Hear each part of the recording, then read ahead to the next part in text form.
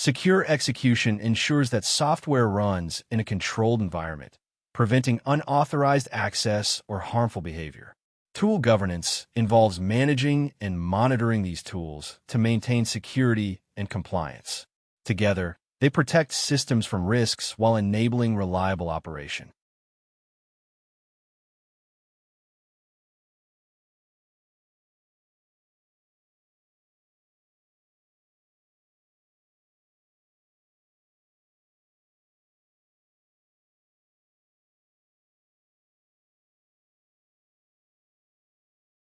Safe reasoning alone cannot guarantee secure execution.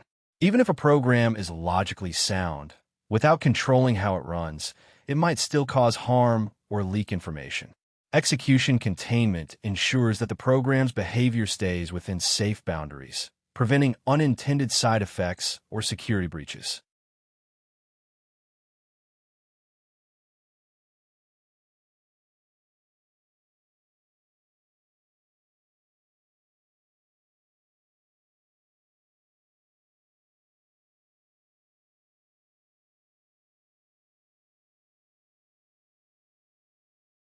This part explains why a model's correct reasoning doesn't guarantee the overall system is safe. Understanding this separation is crucial for designing secure agents.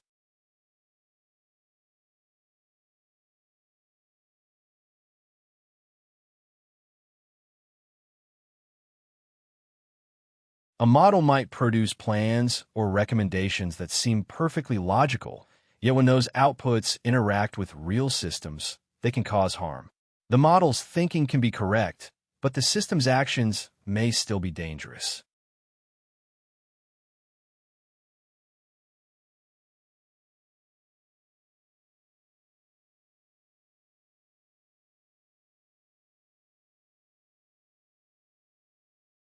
Text responses are harmless by themselves because they can be reviewed or ignored. But when a model's output triggers a tool or changes state, it moves from description to action, raising new safety concerns that reasoning alone can't address.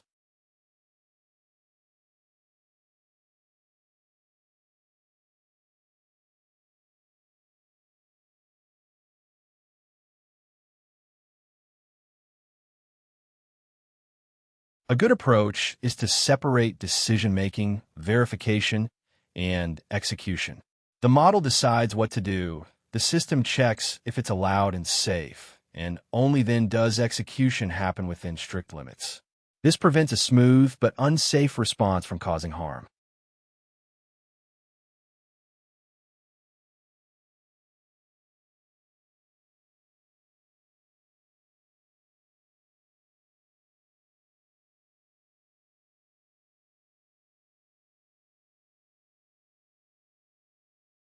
This diagram illustrates how separating the model's reasoning from policy checks and controlled execution ensures that fluent text outputs don't directly cause real-world effects without oversight.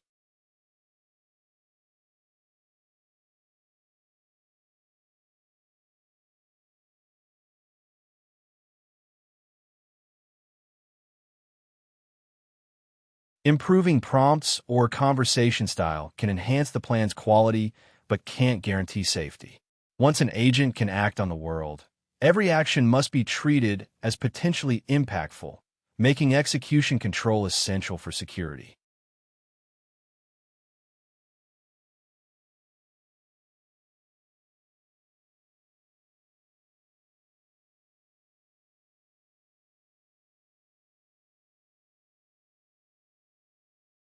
This part focuses on the critical point when generated text stops being just information and starts causing real-world effects. Understanding this shift is key to managing risks in automated systems.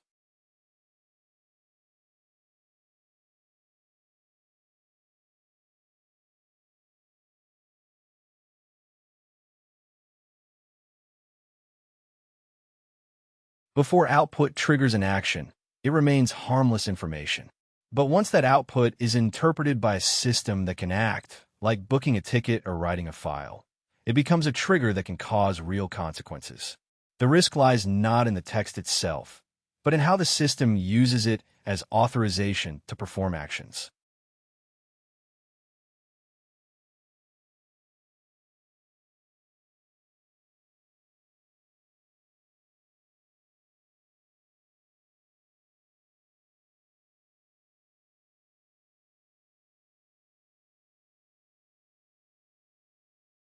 A travel agent saying a flight might be unavailable is just sharing information. But if that agent can directly book the flight, the output becomes a commitment, not just a statement. Without proper safeguards, the system's uncertainty or mistakes can cause real harm instead of just providing a wrong answer.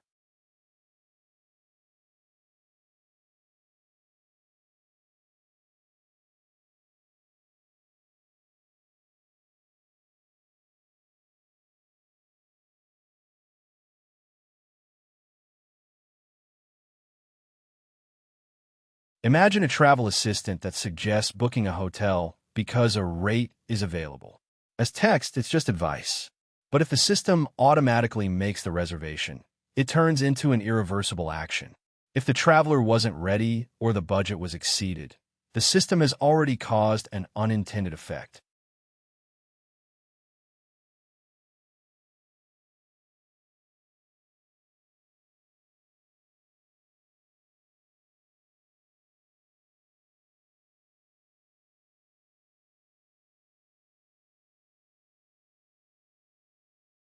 Generating text is easy to review after the fact, but once the system acts on that text, the consequences may be irreversible. The key design question shifts from whether the output is correct or sensible to whether the system controls how and when that output becomes an effect, including any safeguards or review steps.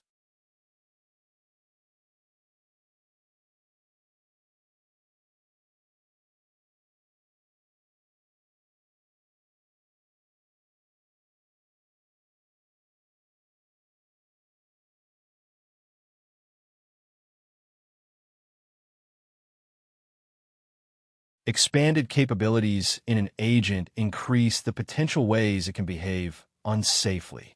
Understanding how each added capability changes the attack surface helps us manage risks effectively.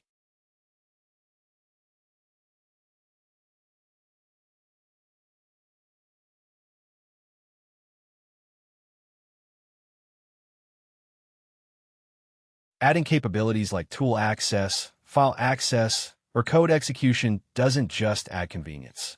Each one grants the agent more authority, allowing it to interact with different parts of the environment in ways that can introduce new risks.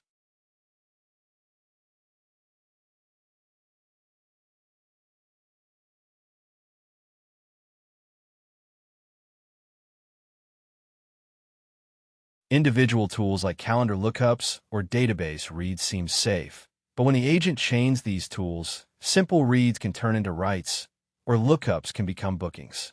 The real risk lies in the agent's freedom to sequence these actions without checks.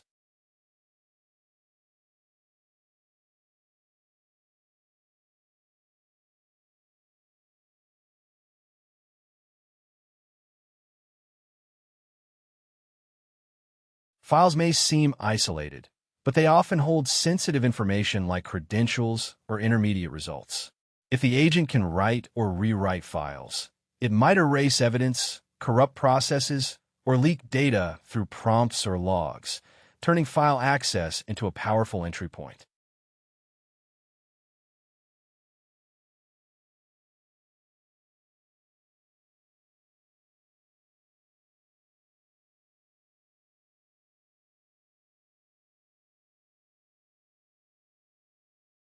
Executing code is the most powerful capability because it lets the agent perform network operations, spawn processes, or modify the environment dynamically. This expands the safety problem from single actions to entire runtime behaviors, requiring a distinct security approach.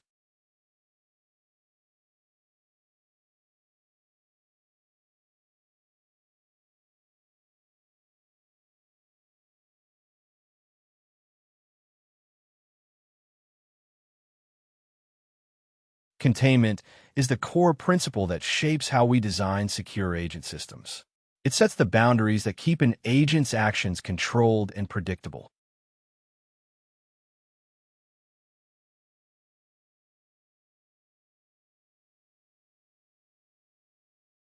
Containment means preventing execution from becoming unchecked power. It restricts the locations where an agent can operate, the resources it can touch, the data it can change, and how widely its effects can ripple through the system. This principle isn't just a security patch. It's the foundation that defines what the system trusts from the start.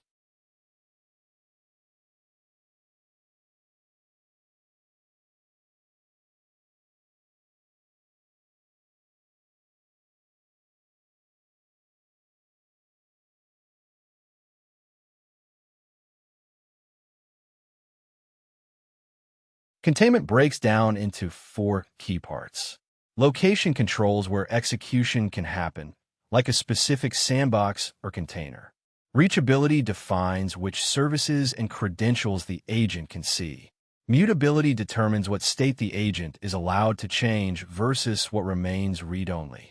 Interruptibility covers how quickly we can pause or stop execution if something goes wrong. Missing any of these leaves containment incomplete.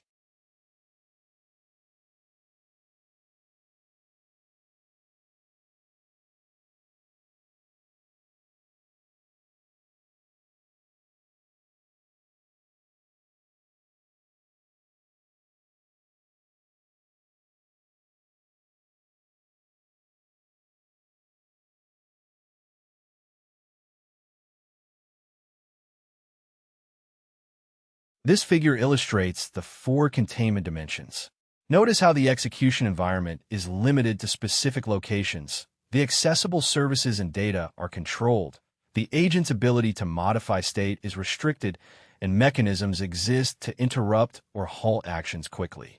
Together, these constraints form a comprehensive containment envelope.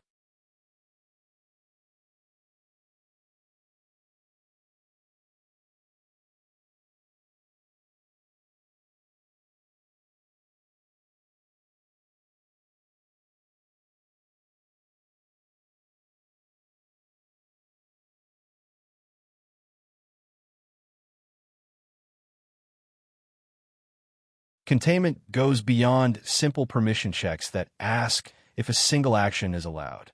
It addresses how much of the environment the agent can see, how errors are isolated, and how much harm a bad decision can cause before it's caught. Strong containment combines policy, runtime limits, and review points into a unified framework that governs execution.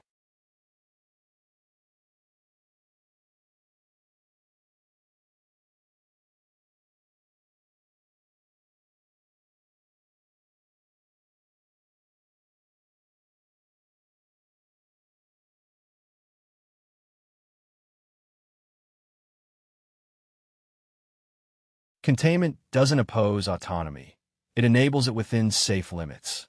An agent can still plan and act, but only inside a deliberately small, observable part of the system. This might include approved tools or temporary workspaces, but never unrestricted access to the full environment. The goal is to allow agency while controlling the potential impact of mistakes.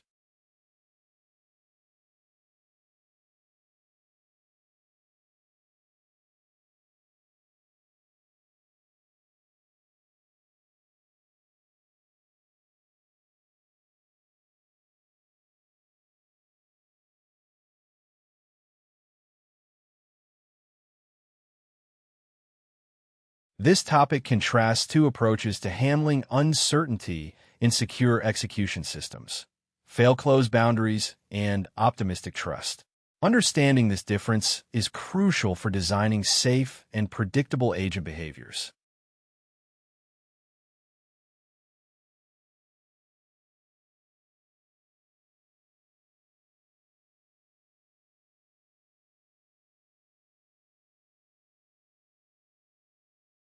A fail-close system assumes that when something is unclear, whether it's the action requested, the authorization scope, the budget, or the environment, it should slow down or stop. This conservative stance prevents mistakes that could cause irreversible harm. making it safer to handle ambiguous situations.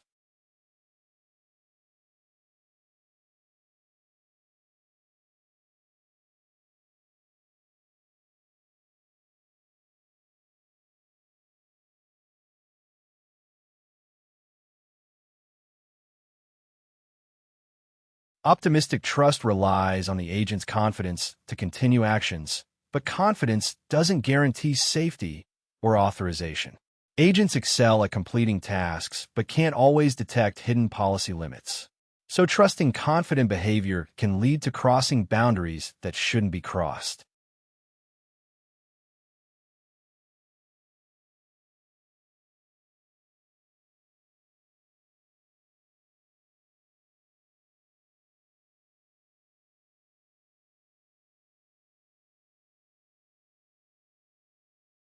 When a system fails closed, it makes uncertainty visible through pauses or denials. This predictability helps teams design around these stops. In contrast, optimistic trust can allow the system to silently drift beyond policy limits, which looks like success but can cause serious problems later.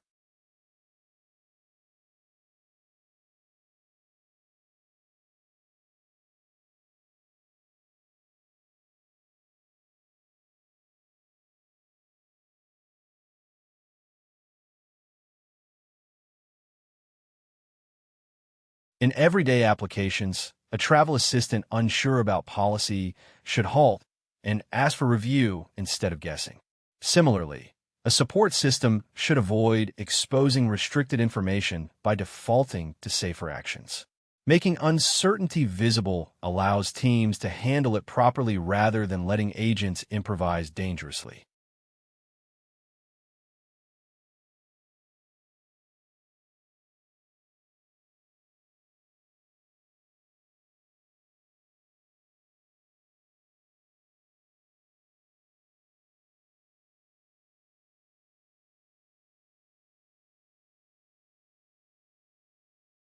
Rogue behavior in systems doesn't always come from bad intent. It can arise in subtle ways when an agent acts beyond its intended role without meaning to cause harm.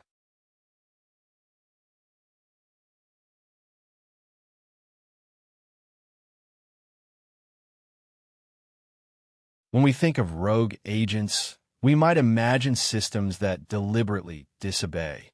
In reality, agents can appear compliant while still taking actions that go beyond what they were designed to do. This isn't necessarily intentional disobedience, but rather a kind of drift or overreach in their behavior.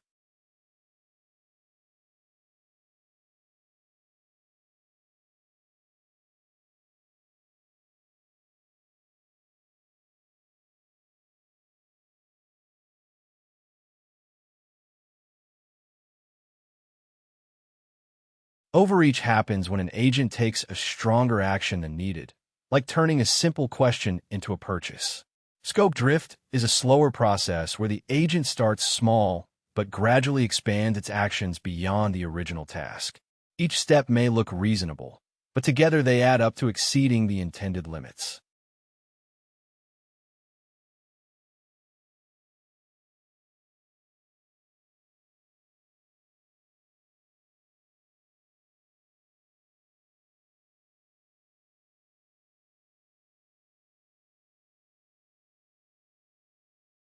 Capability chaining makes this problem worse because one allowed action can lead to another, creating a chain of events.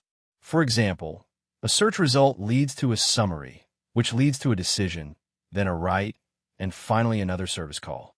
Each step seems safe alone, but together they can create a risky workflow that goes beyond the agent's original scope.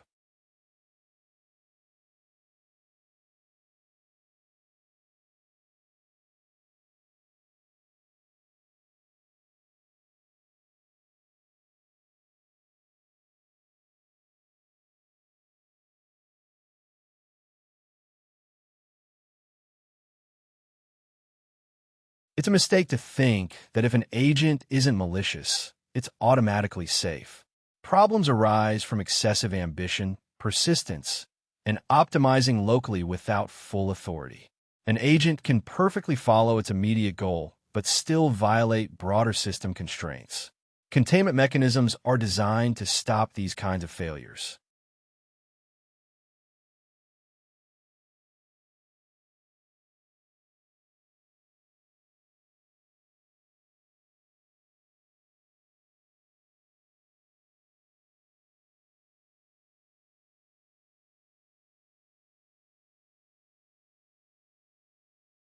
The Atlas Travel Assistant illustrates a key challenge in AI system design: how to manage the boundary between helpful advice and actions with real-world consequences. This example highlights why defining clear limits is essential.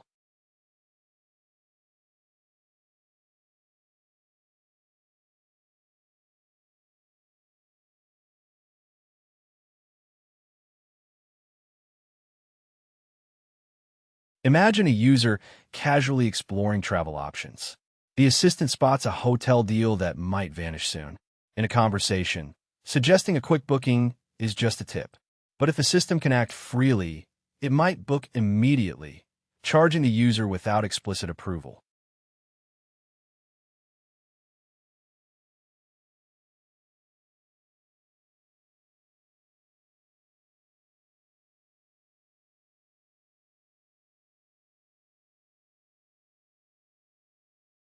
The agent's behavior looks smart because it tries to lock in a good price.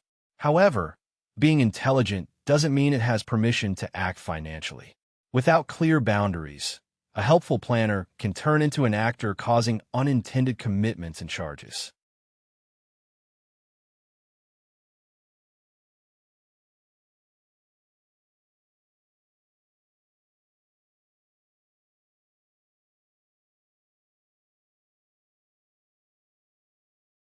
The risk isn't from malice, but from eagerness without constraints. That's why containment must be built into the system's architecture from start. The goal is to preserve helpfulness while making sure its effects can be controlled and undone if necessary.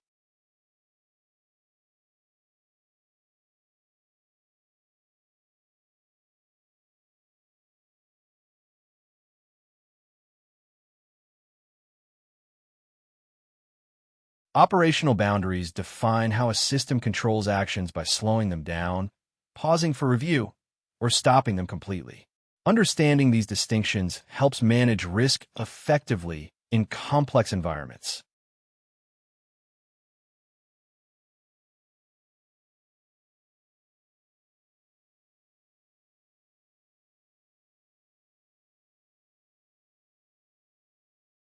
Containment only works when it translates into practical rules. Some actions should slow down to gather more evidence. Others pause for careful review because they involve sensitive decisions. And some must stop completely if they go beyond what the system or agent is allowed to do. These different responses prevent overreacting or underreacting to risk.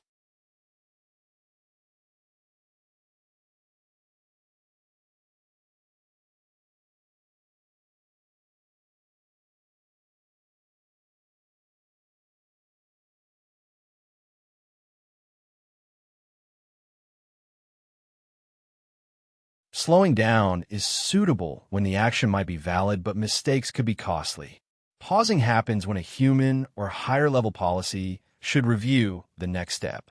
Stopping is necessary when the action is simply not allowed, no matter how confident the system is. This approach avoids treating all risks as either fully allowed or fully blocked, creating a more nuanced and safer system.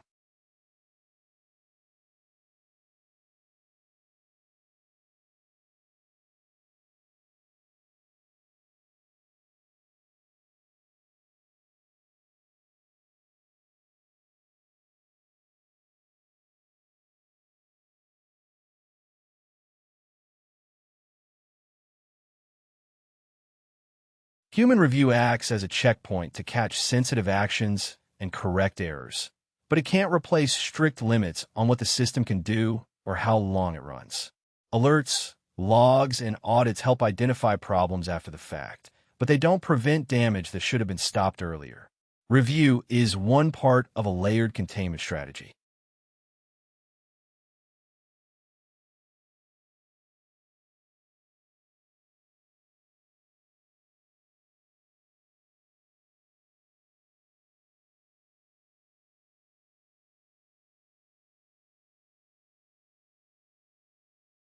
Agents should be seen as capable but operating within clearly defined trust zones. Secure execution means making these zones explicit and enforceable, and reversing actions when possible. When a system is unsure, it should err on the side of caution. This principle underpins governance, sandboxing, approval gates, and scoped execution throughout secure system design.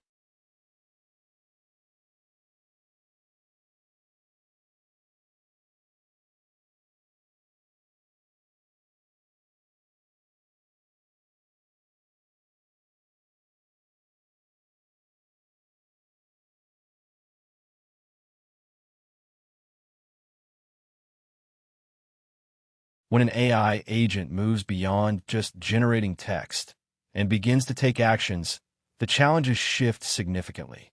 This part explores how control and oversight become essential once an agent can affect the real world.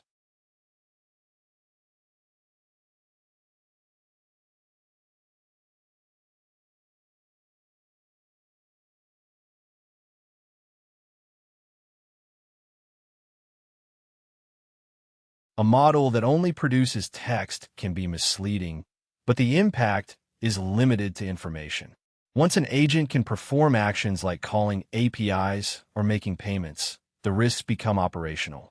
The key issue is not just whether the model gives a plausible answer, but whether that answer can trigger real-world effects without proper checks.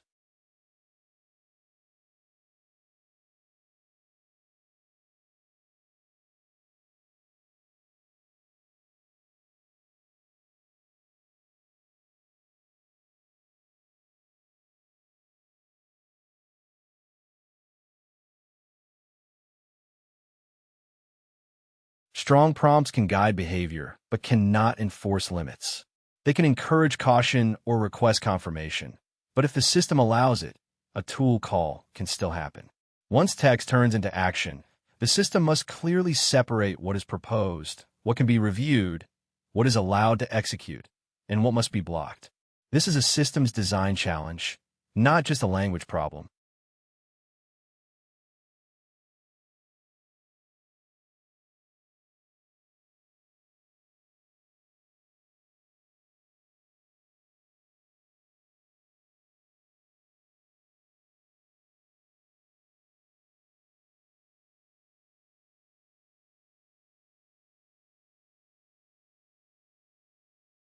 Think of the process as a sequence where the model suggests an action, which is then structured for policy review.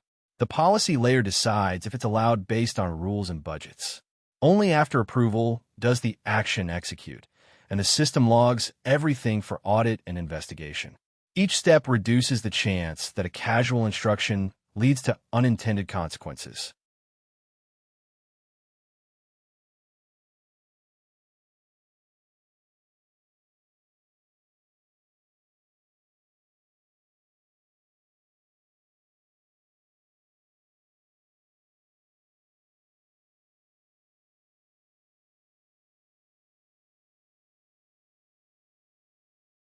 This diagram shows how a model's intent is first captured as a structured request.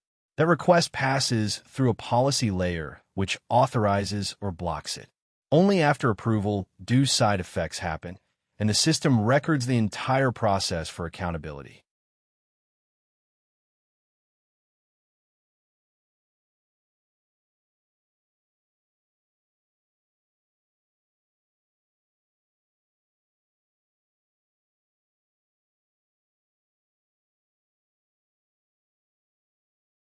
Consider a travel assistant that can book hotels. If it acts on vague criteria like looks good without review, it might book a room that commits the user financially or consumes a budget unexpectedly. The text output may seem reasonable, but the real risk lies in valid-seeming instructions triggering costly side effects without proper controls.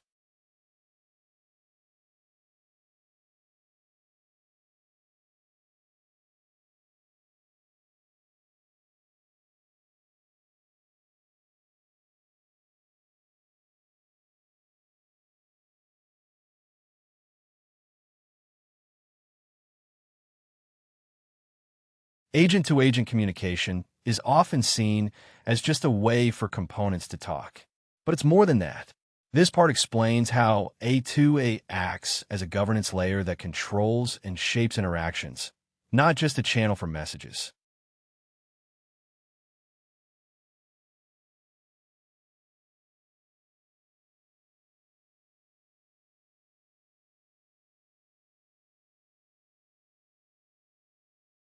When one agent sends a message to another, it's not simply passing text.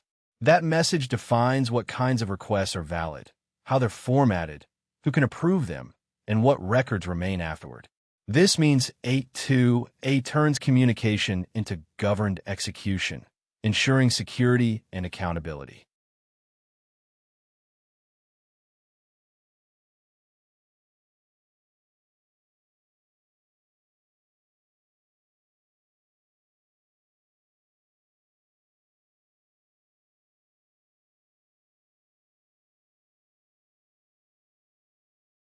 If one agent simply trusts any instruction from another without review, the boundary between decision and action disappears. This creates fragile systems where unauthorized commands might slip through.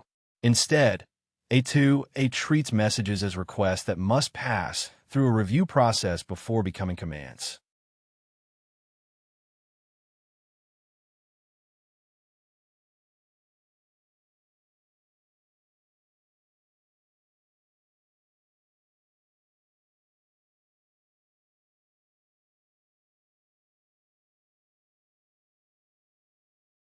A vague instruction like "please refund if allowed" is too ambiguous for machines. Structured requests break down the intent into clear fields like case ID, action type, policy references, and risk levels.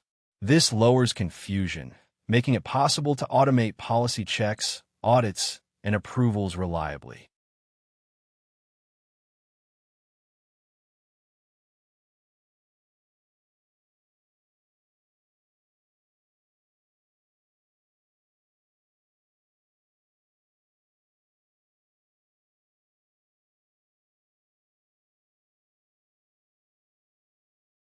Consider a support system.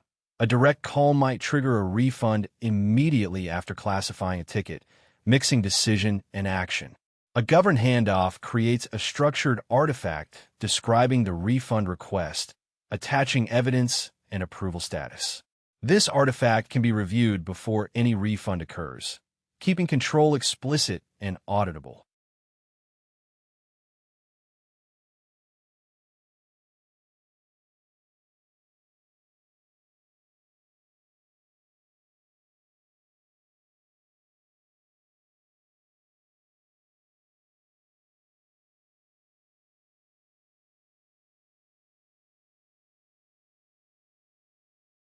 Prompt-only containment tries to control model behavior just by crafting prompts, but this approach has critical limitations. Understanding why it fails is essential for building safer, more reliable systems.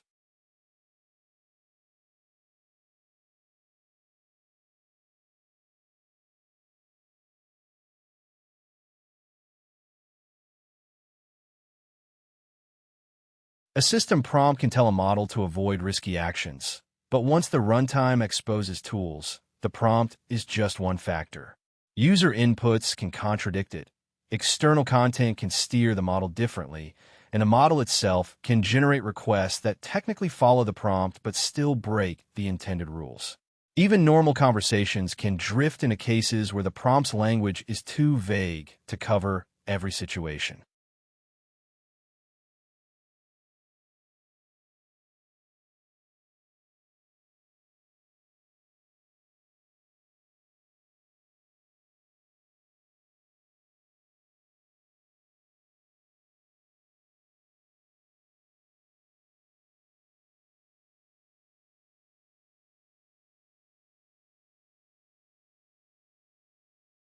Prompt-only containment confuses preference with enforcement. For example, a model might say it needs confirmation before booking travel, but if the application ignores that and proceeds anyway, the prompt's request is just advisory. Real control requires a separate layer that can reject actions regardless of how the model phrases them. This fail-closed design ensures that actions only happen when explicitly approved.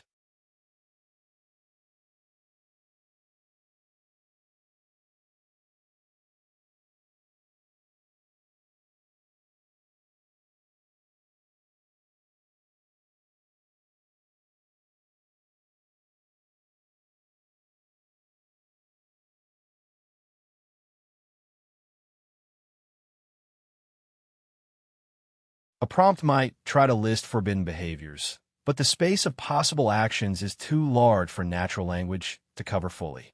Requests that seem safe on the surface can lead to dangerous operations indirectly. For instance, a model told to prepare the booking might assume it should reserve inventory, or a continue workflow command might reuse outdated permissions. This problem worsens with multiple tools, turns, or agents, where rules can be bypassed by combining behaviors rather than outright ignoring them.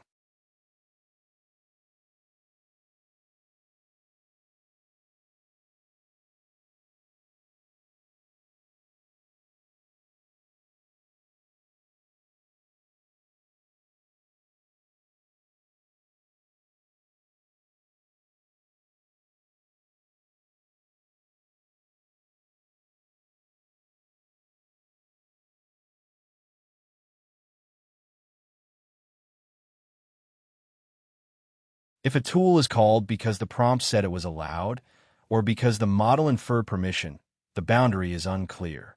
Effective governance needs clear records showing what was requested, which policies applied, who approved it, and what actions followed. A text prompt can be part of this story, but it can't be the whole story. Once a system has real privileges, the policy boundary must be visible, external, and capable of enforcement.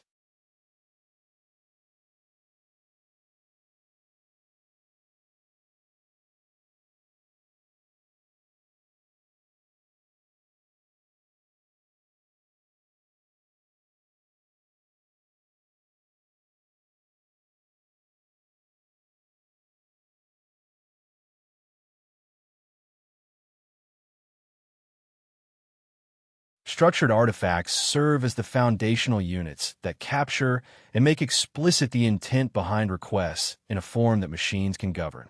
Understanding these artifacts is key to managing and reviewing automated decisions effectively.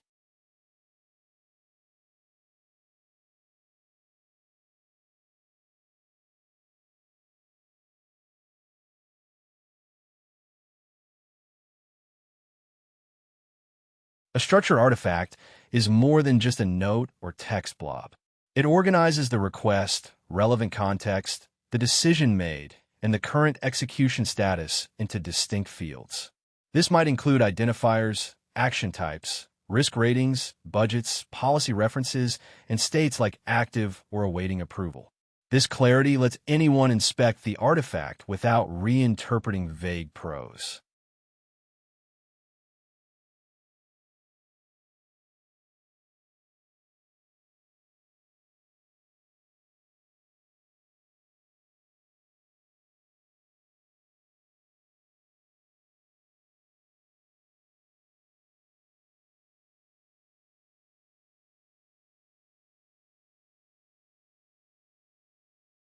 Natural language is rich, but often ambiguous and redundant, which complicates governance.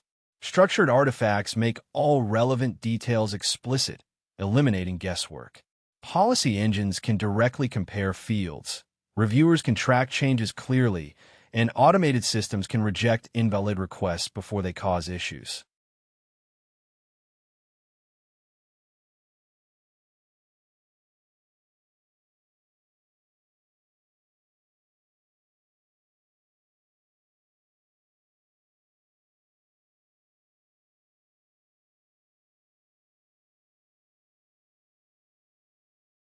Unlike raw conversations, which show only what was said, structured artifacts capture what was meant, validated, and authorized.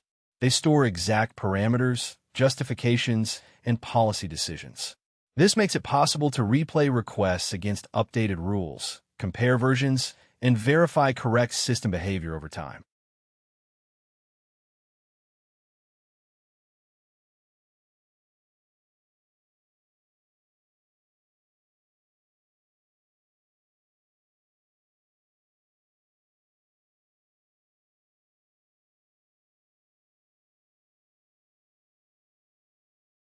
The policy layer reasons about these artifacts, which act as a clear handoff from the model's flexible thinking to concrete execution. This separation ensures that what the system imagines remains distinct from what it is allowed to do, providing a durable boundary for governance.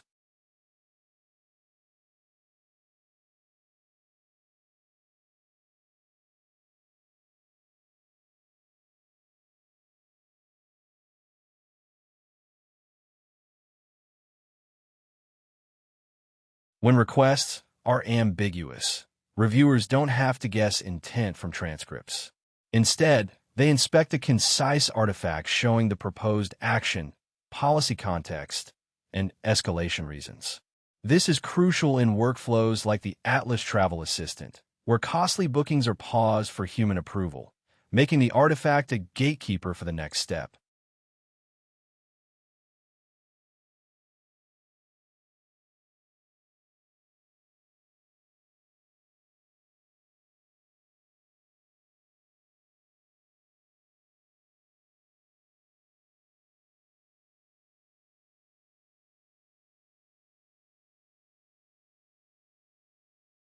Task states serve as critical control points within a protocol, defining how requests move through a system. Understanding these states clarifies how governance is enforced during execution, not just described.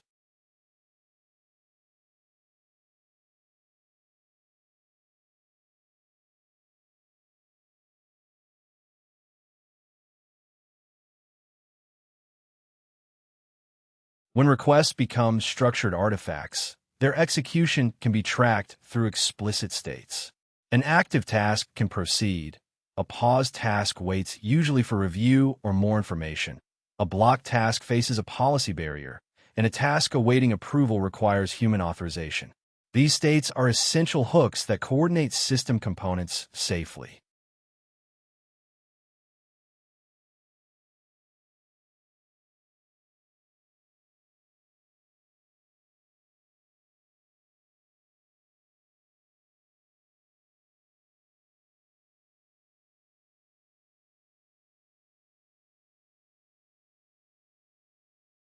State makes it possible to interrupt workflows without confusion. Pausing isn't just slowing down, it means something different than being blocked. Each system component must interpret these states consistently to avoid mistakes, especially when the model, orchestration, and execution layers operate independently.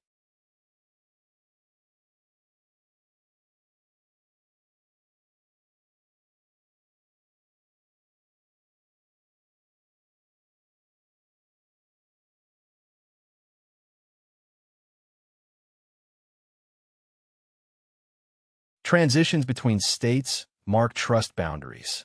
Moving from draft to review, or from approval to execution, involves checks and logging.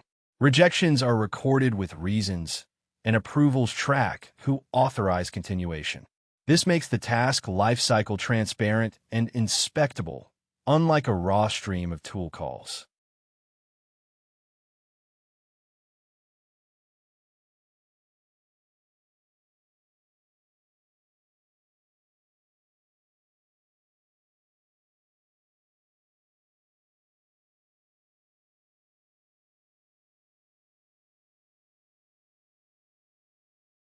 Task states stop the model from acting as a hidden dispatcher that immediately triggers actions.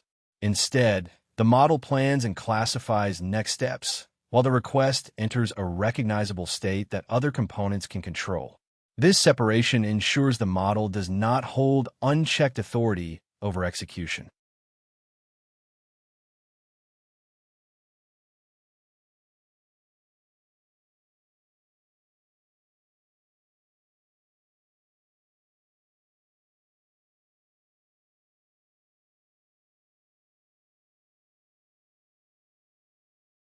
Separating the reasoning process from the execution of actions is a key architectural principle. This approach clarifies responsibility and enhances security by isolating decision-making from actual operations.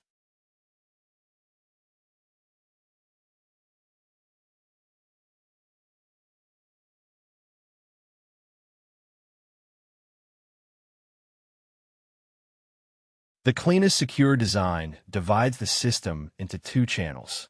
One channel handles reasoning, where the model interprets intent, breaks down tasks, and suggests what to do next.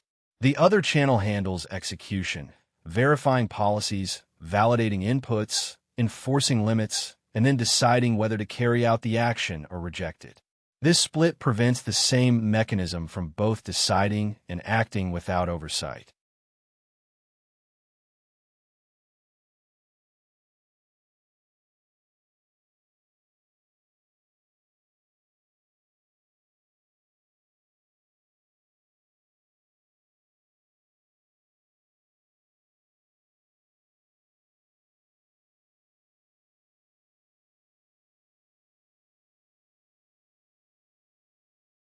When a system can act on a user's behalf, letting the model directly execute commands creates risks from any uncertainty in its understanding. Instead, if the model only proposes actions, those can be reviewed before they affect the real world. This review can be automated for safe cases, require human approval for sensitive ones, or block forbidden actions. This way, the model remains flexible, but its power to act is controlled.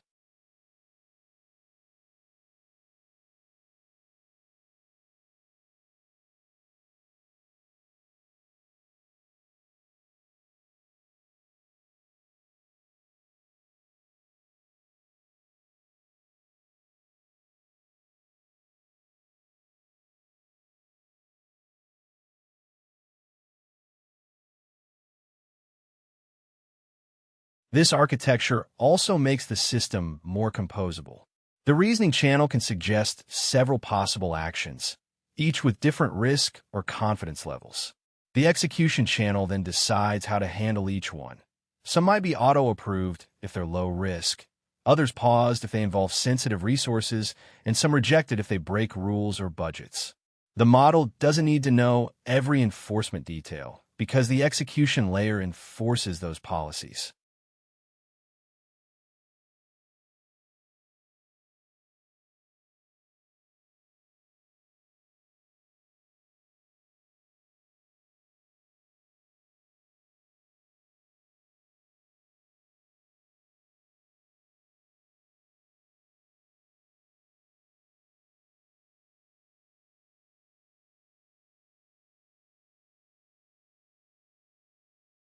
When multiple agents are involved, this separation becomes even more important.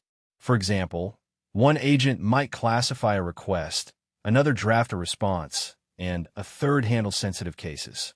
If they all execute actions directly, trust becomes implicit and fragile. Instead, passing structured proposals through a separate execution channel allows inspection at each handoff.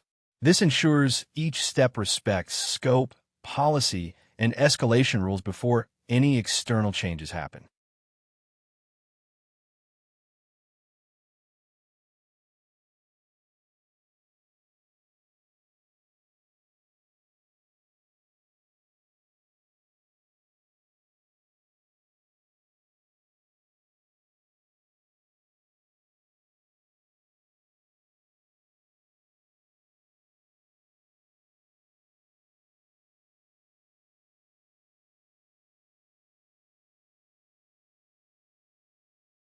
This division also makes governance scalable.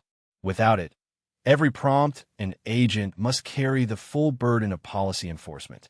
With it, the model focuses on inference and reasoning, while the execution layer enforces constraints and policies.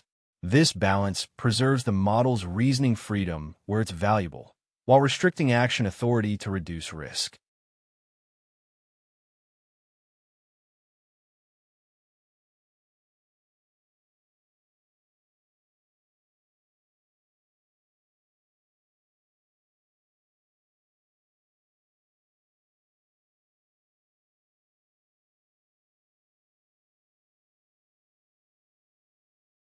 Governance primitives are the essential tools that transform a system's structure into effective control. They provide the mechanisms needed to enforce policies and manage risk within complex environments.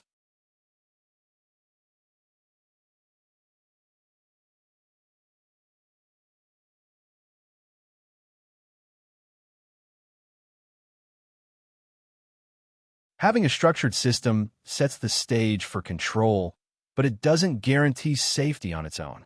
Governance primitives like budgets and approvals act as control surfaces that enforce limits and policies, turning resource use into a measurable and manageable dimension.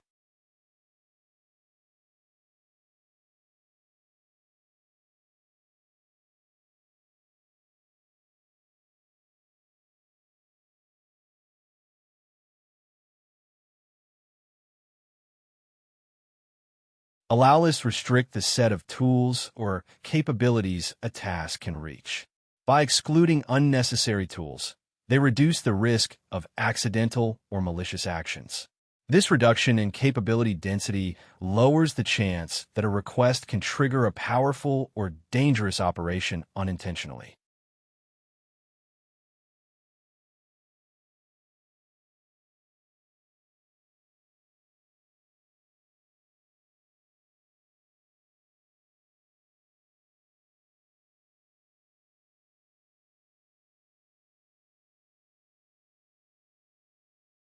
Not all sensitive decisions can be automated because context matters.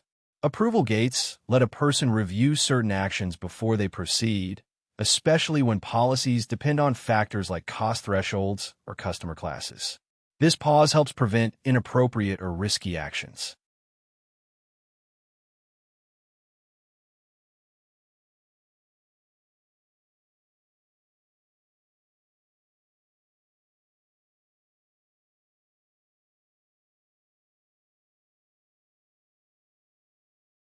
Separation rules stop requests from mixing incompatible responsibilities, like changing permissions while doing a routine operation. Argument validation ensures requests are well-formed and consistent before any action is taken, catching errors early to avoid partial or harmful side effects.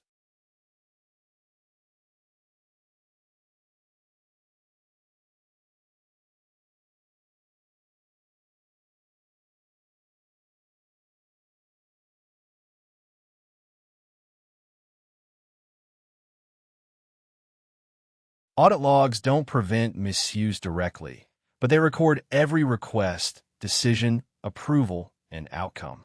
This visibility allows operators to investigate problems, verify compliance, and understand what happened when issues arise. The log acts as the memory of the governance system, essential for ongoing control.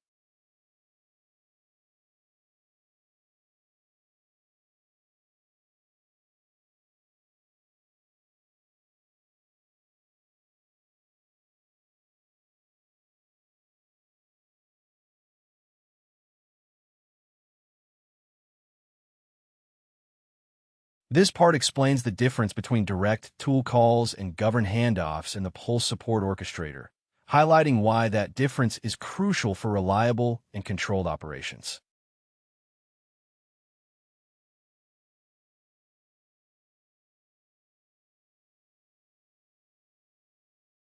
When a system receives a request like a goodwill refund, a direct tool call means the model classifies the case and immediately calls the refund tool. This short flow feels efficient, but risks executing side effects without checks or oversight.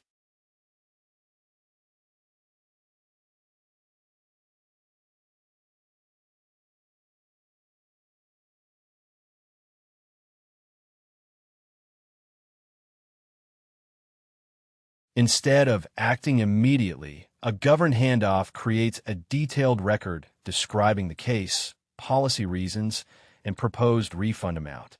If the amount is low risk, it may proceed automatically, but higher amounts wait for approval. This pause marks a clear decision point where business rules govern the action.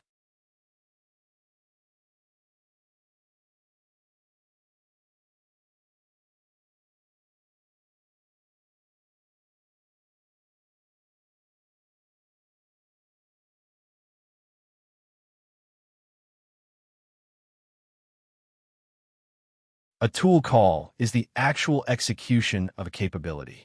An artifact is a reviewable record describing what should happen and why. A handoff transfers responsibility along with that artifact.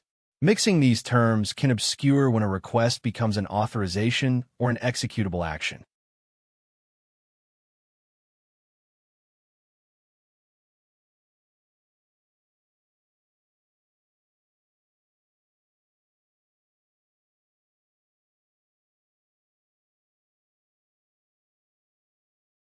Though more verbose, governed handoffs insert policy between reasoning and execution, preventing the model from acting as the final authority. This is important in support settings where incorrect actions can be costly, making workflows that allow review more resilient than those that act on every recommendation.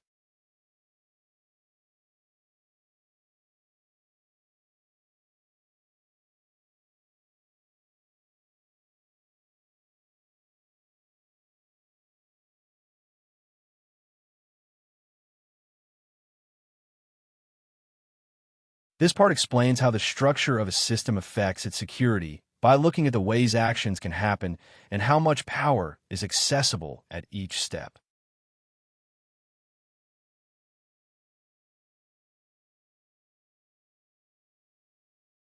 Every additional tool or permission adds new paths for requests to turn into actions, increasing the system's reachable surface area. Capability density measures how much power is packed into what an agent can access. When this surface is dense, even a harmless-looking request might reach something sensitive.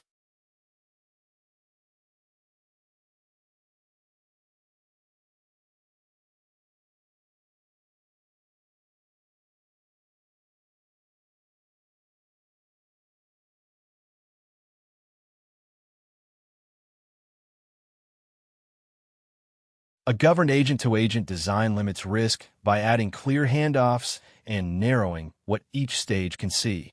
It separates proposing actions from executing them and forces risky steps through approval processes. These controls don't weaken the system.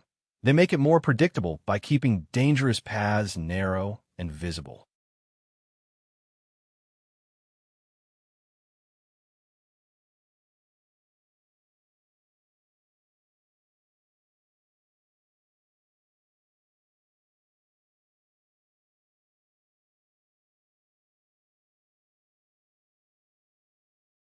If every task moves forward only after going through structured artifacts, policy checks, or approval gates, the system doesn't have to rely solely on the model's good behavior.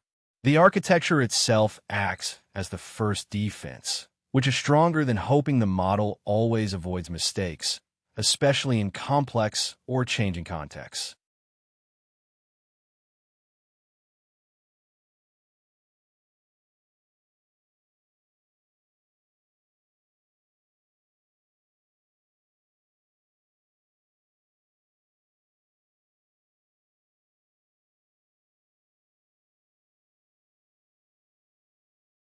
As more tools get added, the risk grows not just from individual misuse, but from complex combinations of paths. Direct paths from reasoning to execution may seem harmless alone, but combined they increase risk quickly. Structured agent-to-agent designs reduce this complexity by forcing actions through fewer, clearer checkpoints.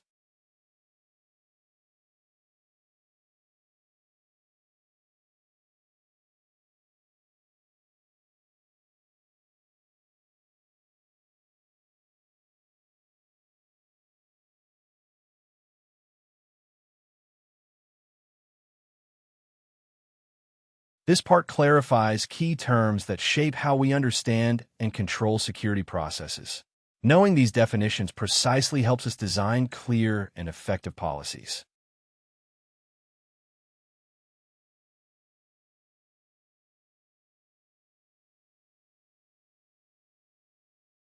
A workflow defines the path work takes as it moves from one state to another, either in order or branching. A tool represents an external function or service that can be called upon to perform an action. The actual use of that function is a tool call. Artifacts are structured records capturing the request details, the evidence supporting it, and the decisions made. When responsibility shifts from one agent or stage to another, that's a handoff. Finally, an approval is a human or policy-based authorization that lets a blocked or sensitive step proceed.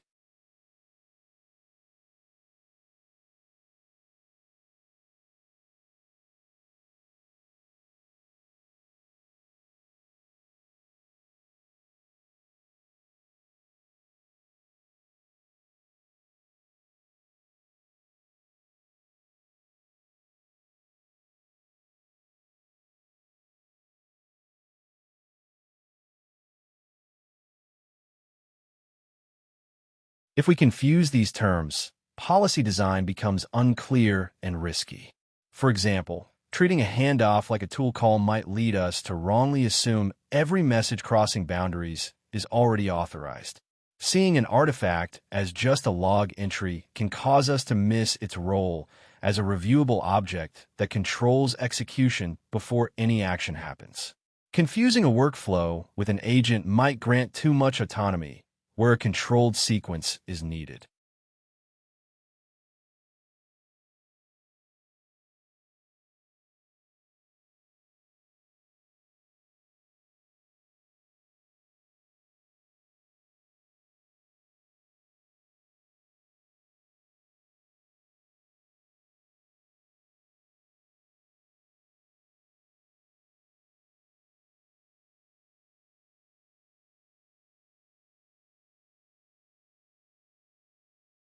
The safest way to think about these terms is this.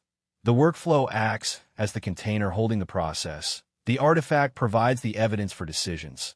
The handoff is the transfer of responsibility. The approval serves as a gatekeeper, and the tool call is the final action that changes the external world. This vocabulary sets the stage for more explicit policies and stronger containment in later steps. The key point now is that once an agent can act, the channel carrying its requests must be controlled as carefully as the actions themselves.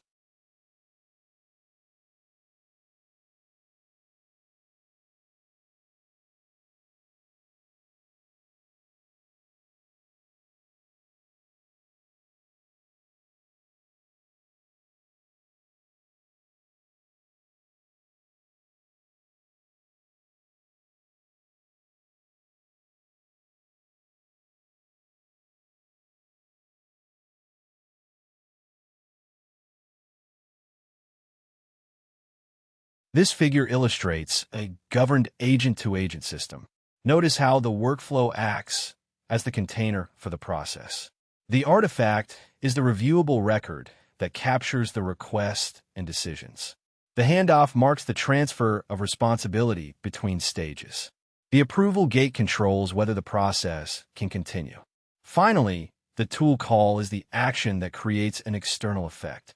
Each part plays a distinct role in maintaining control and security.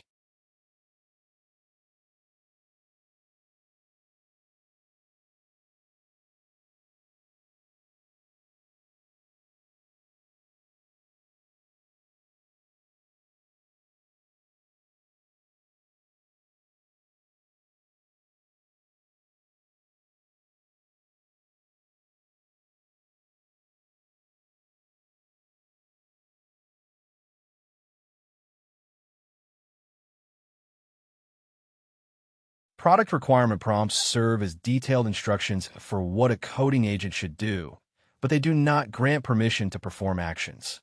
Understanding this difference is essential for safe and effective system design.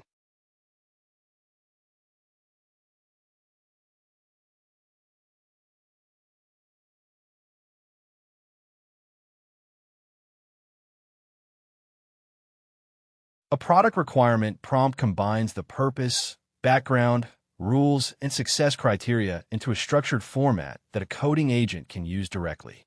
This makes it a powerful way to specify exactly what the agent should build and how it should behave, going beyond vague natural language requests.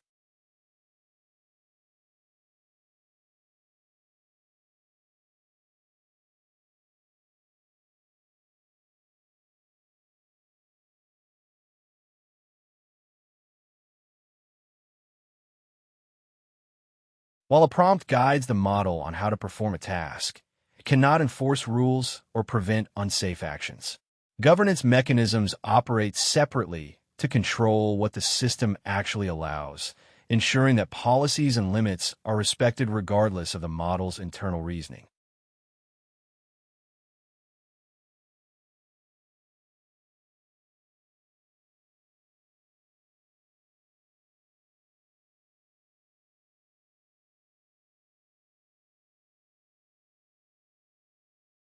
Think of the prompt as narrowing down what the model should consider, while governance decides which of those options are actually permitted to run. This separation prevents prompts from being mistaken as security boundaries, keeping authorization and execution control in dedicated systems.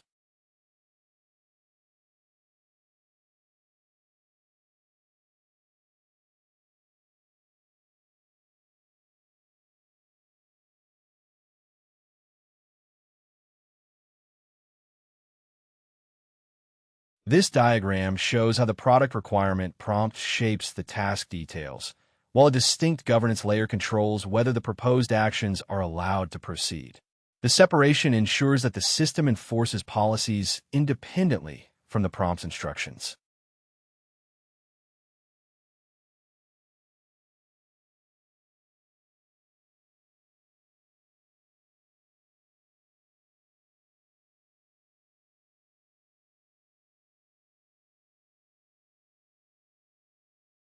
For example, a travel assistance prompt might specify how to select flights and confirm preferences, but the booking itself must pass through governance checks. Without this, a prompt misunderstanding could cause unauthorized purchases or policy violations, showing that structured prompts help clarify policy but don't replace enforcement.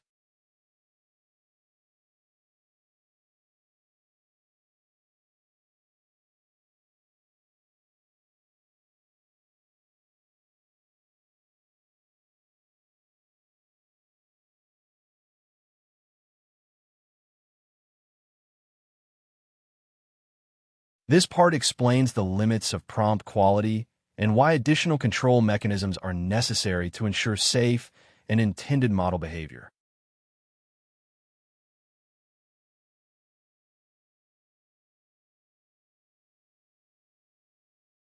Improving prompt quality helps reduce confusion and guides the model to check itself more carefully.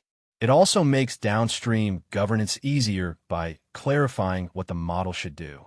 However, no prompt can fully guarantee that the model will always follow instructions perfectly, especially given the randomness in generation and incomplete context. The model might take shortcuts or interpret requests differently than intended, which is a fundamental challenge of probabilistic systems operating in complex environments.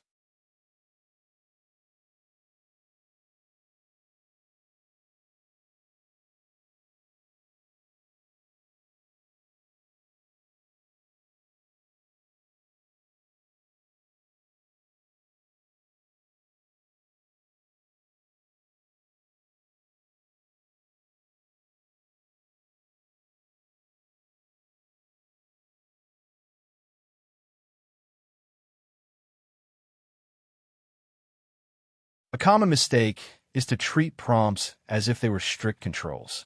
While the model often seems to follow instructions during testing, these prompts are not actually enforced. When an action is sensitive, the system needs a separate control point that verifies the request against policies, budgets, and tool states before executing anything. Without this, the model might still trigger unauthorized actions despite clear instructions not to.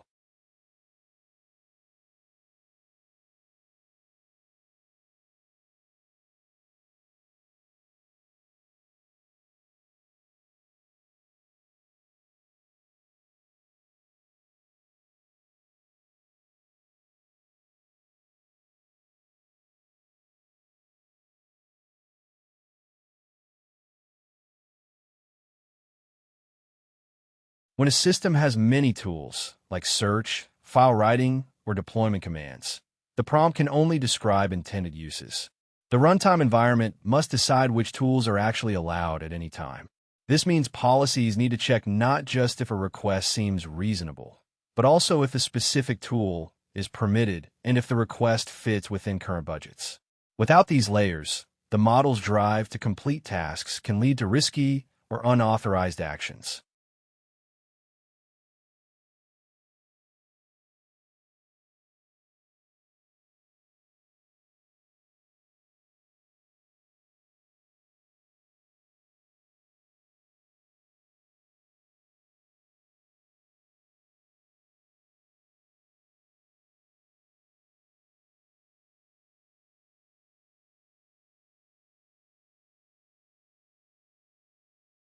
It helps to separate the model's request to perform an action, the tool attempt, from the actual execution of that action.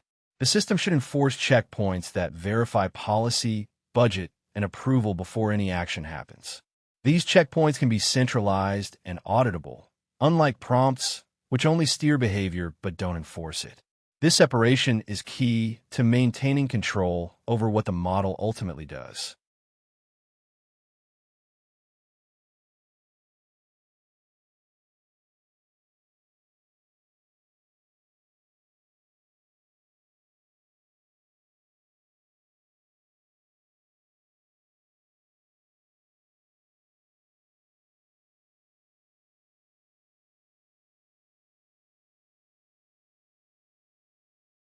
Governance policy is more than just guidelines. It is a structured object that defines what actions are allowed or denied in a system. This part explains how policy functions as a precise control mechanism rather than vague instructions.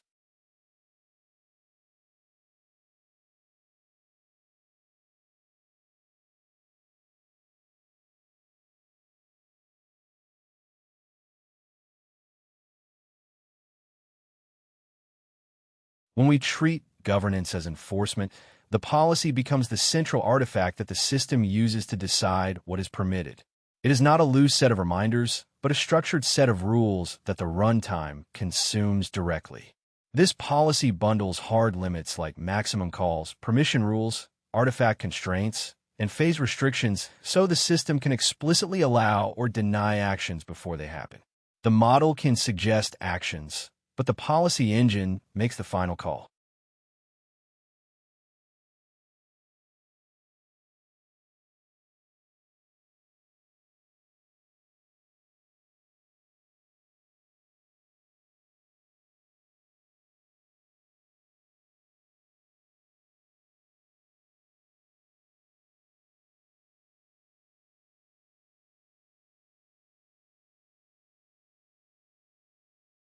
This Python data class defines a governance policy with clear parameters. It includes limits like maximum calls per task, parallel calls, and runtime seconds. It also controls whether connections can be created and if connection and execution can happen in the same run. The allowed artifact types specify which outputs are accepted. The example policy, named connection separation, sets strict rules on tool access and enforces a separation between discovery and execution phases to reduce risk.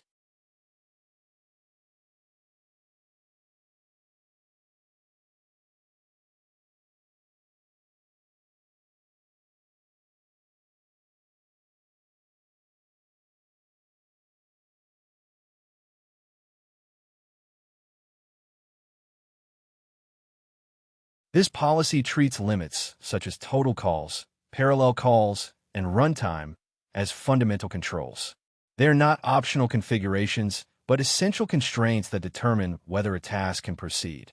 The distinction between connection creation and execution in the same run is a key escalation boundary, preventing discovery from becoming an unregulated path to execution.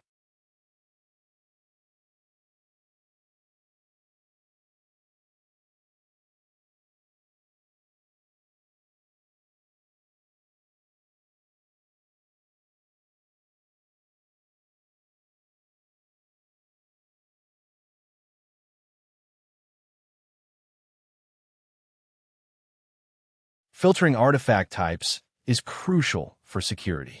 Not every output should be accepted as an operational artifact. By naming allowed types like policy decisions, logs, and summaries, the system rejects unexpected outputs before they can cause harm. This prevents agents from smuggling hidden instructions or side effects through supposedly passive channels.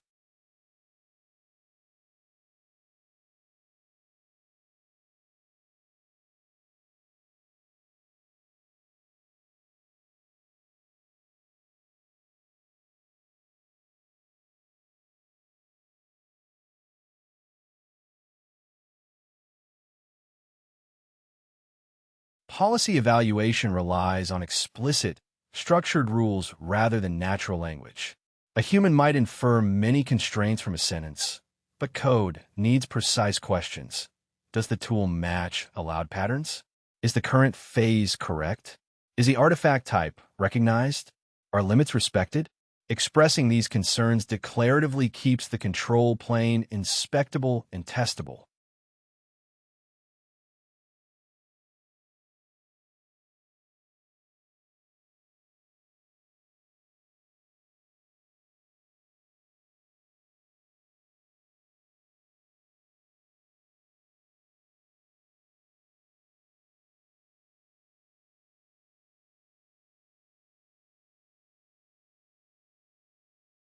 Because policy is a structured object, changes can be made directly to it without altering the model or prompts. For example, adding a new discovery tool or tightening runtime limits can be done by updating policy. Removing a dangerous artifact type is also straightforward. This design makes policy a true governance object, built for operational flexibility and security.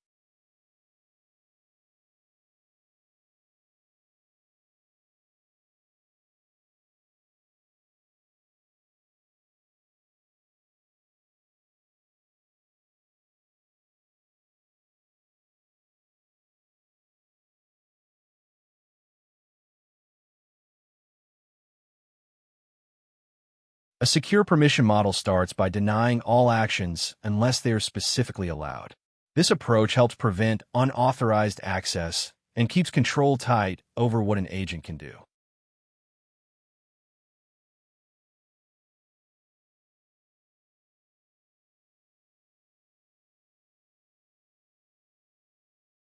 By default, no tool or action is permitted unless it has earned a place on an allow list. This stops the system from gradually gaining unchecked powers, which can happen if permissions are too broad or open by default. Although this may feel restrictive at first, especially for teams used to wide access during early development, it sets a strong foundation for security.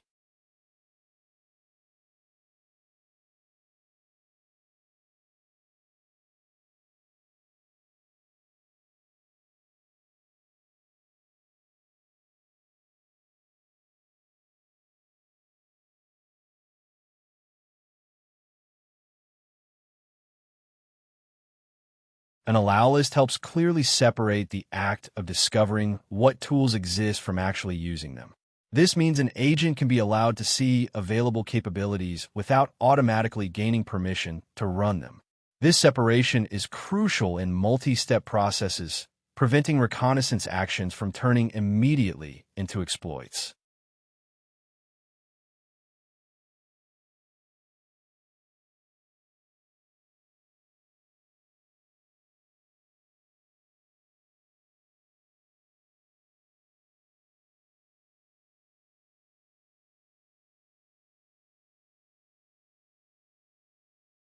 When exceptions to the default deny rule are made, they must be specific and limited.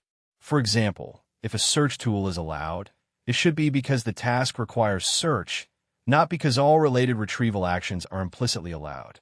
Narrow exceptions reduce the potential damage if something goes wrong, much like carefully scoped firewall or file permissions.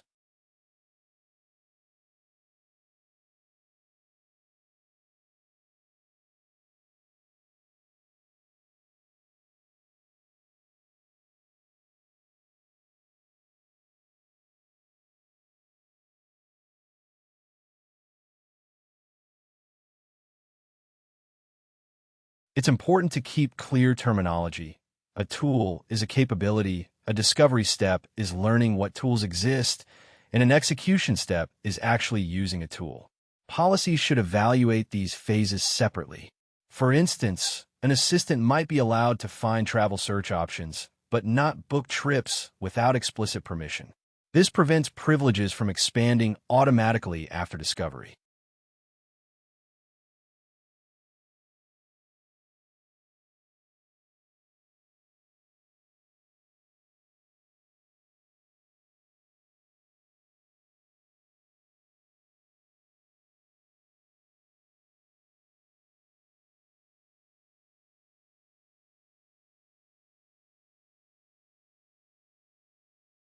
Budgets serve as active control mechanisms during task execution, not just as retrospective financial reports. Understanding budgets this way helps us manage resources dynamically and enforce limits in real time.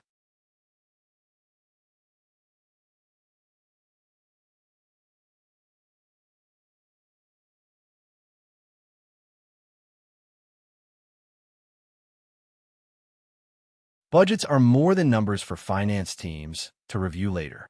They actively decide whether a task can proceed, if a new tool can be called, or if the current operation should pause or stop.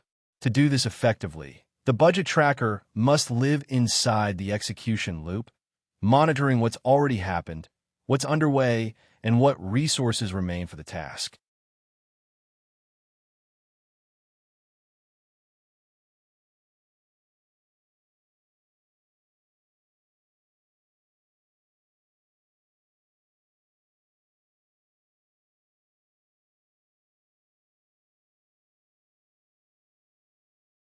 This budget tracker class holds live state about the task's resource usage. It tracks total and active calls separately because some calls may be in progress. It counts calls per tool to handle different costs or limits. It measures elapsed runtime and pause time to manage time budgets. The lock ensures thread-safe updates when multiple calls happen concurrently. The get_stats method summarizes this state into a snapshot for monitoring or enforcement.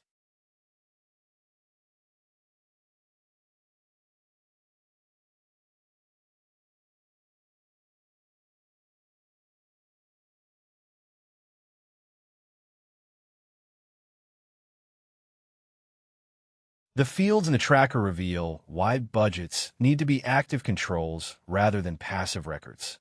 Total and active calls differ because some work may be ongoing. Tracking calls per tool matters when tools vary in cost or risk. Elapsed time is crucial since runtime is limited. Pause states allow suspending tasks without resetting limits. Phase flags control when certain actions like connection or execution are permitted.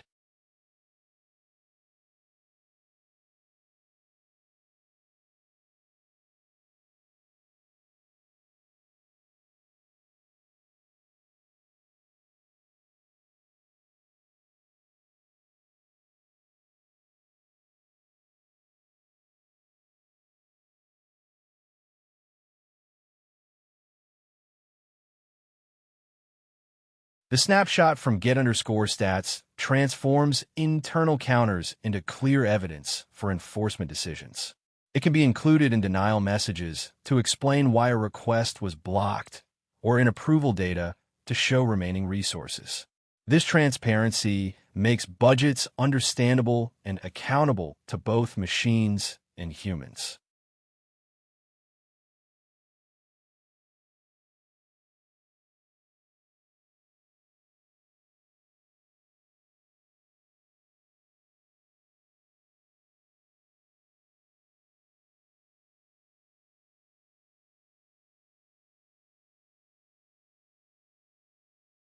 Budgets are effective only if checked continuously during execution.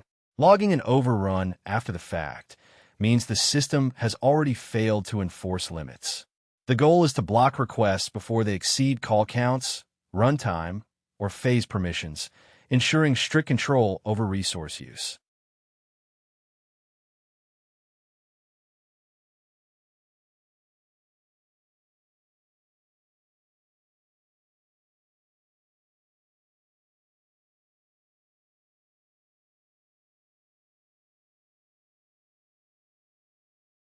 The lock in the tracker guarantees that concurrent calls don't bypass limits by racing each other. Even though agent systems often appear sequential, they run asynchronously in production. This lock makes sure the budget gate behaves predictably when multiple actions arrive simultaneously.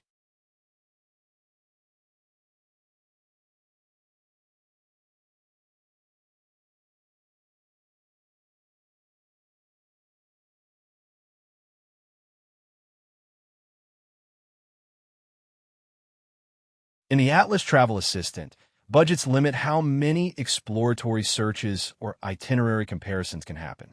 if the task tries to book multiple candidates or nears runtime limits. The tracker stops it before costly or endless chains form.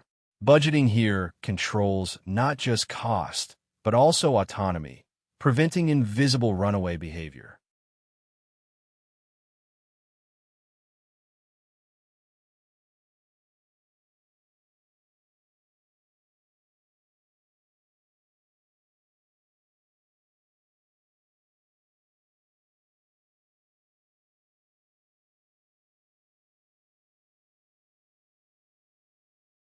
This part explains how policy rules and budget limits work together to control what actions an agent can take.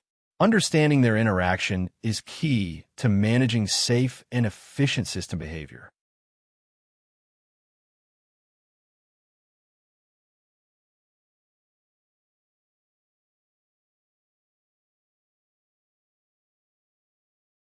Policy sets the boundaries on what kinds of actions are permitted and what phases or artifacts are allowed, and it changes slowly or not at all.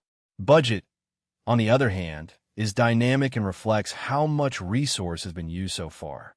The system must check both before allowing a request to proceed.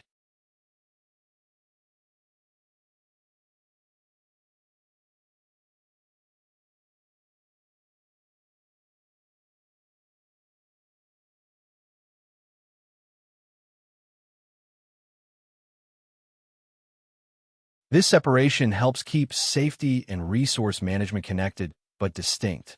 Policy can forbid certain risky behaviors outright, like creating connections during execution, while budget limits how much of an allowed action can happen in a run, such as limiting the number of calls or total time.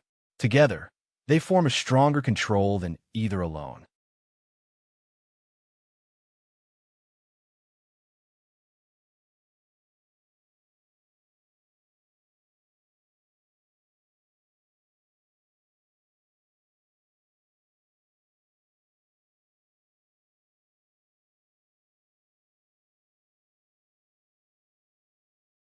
Think of control as two dimensions. One axis defines what kinds of actions are permitted. The other axis limits how much of those actions can be used at the moment. A request must pass both checks to be safe. This dual enforcement also makes future policy adjustments easier without rewriting the whole system.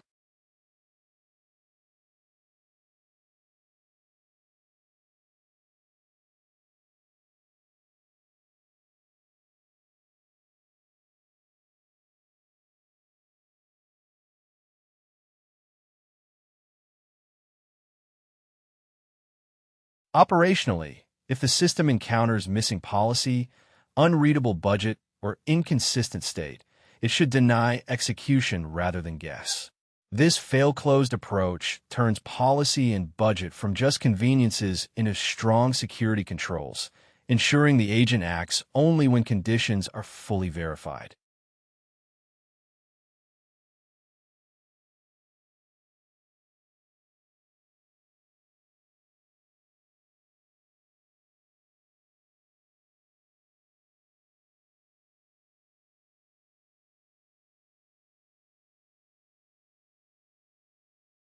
Argument validation acts as an essential safety barrier distinct from authorization.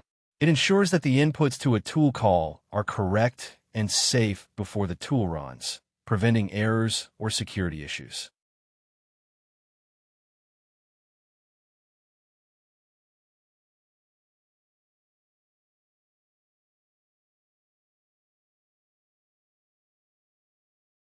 Authorization alone does not guarantee safety. Even if a tool call is permitted, its arguments might be incomplete, malformed, or unsafe. Validation must happen separately to catch missing fields, wrong types, or values that don't belong in the workspace. Skipping validation risks confusing permission with correctness, creating fragile systems.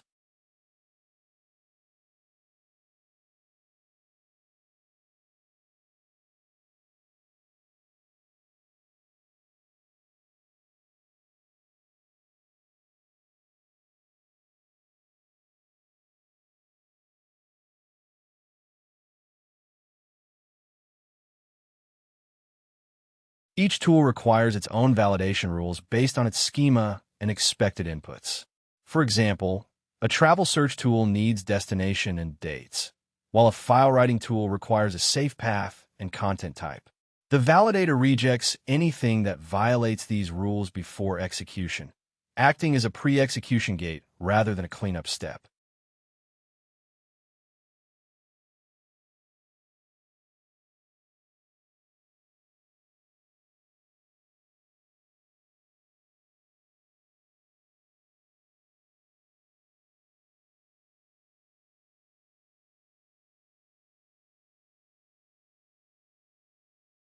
Validation protects against both accidental mistakes and malicious requests.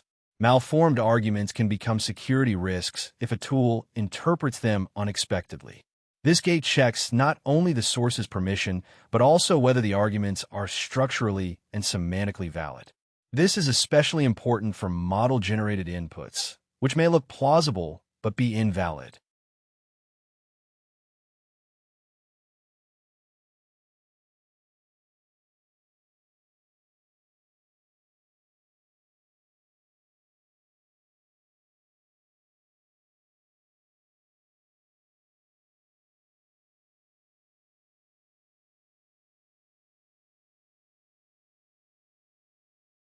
Validation helps human reviewers by ensuring requests are well-formed before approval.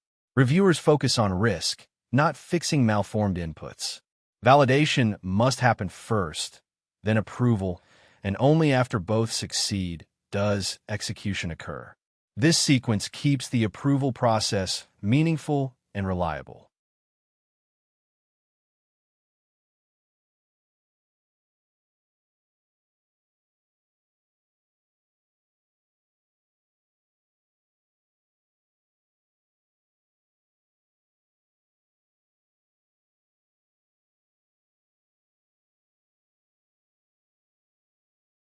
The govern call acts as the central control point through which every tool request must pass.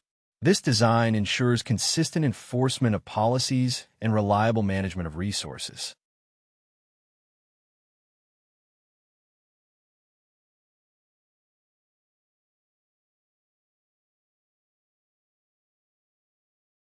Centralizing tool requests in one function makes it possible to enforce policies, manage allow lists, track budgets, validate inputs, and audit activity in a consistent way. If multiple paths existed, some might bypass checks due to pressure or changes, increasing risk. A single choke point reduces that risk and simplifies testing by covering all tools and denial scenarios in one place.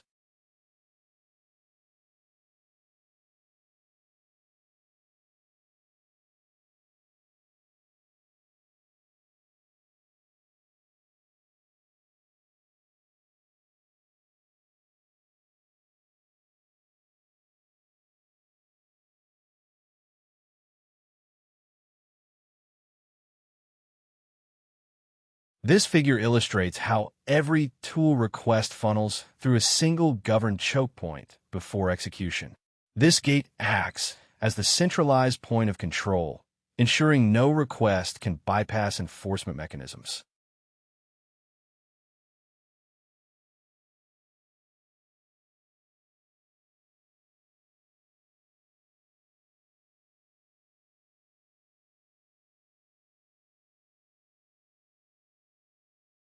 This function exemplifies the govern call pattern. It normalizes the tool name, checks policy permissions, verifies discovery allow list membership, consults budget limits, and validates arguments before recording the call start and executing the tool.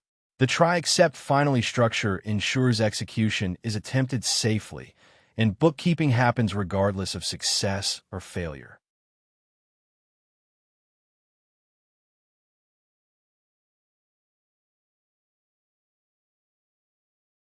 The order of checks is intentional. Normalizing the tool name first ensures consistent comparisons. Policy is checked early to avoid unnecessary work if the tool is forbidden. Then, discovery allow list membership is verified to distinguish known tools. Budget checks come next to prevent exceeding limits. Validation follows to catch malformed requests. Only after all these does the system record the call start and proceed to execution.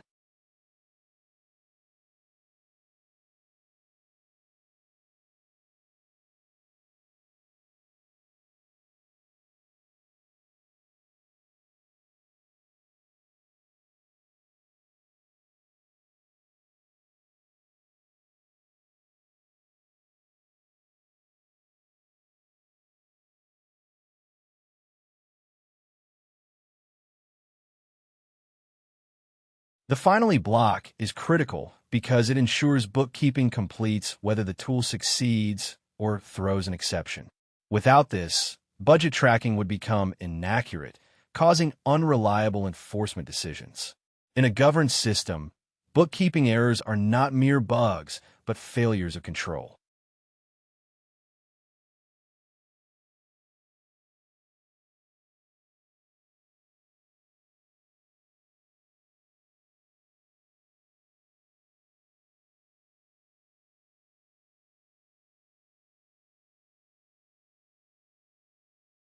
Denials should never be silent or vague. They must explicitly state the tool name, reason for denial, and current budget state. This makes the governed call not just an execution wrapper, but a generator of policy events, aiding debugging, incident review, and user explanations without exposing internal details as side effects.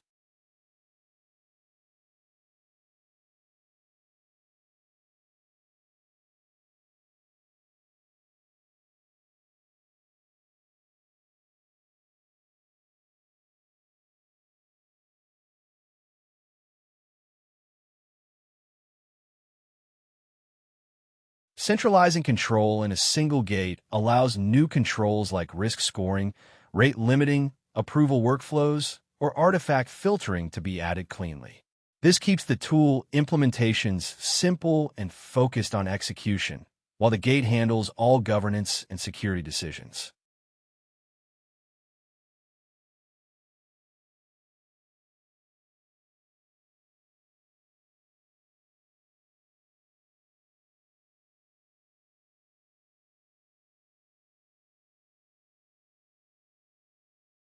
Placing validation or budget checks inside tools might seem neat initially, but it breaks down as the system scales. Tools should not be responsible for authorization, discovery permissions, or approvals. Those orchestration concerns belong exclusively to the governed call gate, keeping responsibilities clear and manageable.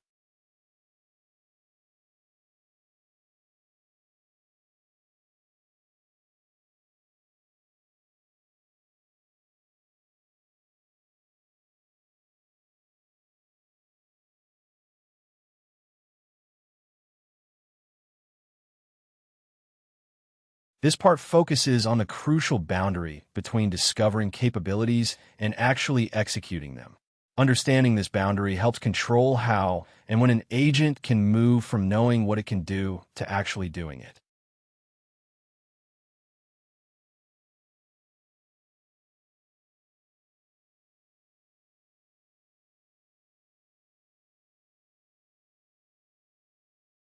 Separating the step where an agent discovers what it can do from the step where it uses that capability is a key security measure.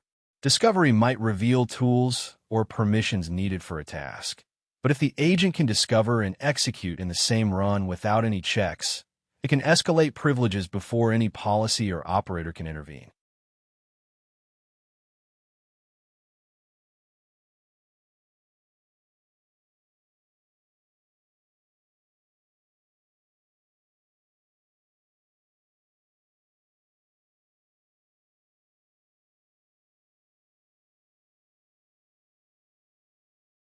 A secure system treats discovery and execution as distinct phases.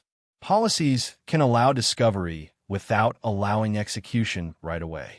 The system tracks whether discovery has happened and enforces rules that prevent execution until certain conditions are met. These phase markers act as evidence that capability escalation was intentional and controlled, not accidental.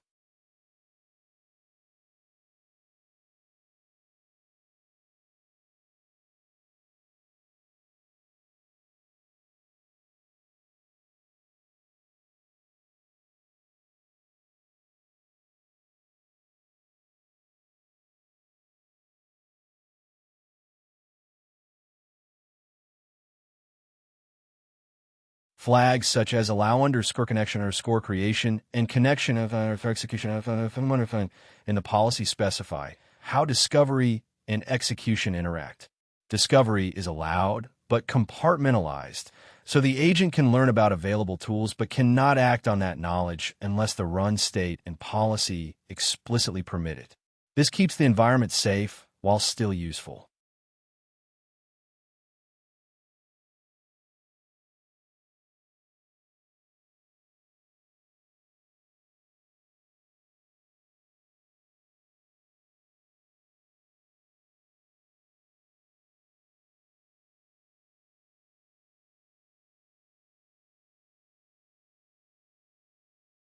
This separation also improves auditing.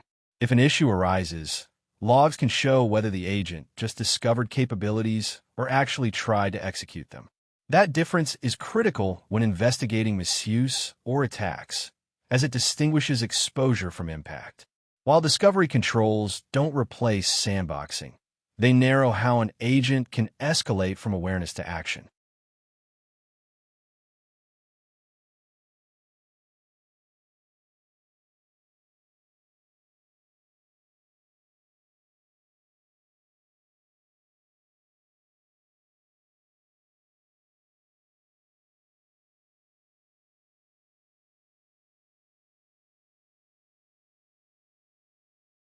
Certain actions require explicit human approval before they can proceed, even if policy and budget allow them.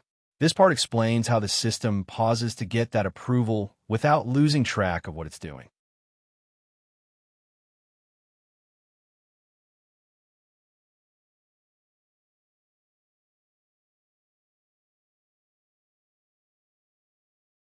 An approval interrupt is more than just a pause or notification. It stops the process, saves the current state, and packages the request so a human can review it. Only after the human decides does the system continue, allowing oversight without losing context.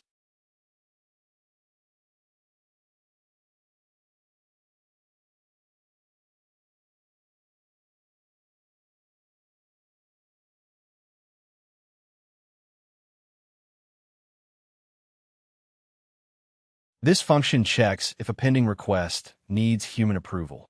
It first retrieves the request and returns immediately if none exists. Then it gathers information about the tool and budget status. It applies policy and budget checks plus validation. If any fail, the request is blocked outright. Only if the tool is restricted does it prepare an approval payload and call interrupt to pause for human review. The function then resumes with the approval result.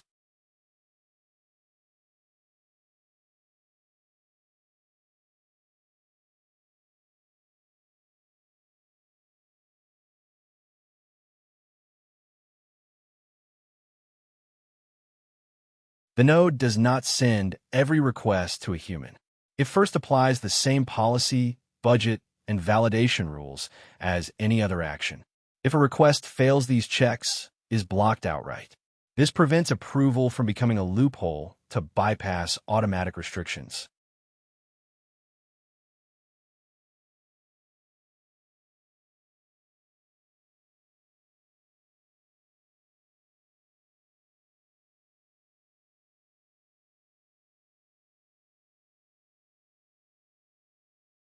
If the request passes checks, but the tool is not restricted, the system continues without interruption. Restricted tools, however, cause the system to pause and send a detailed approval payload. This payload includes the tool name, arguments, rationale, and context so the human can make an informed decision quickly.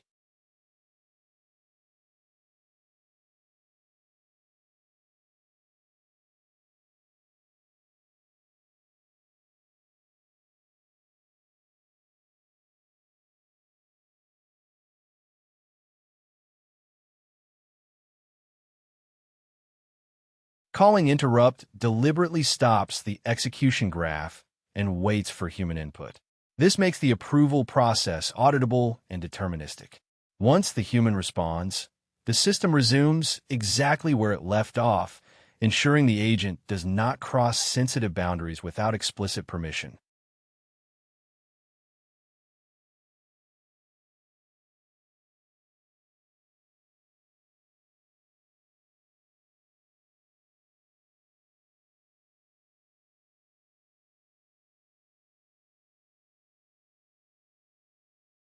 Approval is not a fallback for governance errors. If policy or validation fails, the request should be blocked outright. Approval only applies to requests that are valid but sensitive enough to require human oversight. This keeps human reviewers focused on meaningful decisions, not routine error handling.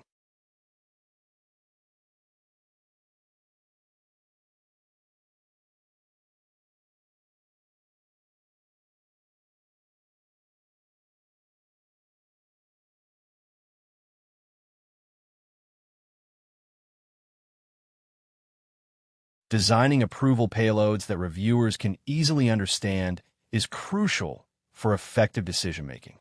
This part explains how to craft these payloads so they provide clear, relevant information for approvals.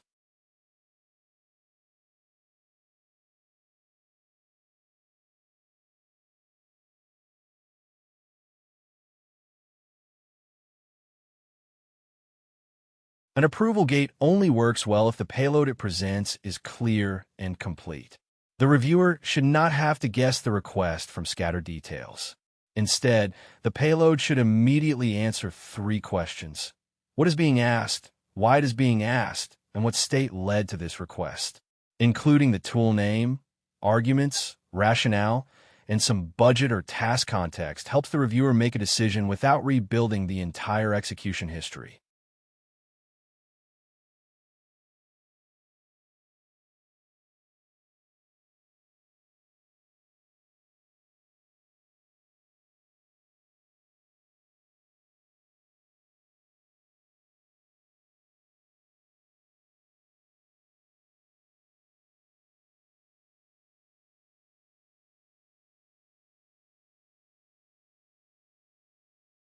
The approval payload should avoid overwhelming the reviewer with unnecessary details.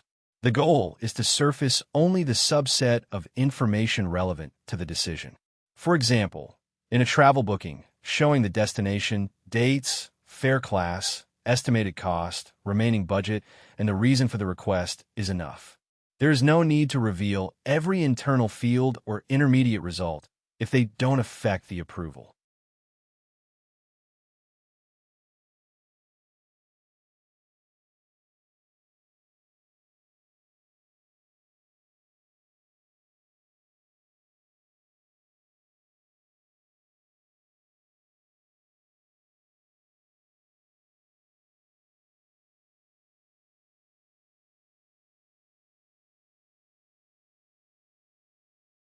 When approval payloads are designed well, they help reduce both the time it takes to approve and the chance of mistakes. A consistent framing makes it easier for reviewers to make reliable decisions, especially in edge cases where ambiguity can cause problems. If key information like budget state or rationale is missing, reviewers might approve requests that violate constraints or don't align with user intent.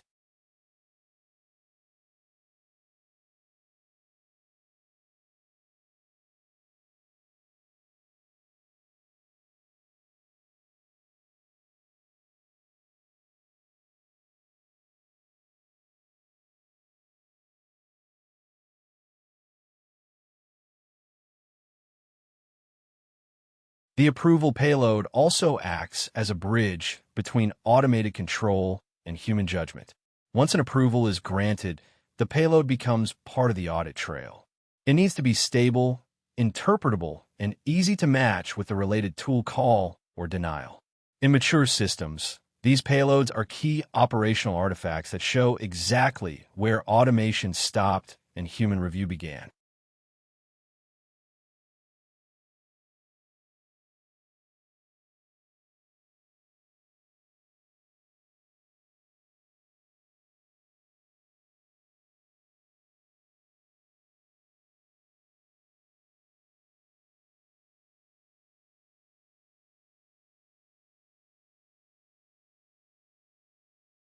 This part explores how the Atlas Travel Assistant demonstrates bounded governance in action. It shows how a system can balance helpful autonomy with necessary controls to manage sensitive tasks safely.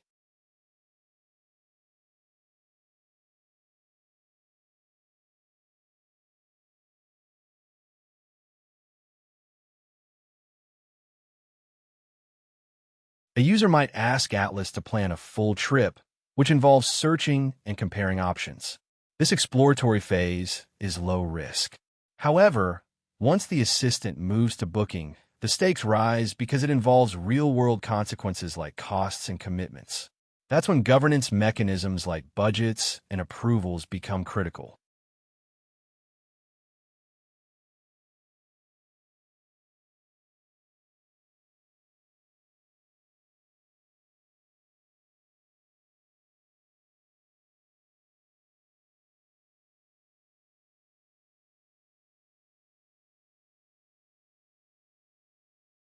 Suppose Atlas has found a valid booking tool and prepared an itinerary, but the task has nearly used up its allowed runtime.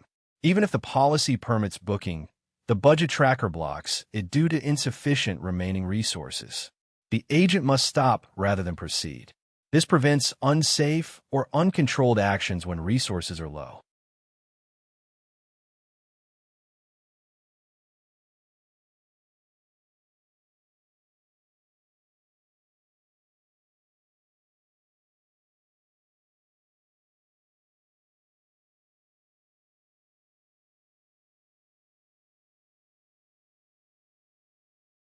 If the budget is sufficient, but the booking falls into a restricted category, like exceeding a price limit or altering a pre-approved plan, the system pauses for human approval.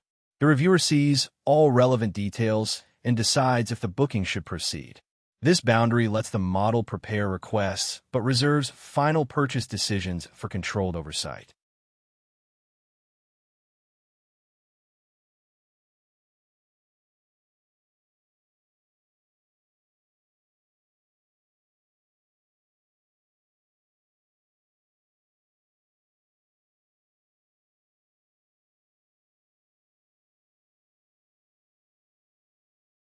Atlas might discover multiple booking capabilities during its search phase, but that doesn't grant immediate usage rights. Execution should be a distinct phase or await explicit approval before booking actions are allowed. This separation prevents reconnaissance steps from triggering unintended or uncontrolled operations.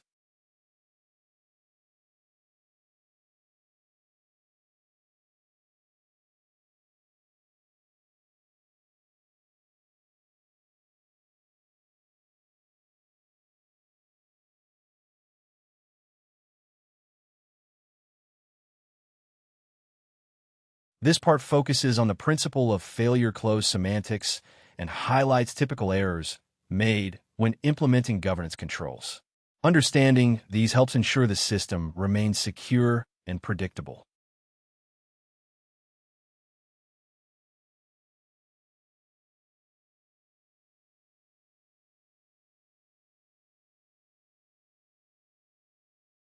If any check is unresolved, the system must deny execution.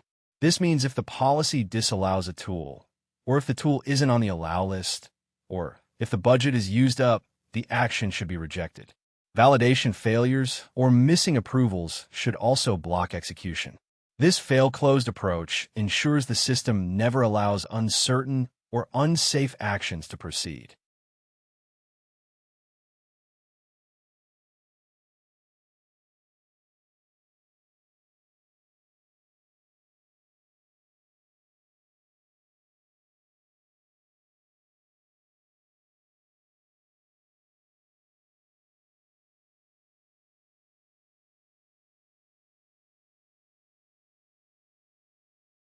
One frequent error is creating separate paths for execution, one that bypasses governance checks and another that enforces them. This split often leads to security vulnerabilities. Another is treating budget tracking as a post-action report, which defeats its purpose by only detecting overruns after the fact. Also, Skipping validation after human approval is dangerous because approval and validation address different risks, and both are essential.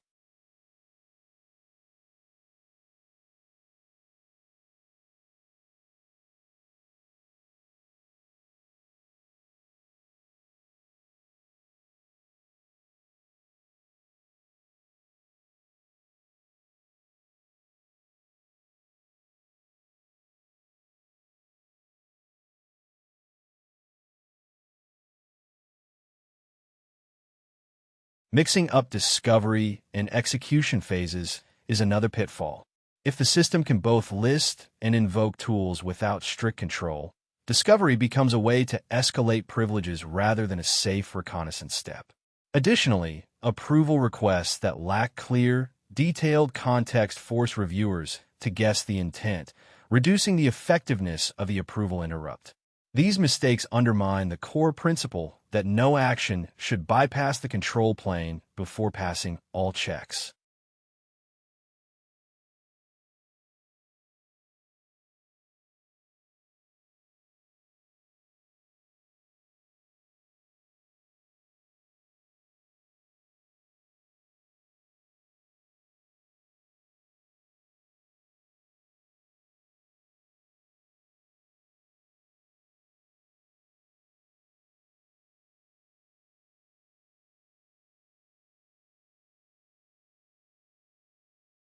Governance isn't just one feature, but a sequence of layers.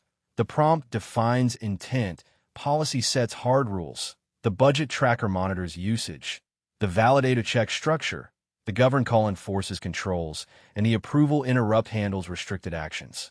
Each layer answers a different question and must fail closed if uncertain. This layered control model transforms an agent from a flexible planner into a reliably bounded executor.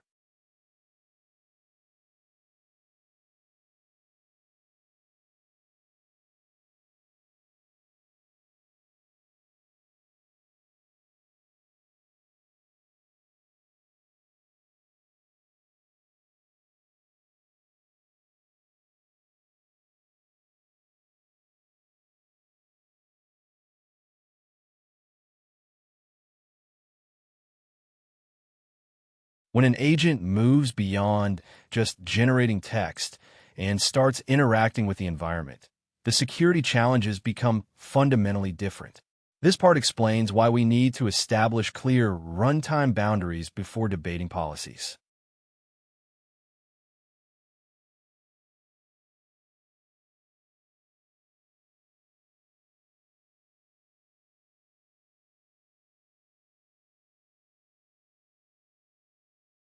A model that only produces text can be flawed, but its errors are limited to bad advice or incorrect answers. Once it can run code, write files, or use tools, it can cause real-world side effects like deleting data or exposing credentials. These risks go beyond just wrong outputs. They can cause actual harm.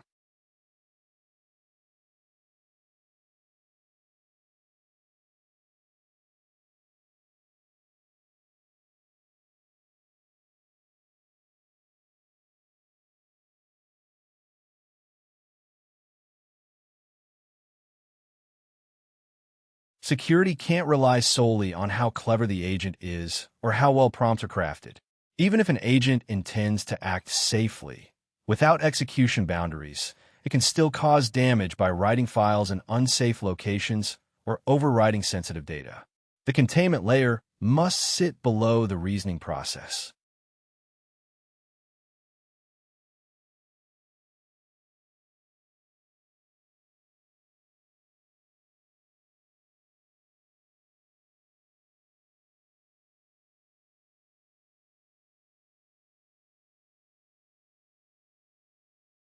Think of the process as three steps. The agent decides what to do, the system checks if it's allowed, and then the runtime carries out the action within strict limits. Blurring these steps leads to assumptions of implicit trust and reliance on weak defaults, which is unsafe for autonomous agents.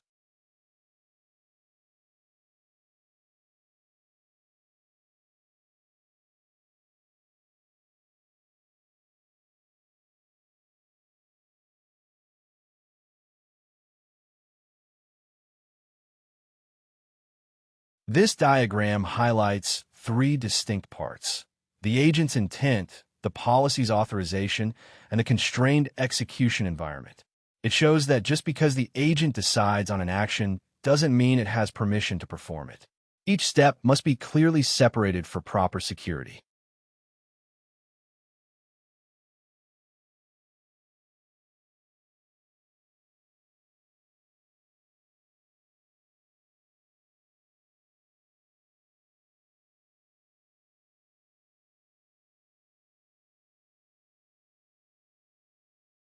Using Docker containers is a practical way to limit the damage an agent can do by isolating its environment. Containers standardize execution and restrict access, but they don't guarantee safety by themselves. They're more like a fenced workbench that contains the mess rather than a locked vault that prevents all harm.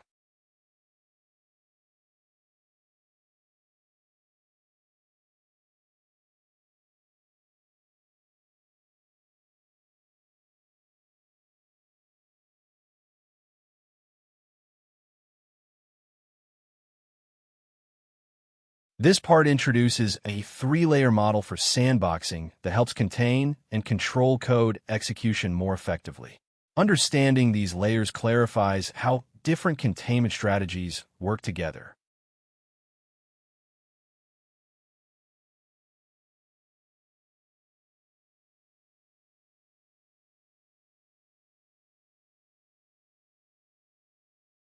The containment model consists of three distinct layers. First, runtime isolation confines the agent's code inside a container or similar boundary, limiting its access to the host system. Second, ephemeral execution means each task runs in a fresh, short-lived workspace to avoid leftover state. Third, a governed execution service controls actions by enforcing rules like budgets and approvals. Docker fits into the first layer by creating a smaller trust zone, but doesn't handle lifecycle or policy enforcement.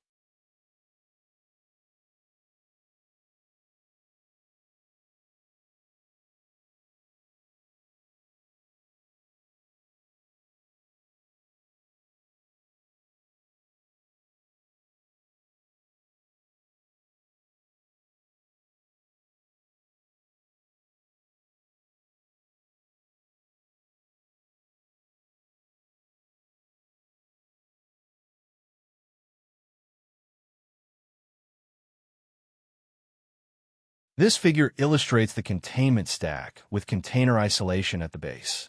Above it, ephemeral workspaces provide a clean environment for each run, and the governed execution service adds policy and lifecycle controls. Each layer builds on the previous one to strengthen security and manageability.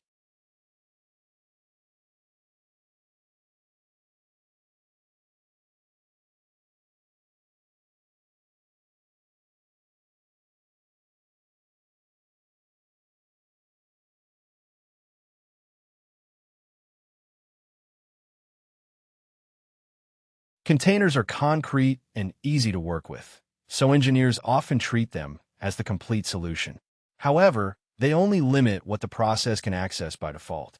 The ephemeral layer ensures each run starts clean, and the governed layer decides if and how execution happens. Mixing these layers conceptually makes it hard to pinpoint failures when problems arise.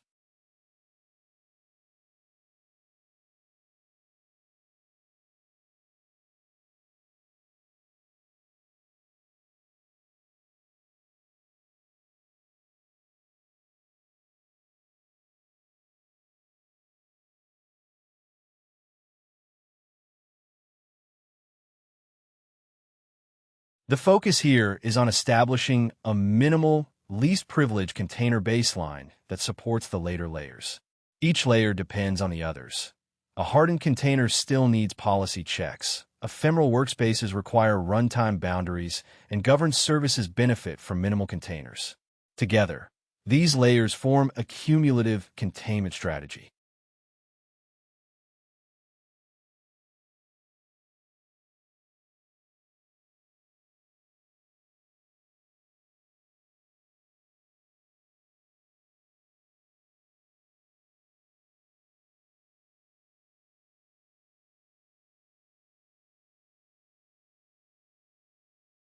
This part explains how least privilege principles apply within containers, highlighting what security aspects change and which remain the same compared to the host environment.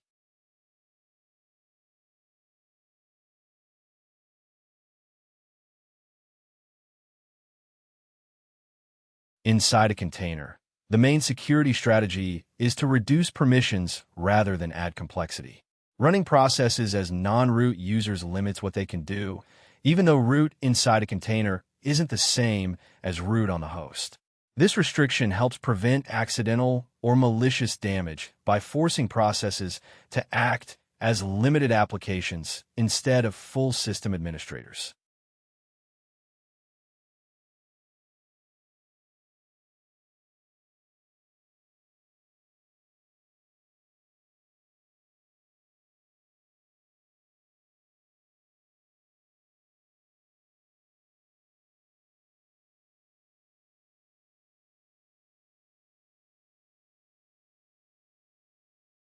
Least privilege also applies to how the file system is structured inside the container. Agents usually only need to write in specific directories for temporary files or outputs. By making most of the file system read-only and allowing write access only in controlled areas, the container creates a clear contract about where changes can happen, reducing the risk of unwanted modifications elsewhere.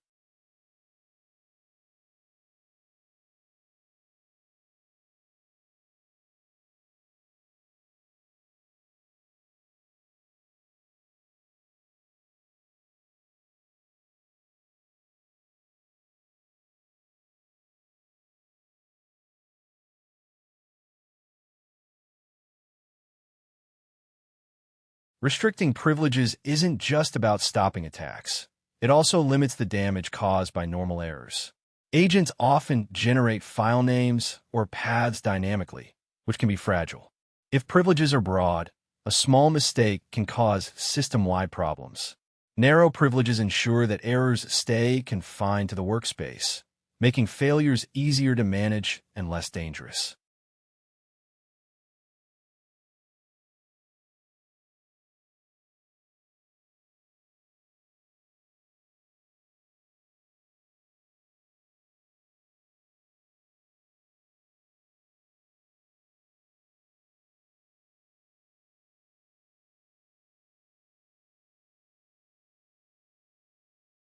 Containers don't automatically know which paths are safe or unsafe, nor do they validate user input. If an application blindly writes files based on user-supplied paths, the container will allow it within its boundary. This limits harm compared to the host, but it doesn't guarantee safety. Proper validation and checks must still be implemented inside the application.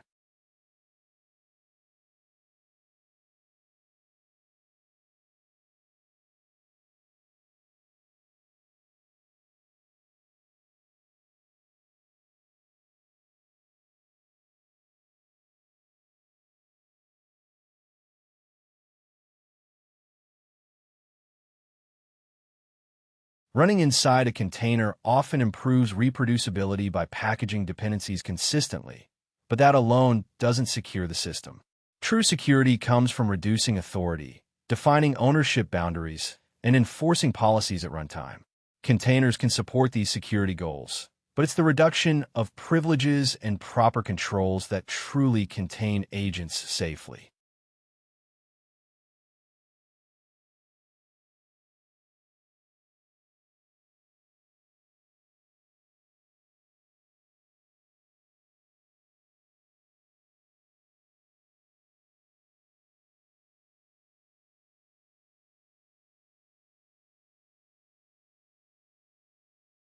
This part examines a Docker file from the perspective of security rather than just deployment.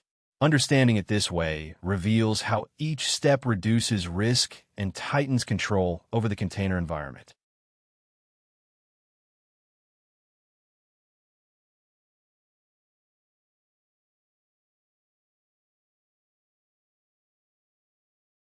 The Docker file begins with a minimal Python image instead of a full operating system. This choice cuts down on extra packages that could introduce vulnerabilities, require maintenance, or cause unexpected issues. Keeping the image small ensures every part inside serves a clear purpose.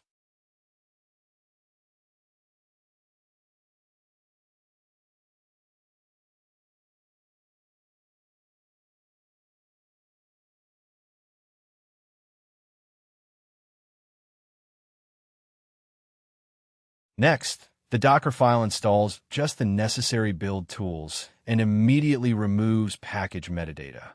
This prevents leftover files from persisting into the runtime environment, signaling that the container is designed solely for execution, not as a general-purpose system.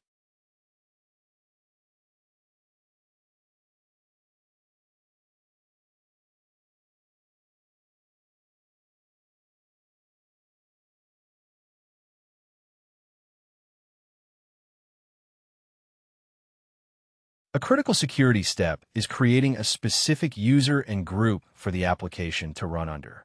This user has restricted access, a limited home directory, and can only write to designated folders. This containment prevents the application from gaining unnecessary privileges.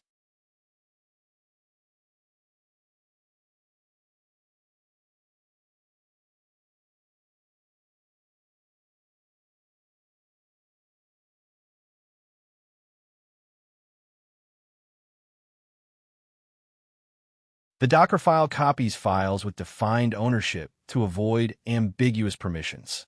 It makes the startup script executable, but ensures the container launches through a fixed command.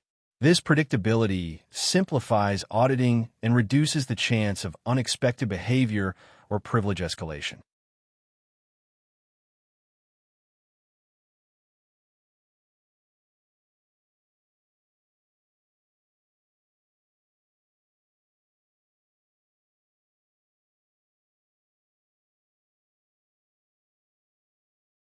Explicit environment variables and port exposures clarify where the application expects to find its workspace and which services it offers. Removing hidden defaults reduces ambiguity, making the container's behavior consistent and easier to secure.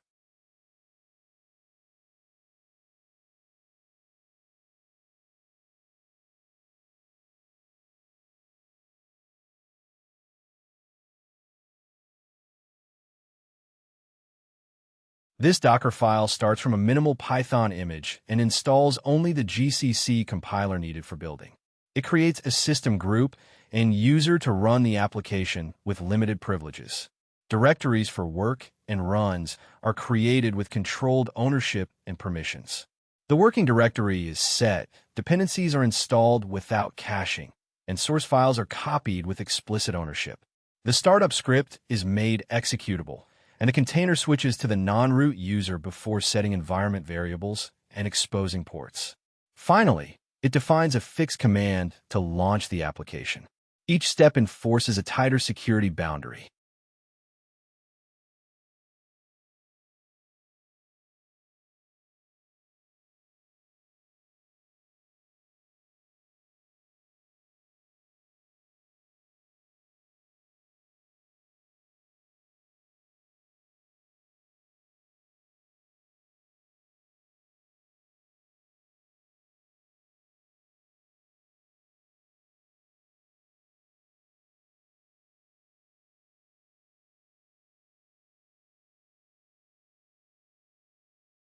This Docker file doesn't guarantee the application code is safe, but it ensures the runtime environment is locked down first. By installing only what's necessary, creating a constrained identity, and controlling writable areas, it reduces the risk surface before any code runs. This order of operations is essential for proper container security.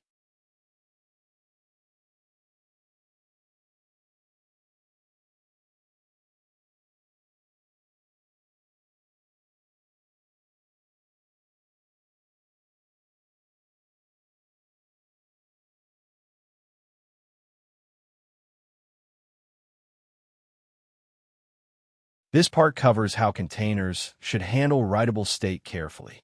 We'll see why limiting where an agent can write data is crucial for security and reliability.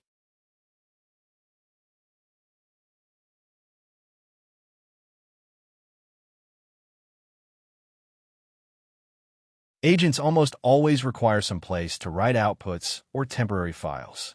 The problem isn't banning writes entirely, but failing to clearly specify where writes are allowed. Defining explicit writable directories creates a clear contract. The agent can store state there and nowhere else unless explicitly permitted.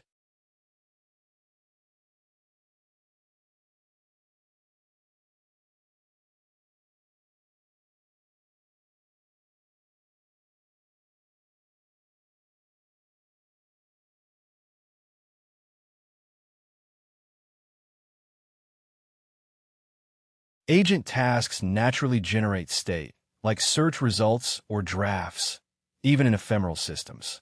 These writes must be confined to a specific working area.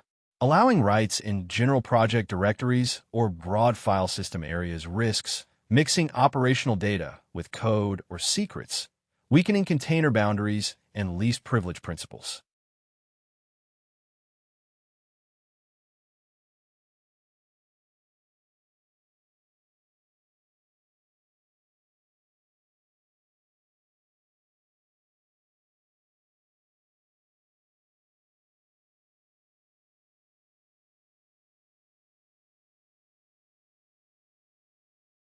Imagine the workspace as a single labeled tray where the worker places notes and drafts. The worker can only use this tray for temporary work and must avoid spilling into nearby cabinets. This model is better than thinking of containers as sealed boxes because agent execution is constrained, not isolated. Keeping the live area obvious prevents state from spreading unexpectedly.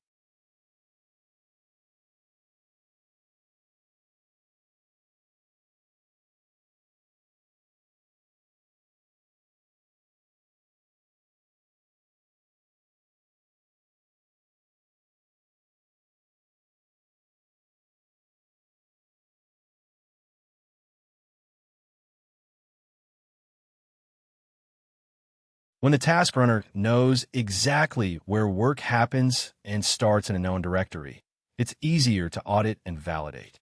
Hidden path assumptions often cause accidental authority. Explicit path contracts make the writable surface clear to both code and operators, turning file system behavior into something verifiable rather than guesswork.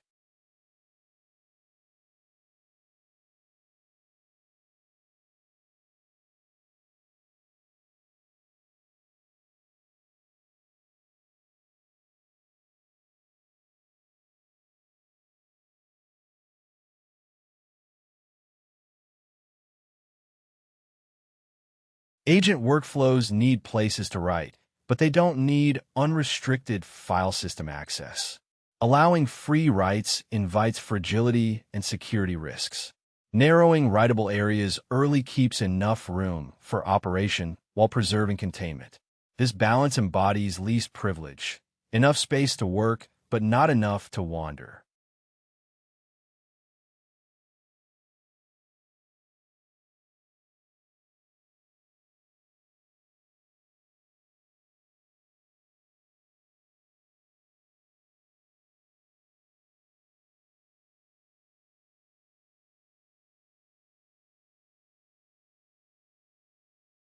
Predictable startup behavior with a fixed entry point helps ensure that a container always begins execution in a known, controlled way.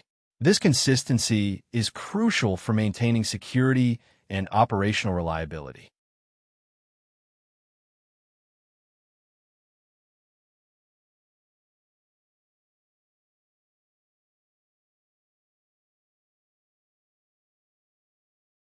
When a container starts from a fixed command, it eliminates uncertainty about how execution begins. This makes runtime behavior easier to predict compared to setups that rely on dynamic shell scripts or user-supplied arguments. In systems where agents may restart or recover from failures, having a fixed startup reduces unexpected behavior and helps maintain the intended containment.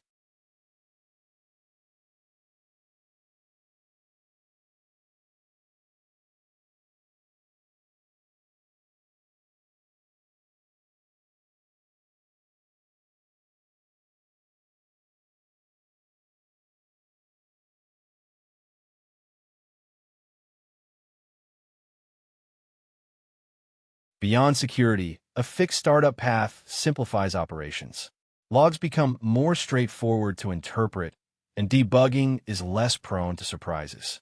If the agent's process always starts the same way, it's easier to tell whether a problem is due to a malformed run or an underlying platform issue. This clarity prevents cascading failures in autonomous systems.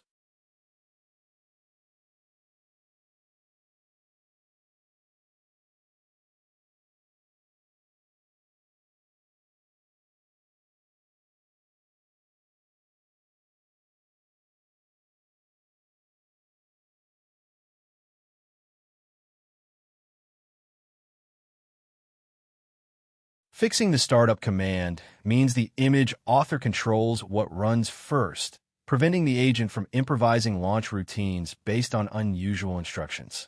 This restriction closes off accidental flexibility, which in least privileged design is important, because flexibility should only exist when it's intentional. Otherwise, flexibility can lead to unexpected and potentially risky behavior.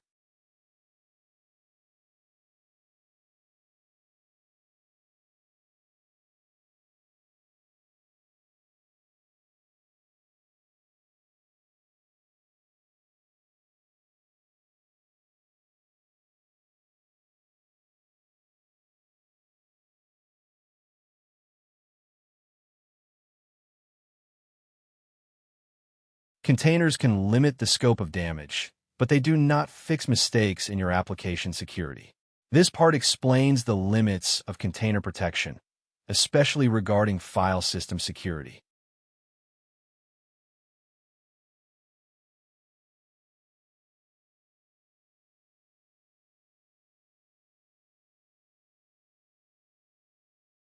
Containers help by restricting how far a problem can spread, but they don't correct errors in how your code handles file paths.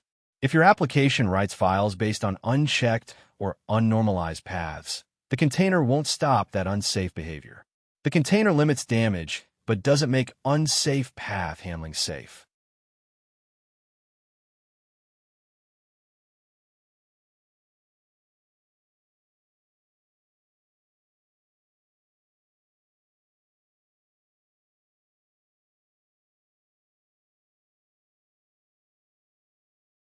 You must treat path validation independently from container limits. A container can restrict what an agent can access by default, but your application needs to check if a path is valid, stays within the intended route, and isn't a symlink or other trick. If your code just concatenates strings and writes blindly, the container ends up helping the bug rather than stopping it. The real security comes from your code refusing unsafe paths.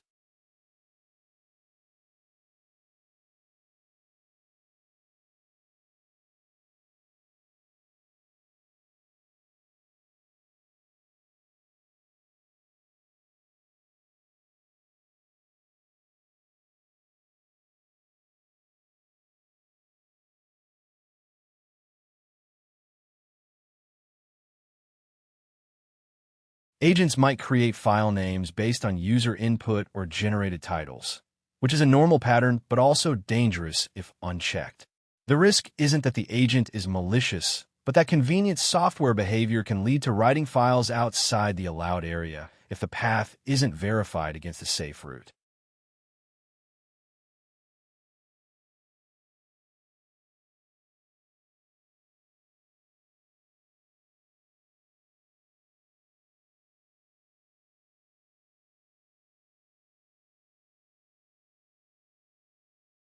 Before writing files, always normalize the path and confirm it stays inside the expected workspace. Reject any paths that try to escape. The container sets the perimeter by limiting what the worker can see, but your application logic must act as the gate that enforces correct use of that space.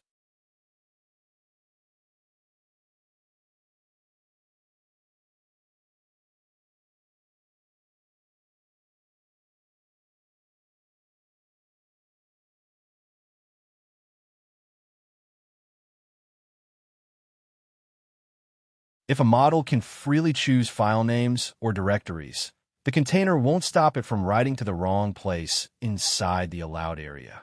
This could corrupt data or overwrite important files. Containers reduce the impact of mistakes, but don't replace the need for validation, identity checks, and scope permissions to keep writes safe.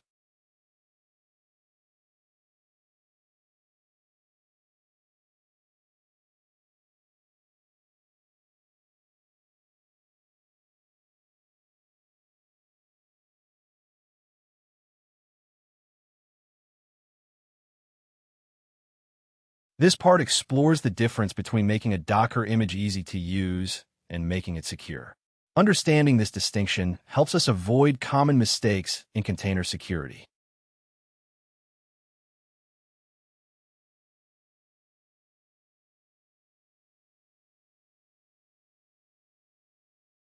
A Docker image is convenient because it packages everything needed to run a worker, including dependencies and startup instructions. This makes it easy to move the worker across environments without setup errors. However, this convenience doesn't guarantee security or control over what the image can do.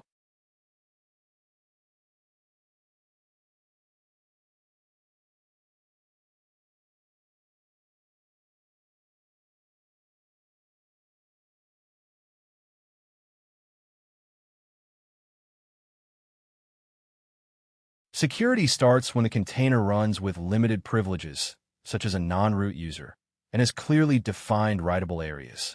Fixing the entry point and restricting file access means the container's runtime environment enforces boundaries.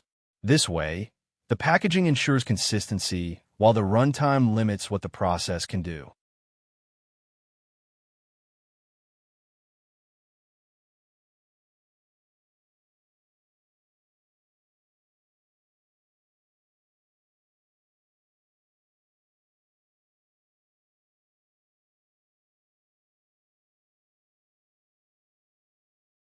Simply saying a process runs inside Docker doesn't guarantee security. What counts are the privileges the process has, which directories it can write to, and how its startup is controlled. A container running as root with broad file mounts can be insecure, while a smaller image with limited permissions offers better protection.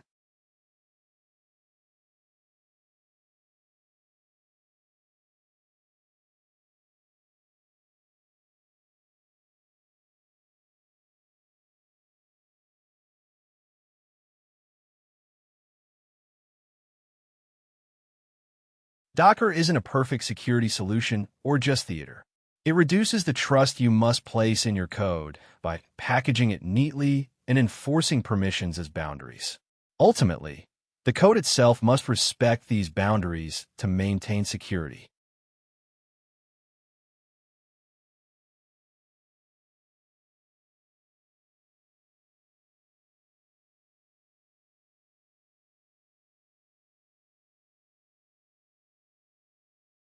This part covers a baseline checklist to verify before applying stronger isolation measures. It focuses on ensuring the current container setup already minimizes unnecessary privileges and authority.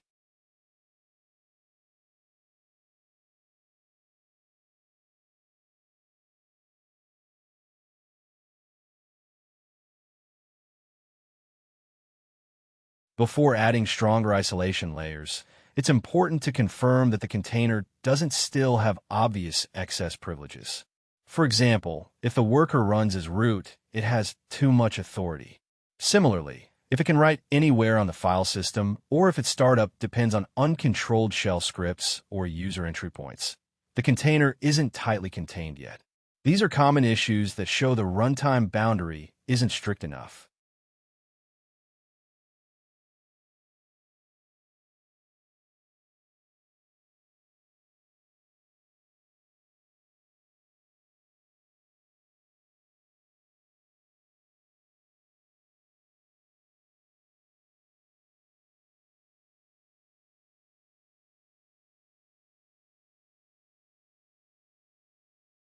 A practical rule is to start by removing all unnecessary permissions, then add back only what the workload concretely requires. This approach scales better than trying to anticipate every possible action the agent might take. Begin with the smallest viable identity, writable surface, and startup surface, then grant permissions like a workspace directory only if the task demands it.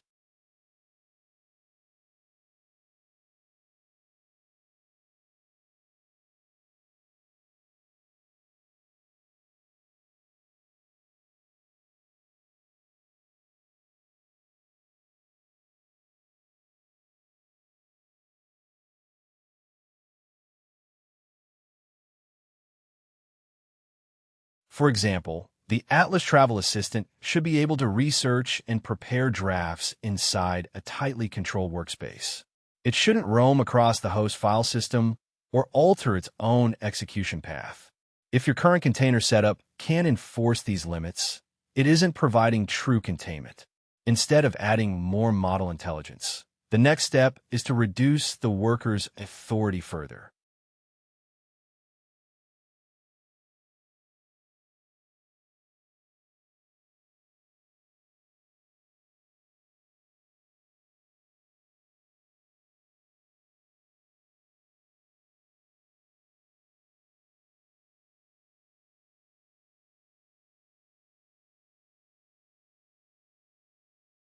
Once this baseline is established, you have a container that serves as a meaningful first containment layer. It limits the blast radius of any compromise and makes further sandboxing strategies effective. This single layer turns vague execution risks into clear, inspectable boundaries to build on.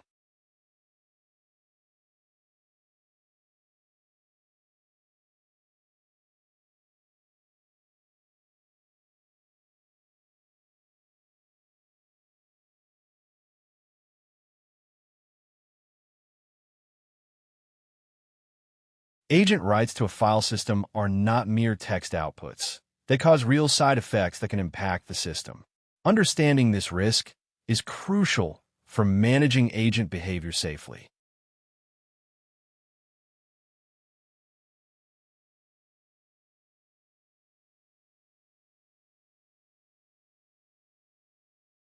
When an agent writes files, it changes the problem fundamentally.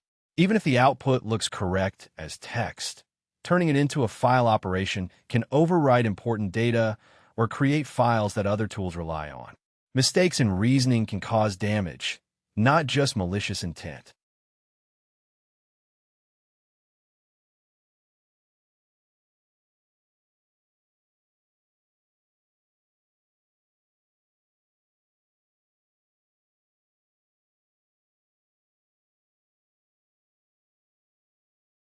The real security control lies in how the system executes the model's output, not in the text itself. A file name generated by the agent might seem harmless, but if it directs a live write, it crosses into resource manipulation. This opens risks like race conditions and unauthorized file access.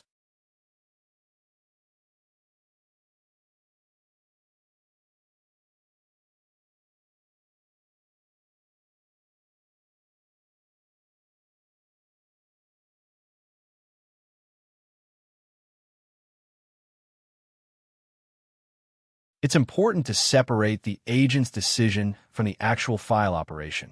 The agent suggests what to write, but the system must verify permissions before any disk changes. Letting the agent act first removes the chance to prevent harmful writes.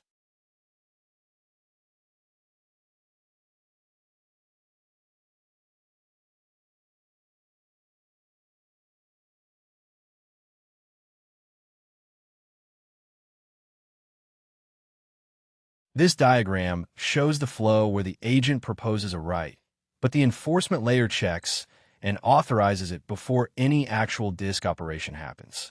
This separation prevents unauthorized or harmful writes from taking place.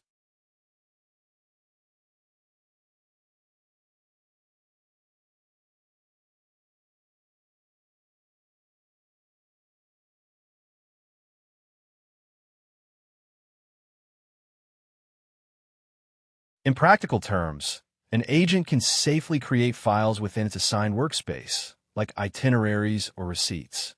But if it writes outside that boundary, it risks overwriting critical files or data belonging to others. Even a small, unsafe write can break the trust in a controlled environment.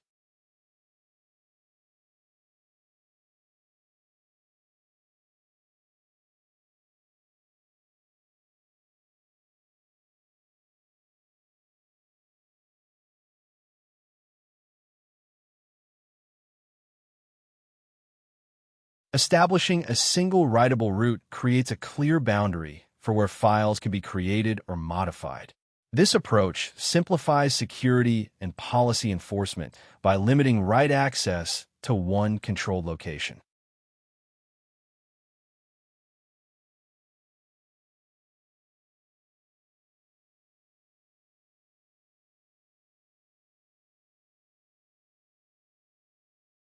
Choosing one writable root means the agent can only write files in that specific place. This makes it easier to audit and enforce rules because all write actions are checked against a single, consistent point rather than scattered locations or complex path rules.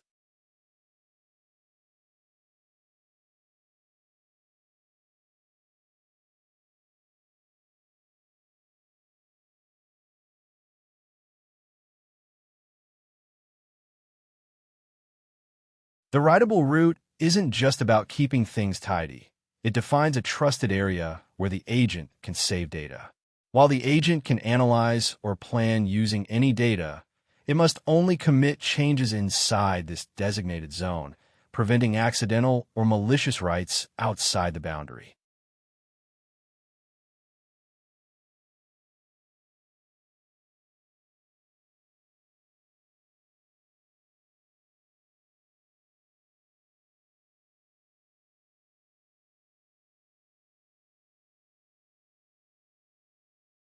Having one helper function enforce the writable root reduces complexity and risk. Instead of duplicating checks throughout the code, a single, auditable boundary ensures that no write slips through unchecked, making the system more secure and easier to maintain.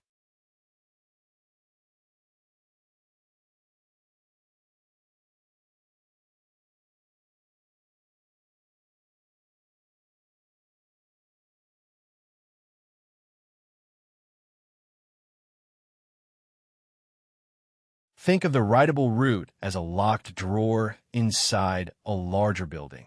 The building has its own security, but the drawer is the specific, intentional place where the agent can store documents. This local boundary is clear and reviewable, ensuring write permissions are tightly controlled.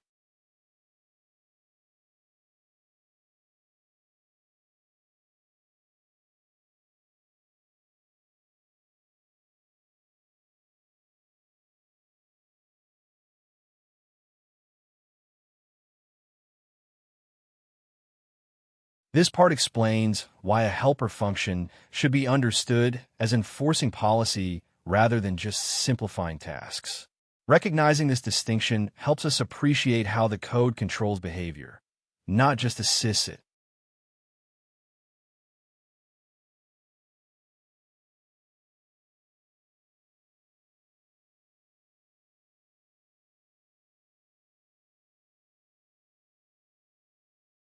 The helper function looks simple, but it actually sets a firm boundary for where files can be written. It defines a single workspace root and then ensures any path given stays inside that root.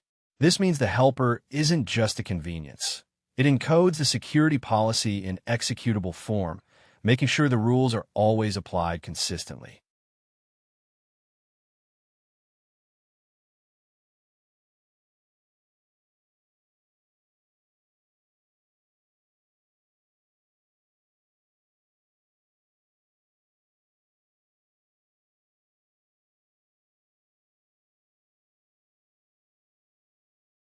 The first step is to resolve the workspace root to an absolute, unambiguous path.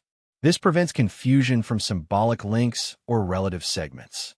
Then, when a helper accepts path fragments, it joins and resolves them too, asking the operating system exactly where the path points. This is more than string manipulation. It reveals the true destination on the file system.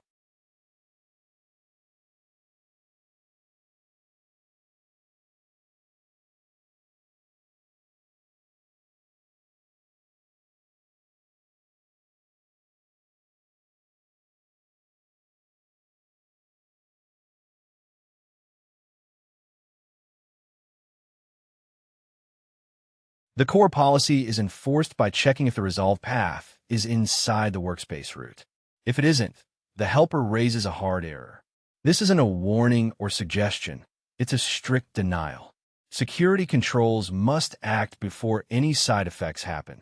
So this immediate rejection stops illegal writes before they can occur, making the helper a policy enforcer rather than just a utility.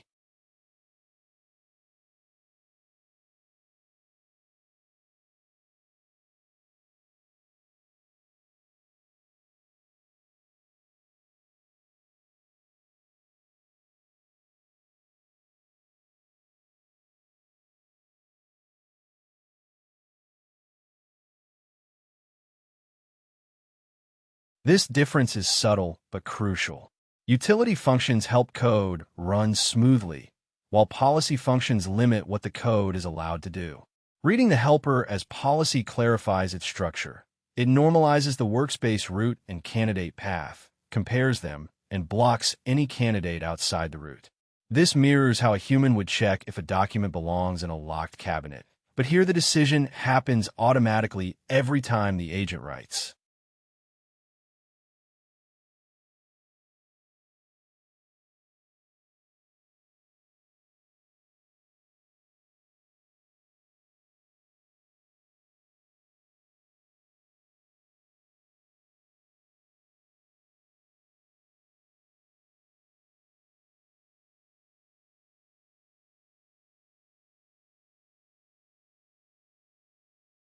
This code sets the workspace root by resolving an environment variable or default directory.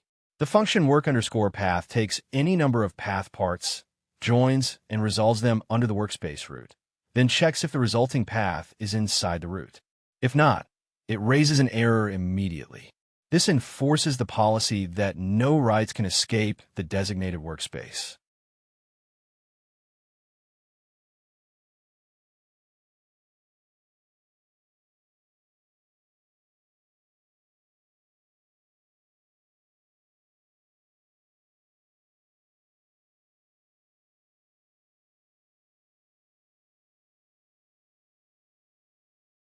This part explains why it's crucial to determine the true destination of a file path before deciding if access should be allowed. The order of operations, canonicalization followed by authorization, ensures security checks are accurate and reliable.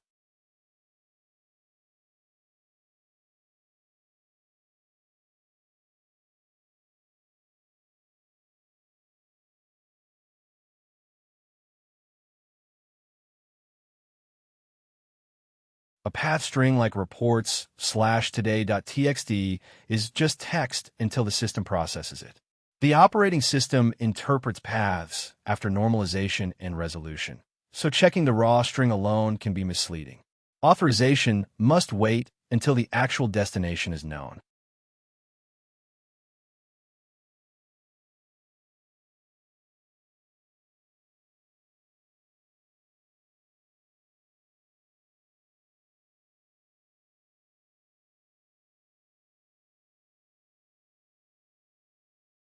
Path segments like or can change where a path points. By resolving the candidate path under a trusted root before checking membership, we avoid being fooled by these tricks. This way, the system checks the real destination, not just the appearance of the path.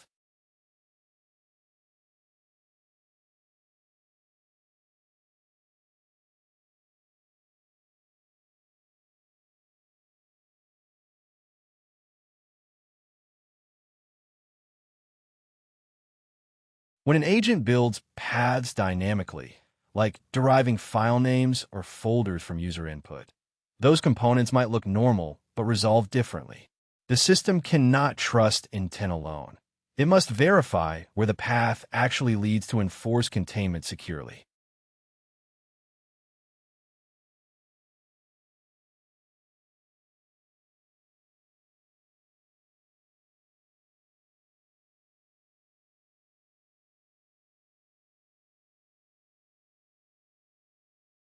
Checking if a path string starts with a trusted prefix fails because path semantics differ from string semantics. The same prefix can resolve to multiple locations, and crafted strings can bypass naive checks. Only after resolving the path can we meaningfully test if it truly belongs within the authorized route.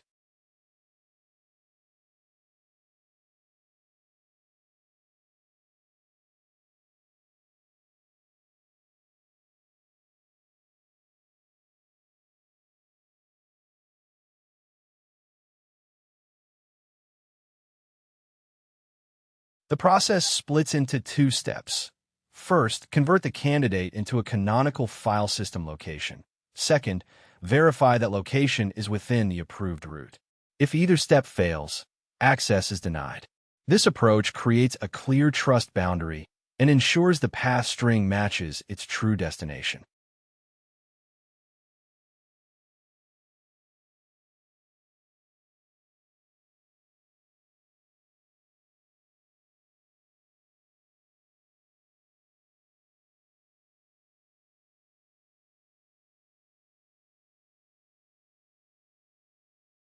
This part explains why simply checking path strings is not enough to ensure security.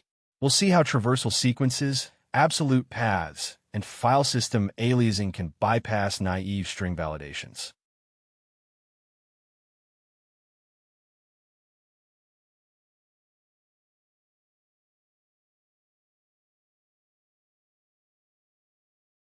Directory traversal happens when a path includes sequences like / that move up the directory tree. Even if a path looks like it stays inside a workspace, traversal can escape to sensitive locations like system files. This happens because raw string checks don't resolve these sequences, so they miss the true destination. Traversal is a common failure whenever untrusted input is combined into paths without proper normalization.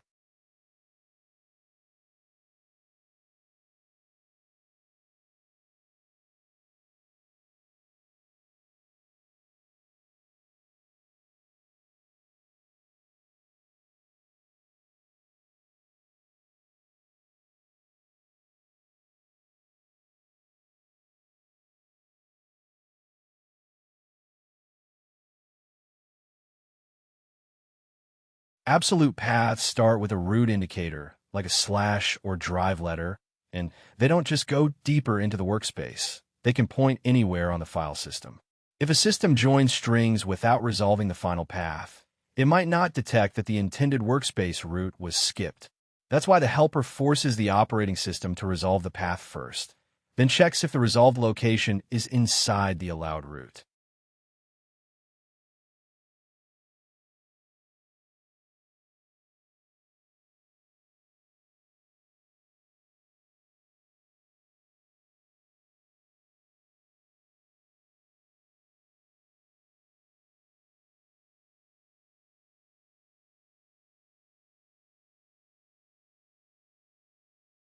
Aliasing is more subtle because the path string itself looks harmless.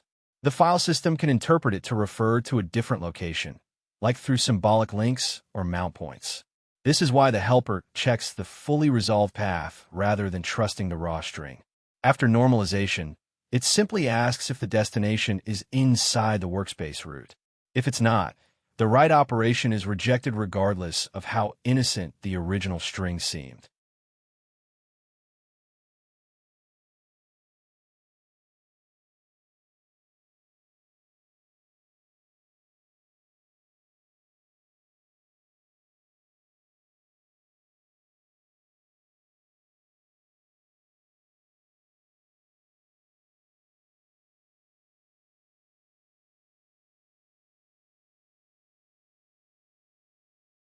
The key lesson is that security depends on where the path actually leads, not how it looks as text. People often try to clean up strings, but a clean-looking path can still be dangerous if the file system resolves it somewhere unexpected. Agents can propose paths, but the system must resolve and verify them against the root policy before trusting them. This distinction separates untrusted input from a committed, safe location.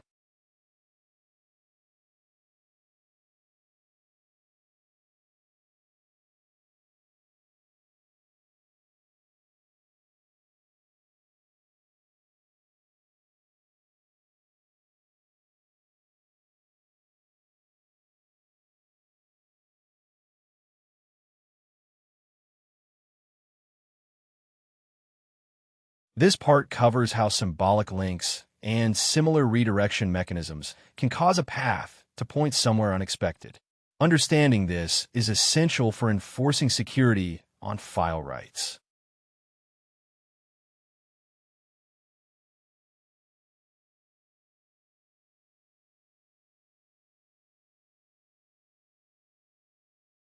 Symbolic links let a path inside a workspace act like a gateway to a different part of the file system.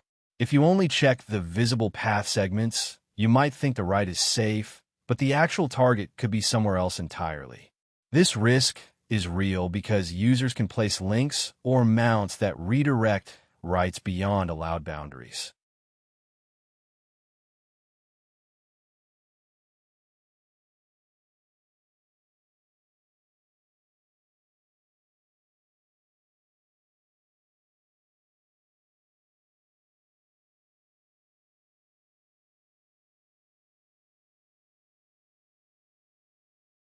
By resolving the full path before checking permissions, the system uncovers the actual destination behind any redirection. This means the policy can verify if the target stays within allowed limits. If the resolved path escapes the route, the system can deny access, closing the gap between what the path looks like and what it really does.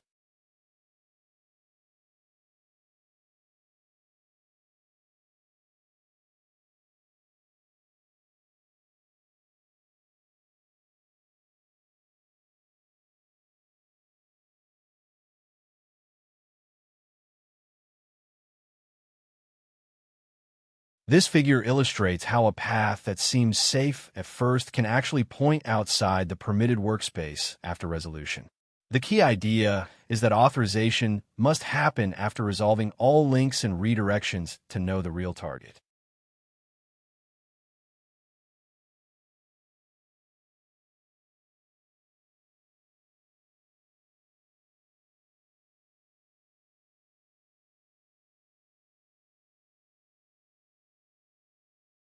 Features like cache directories often contain links for convenience, but these links might redirect writes elsewhere.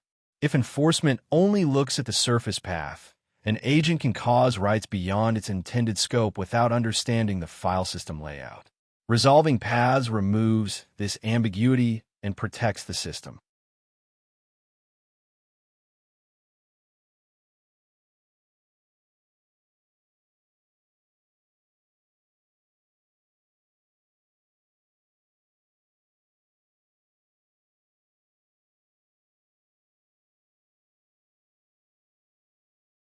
The practical rule is to avoid trusting any path until you resolve what it actually points to. This applies not only to symlinks, but any redirection that changes the destination after constructing the path string. The helper's design enforces this by refusing authorization without complete information, turning hidden indirection into explicit, checkable state.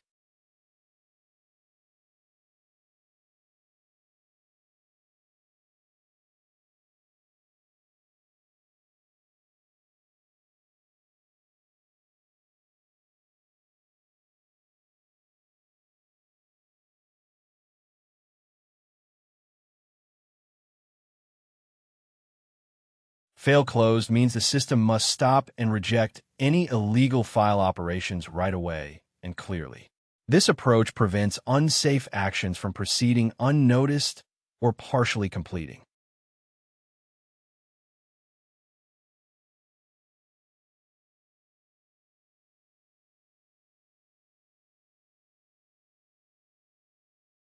If a file system guard just warns without stopping illegal writes, it leaves the door open for errors or exploits.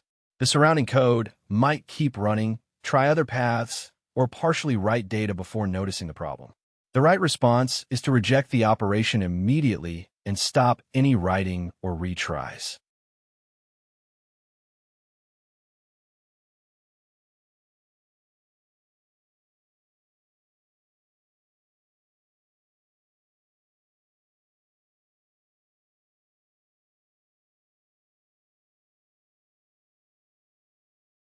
Stopping illegal writes right away keeps both data and program state consistent. If the system continued after detecting an illegal target, partial writes could occur in multiple places, creating confusion and security risks. Attackers exploit these unpredictable behaviors, so security boundaries must be clear and consistent in denying unauthorized access.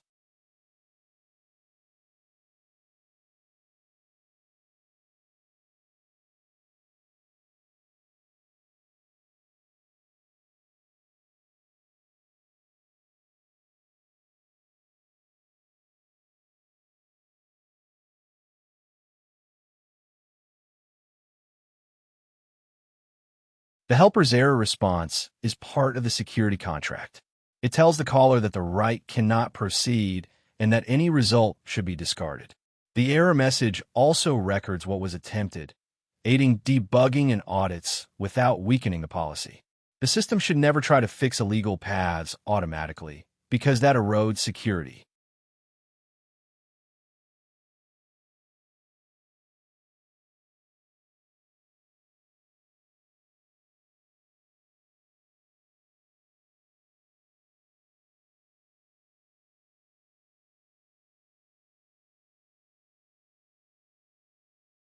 In the Atlas Travel Assistant workspace, writing files like itinerary.md or budget.csv inside the workspace is allowed. But attempts to write outside, such as to parent directories or system locations, are stopped immediately. This design keeps normal work flowing smoothly while preventing unsafe escapes, maintaining a strong and meaningful security boundary.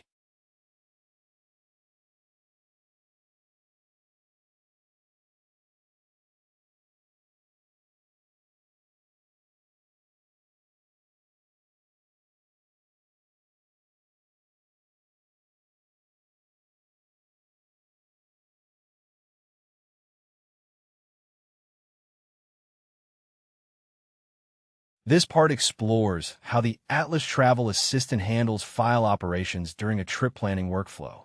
Understanding these examples shows how the system controls what files the agent can create or modify.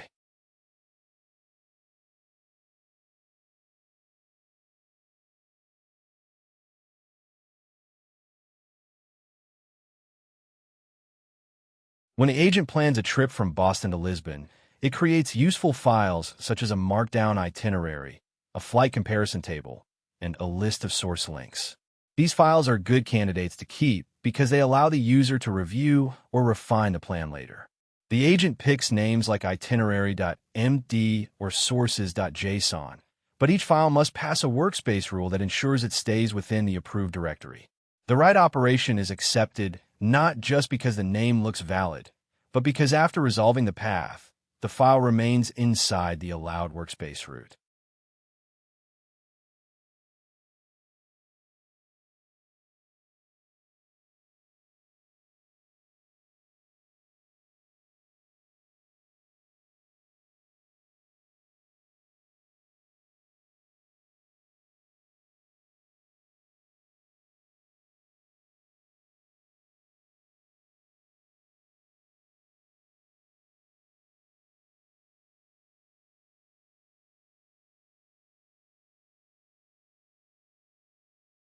If the agent tries to write a file with a path like //shared/notes.md, this looks like an attempt to escape the workspace directory.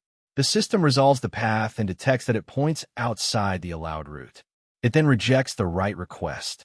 This prevents the agent from stepping outside its designated area, protecting both the travel plan and the overall system environment. The workspace acts as a secure container for trip-related files, not a gateway to the rest of the machine.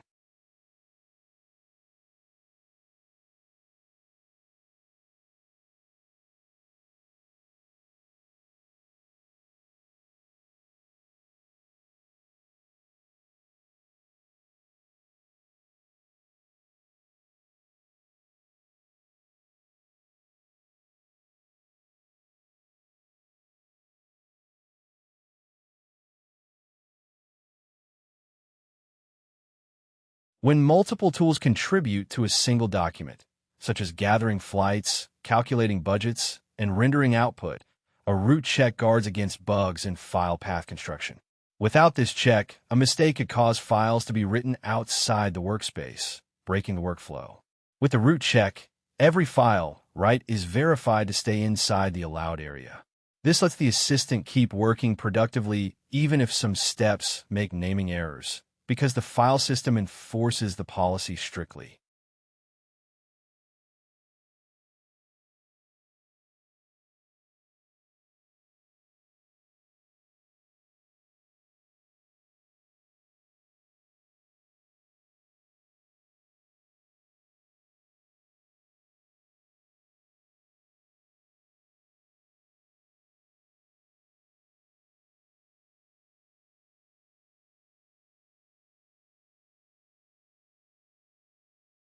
The workspace root serves as a deliberate policy boundary around everything the agent can save permanently, while the user interface or orchestrator may allow more flexibility in what they show or how they route tasks.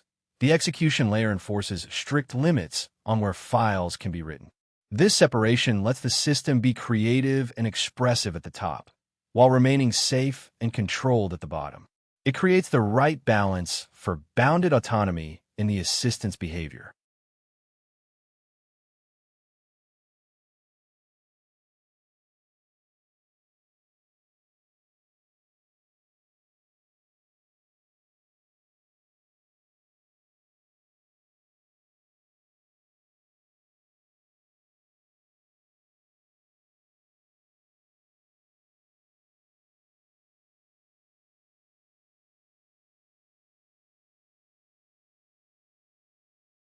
This part covers frequent errors developers make when implementing path validation. Understanding these mistakes helps avoid security risks and ensures proper control over file system access.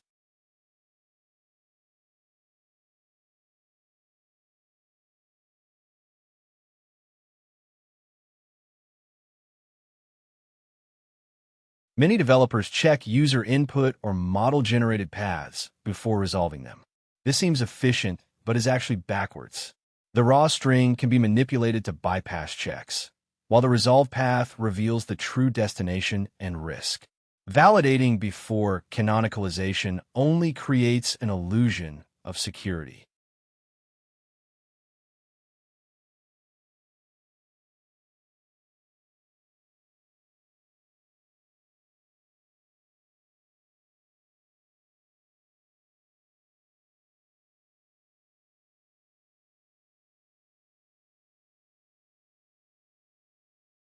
Relying on whether a path contains or starts with a certain string is dangerous. Textual similarity doesn't ensure security unless the path is fully resolved and checked for ancestry. In systems where paths are built from untrusted fragments, superficial checks allow paths to escape intended directories.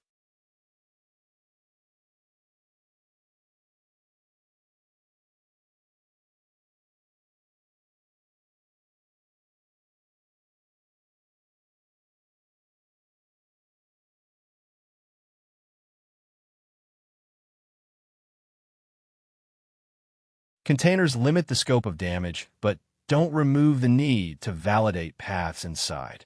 A process in a container can still write to unintended directories, affect shared volumes, or modify mounted data.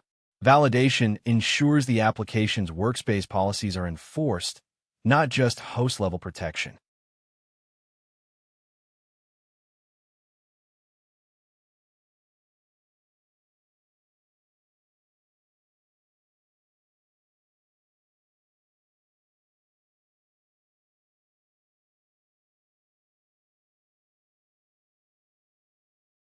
When different modules write to different locations without a unified helper, security policies become fragmented and hard to review. Channeling all writes through a single resolve-in check helper creates a clear, narrow, and reviewable file system policy that reduces risk.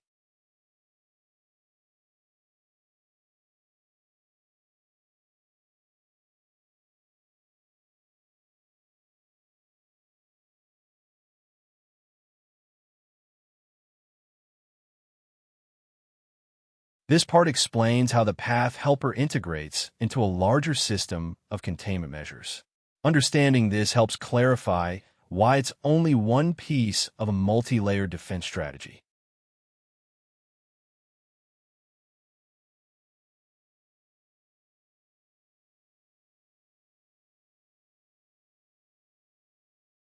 The path helper focuses specifically on whether a process can write to a certain location.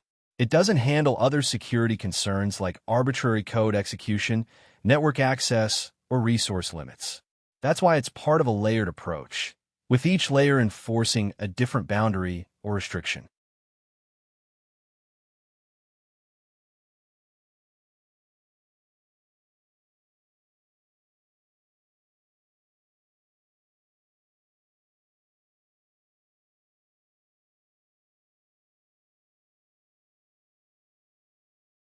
Docker's least privilege model reduces the container's capabilities and file system exposure, minimizing the impact of any failure. The path helper then further restricts what the process can do inside that container. Together, they form two layers that protect against different kinds of risks.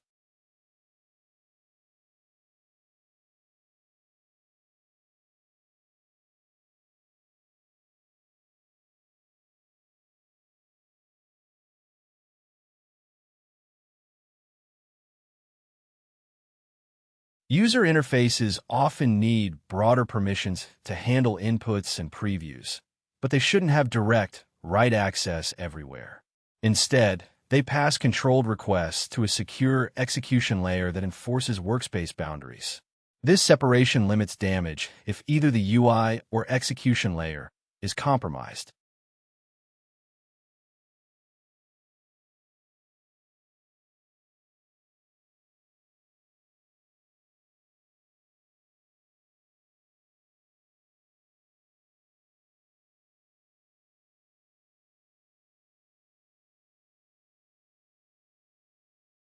By routing all writes through a single resolved workspace route, the system gains a clear, enforceable boundary. This makes approval, budgeting, and sandboxing simpler because it guarantees writes cannot escape the defined area. It turns scattered checks into a durable, reliable policy enforcement.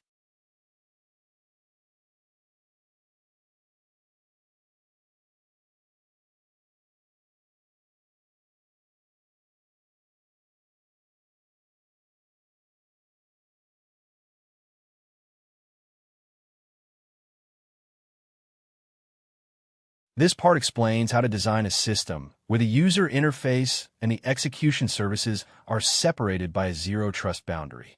This separation prevents the UI from having direct privileged access, enhancing security and control.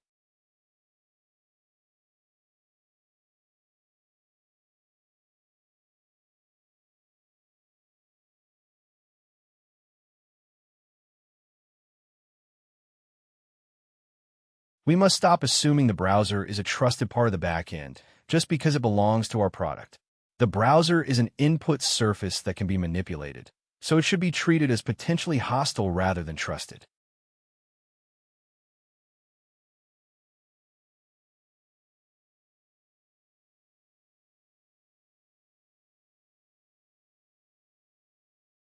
Even if the browser is part of your product, it can be compromised by users, scripts, or replayed requests.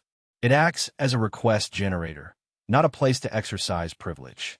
The real authority must lie elsewhere.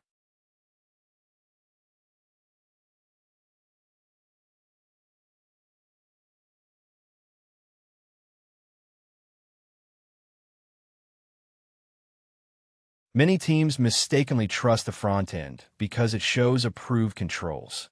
But the UI can be bypassed or altered, so the real enforcement must happen behind the scenes. Collapsing presentation and execution risks security flaws.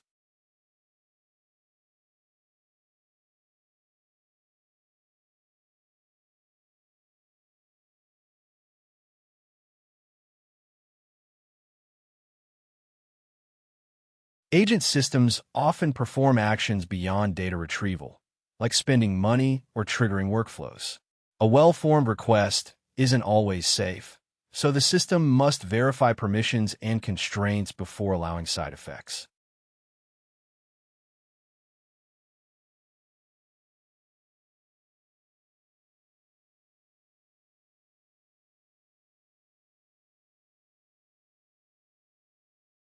The browser collects intent, but an internal boundary must verify and constrain requests before execution.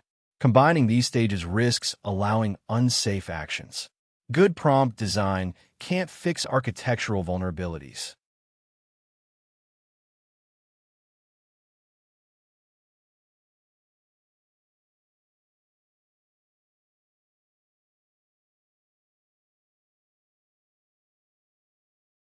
This figure shows the flow where the browser captures user intent, then sends it across a trust boundary where verification happens. Only after approval does execution proceed. This separation enforces control over privileged actions.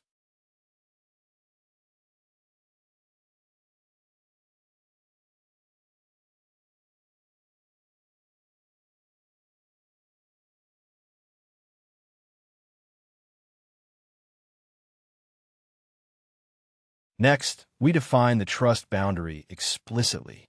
The client-facing layer is untrusted by default, and trust starts only at the internal boundary where sensitive actions are controlled.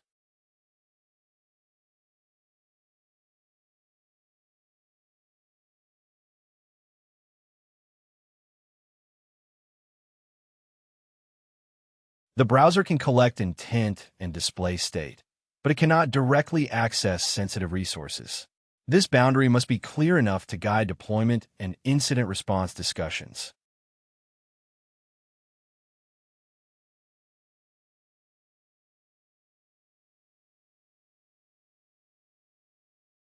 If the front end accesses APIs or runtime internals directly, secrets and controls leak into the browser's attack surface. This breaks zero-trust principles by mixing presentation with enforcement.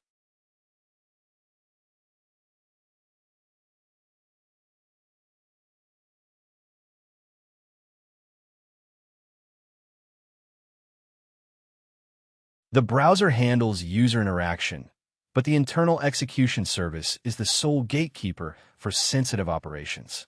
This division ensures that only authorized actions proceed, making the boundary a true control point.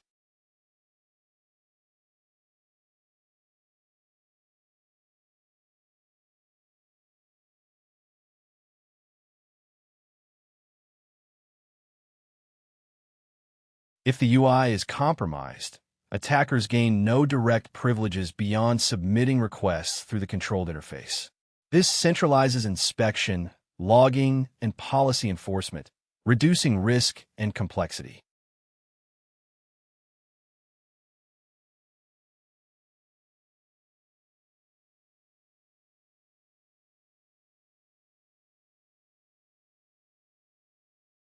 The UI's role is to capture user intent and show progress, not to perform privileged operations.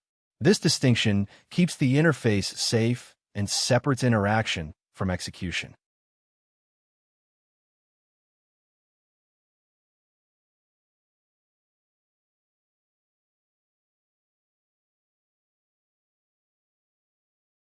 Users interact with the UI to express desires like booking or reviewing, but the actual execution is a mediated process that might be denied or modified. Clicking a button is a request, not the action itself.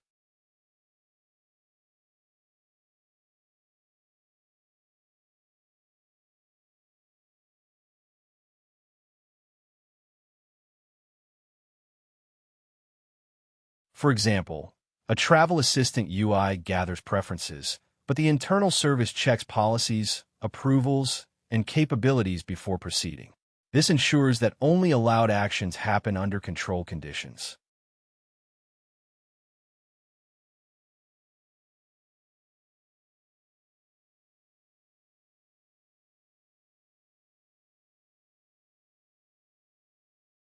With this split, designers can improve the interface freely without expanding what the browser can do directly. The UI shows results from controlled execution, preserving security while enabling agility.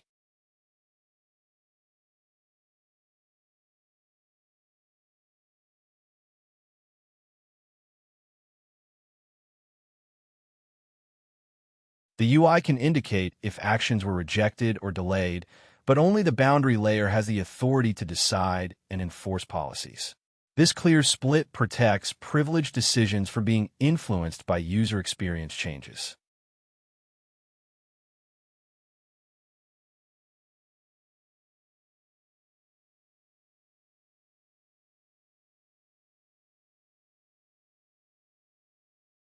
The internal service is the real trust boundary. It exposes only a limited set of operations and strictly enforces policies, acting as a disciplined gatekeeper rather than a general-purpose server.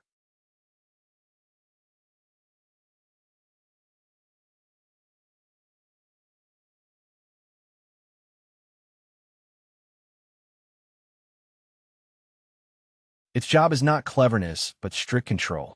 It brokers access to external APIs, limits runtime interaction, and decides if requests comply with current policies before allowing them to proceed.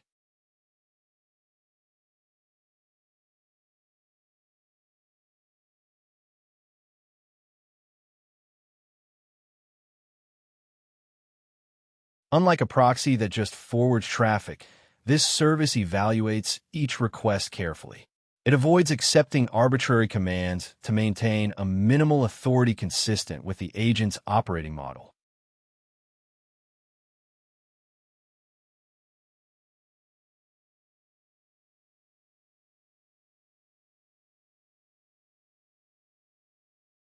All sensitive actions like internet calls, file system access, or runtime starts must pass through this single enforcement point. This acts like an implicit firewall, controlling reachability and reducing exposure.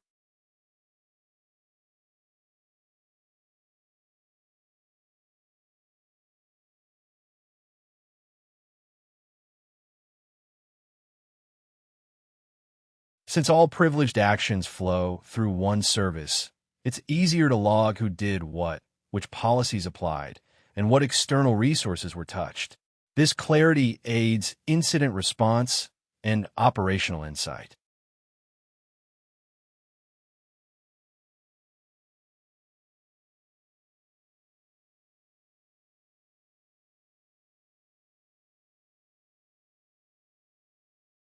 This part clarifies how the internal service acts like a firewall, limiting what the browser can reach directly and shrinking the attack surface in practical terms.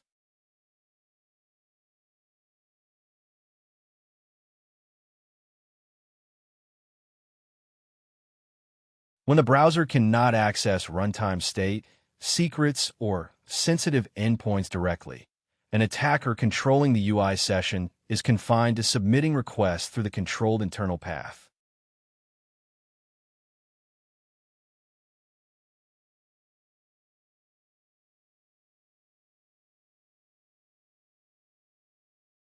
API keys should never be exposed to the browser.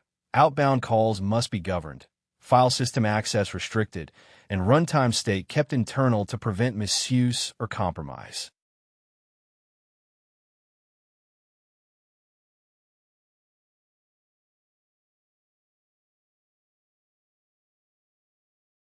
This figure highlights how the internal service blocks the browser from accessing secrets, internal state, and sensitive external endpoints directly, enforcing a controlled path for privileged operations.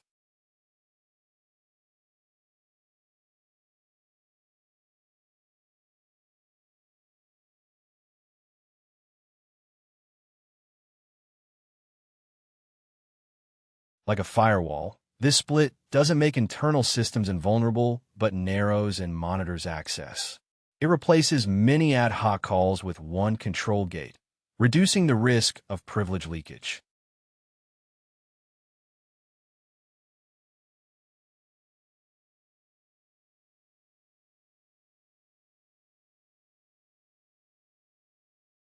If the UI is compromised, attackers are limited by the internal services policies. Malformed requests can be rejected early, and errors contained, turning potential system-wide issues into localized events.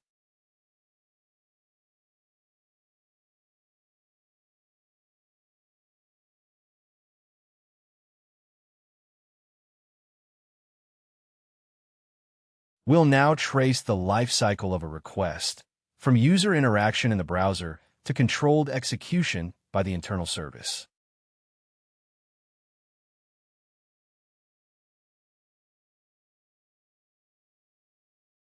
A user click forms a request describing what is wanted, not how to do it. The internal service evaluates this request against policies and current conditions, deciding if it can move forward or needs review.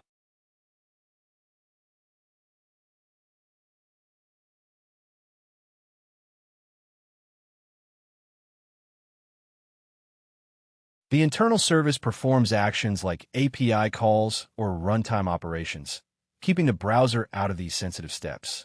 The UI only receives feedback or approvals, maintaining a safe separation.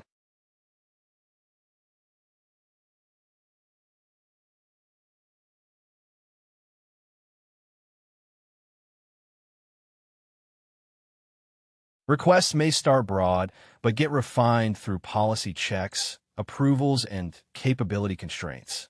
For example, a booking request may split into search, shortlist, and approval stages before purchase.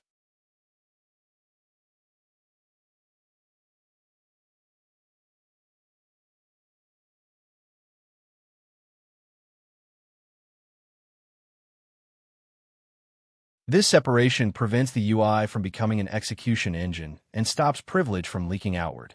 It ensures every click is mediated, not an unmediated side effect.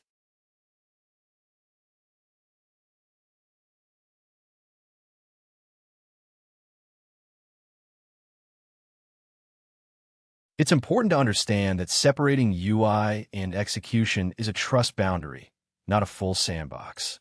The internal service still needs its own containment and restrictions to protect sensitive operations.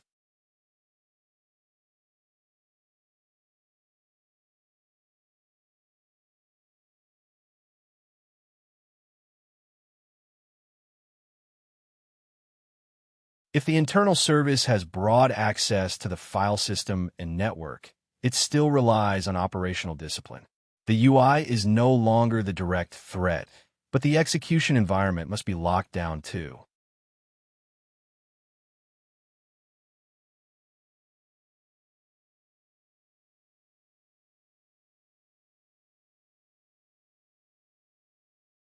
Separating UI and execution reduces exposure at the architecture level, making it easier for runtime controls like containers to enforce permissions and limits inside the execution service.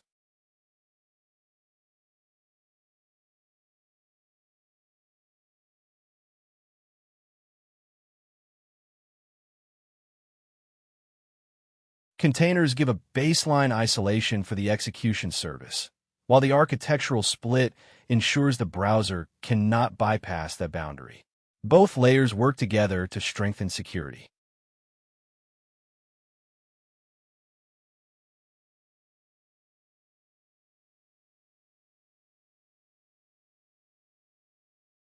The separation controls who can reach what, while containerization controls what happens if a trusted service is compromised. Both are necessary for a robust defense in-depth strategy.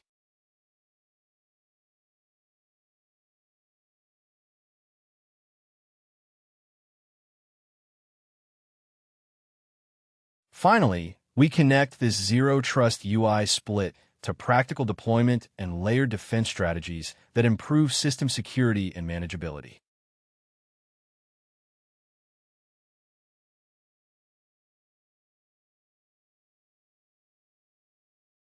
By focusing control at one internal boundary, the system becomes easier to understand and manage during incidents. This clarity is crucial for reliable production operation under stress.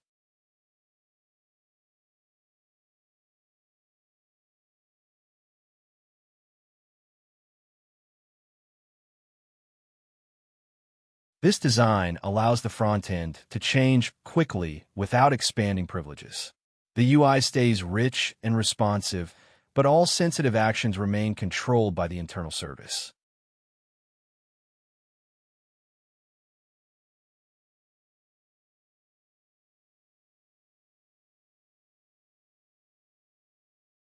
The execution service is deployed behind container and runtime constraints. The zero-trust split reduces the attack surface, making those controls more effective and focused.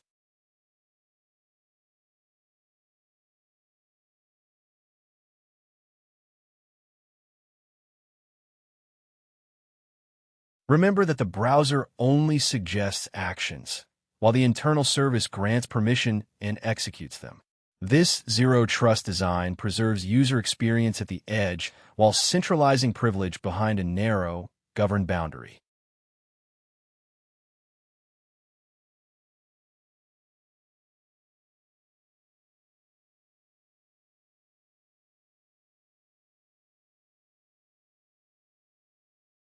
Stronger isolation techniques help protect workloads by limiting their access to the host system. Technologies like Firecracker and gvisor create lightweight, secure sandboxes, while Kubernetes orchestrates containerized applications at scale. Cloud providers build on these tools to offer robust sandbox environments that improve security and resource control.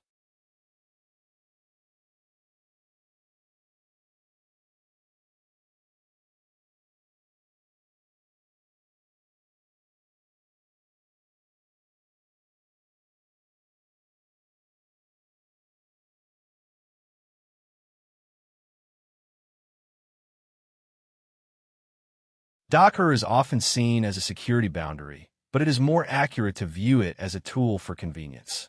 This part explains why Docker simplifies deployment, but doesn't provide strong isolation when running untrusted code.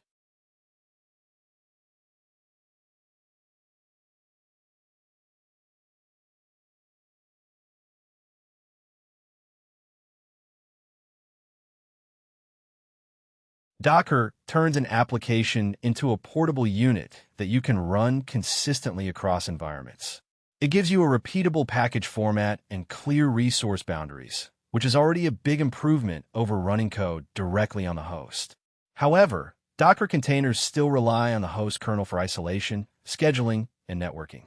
This means any flaw in the kernel or misconfiguration can affect the host and other workloads.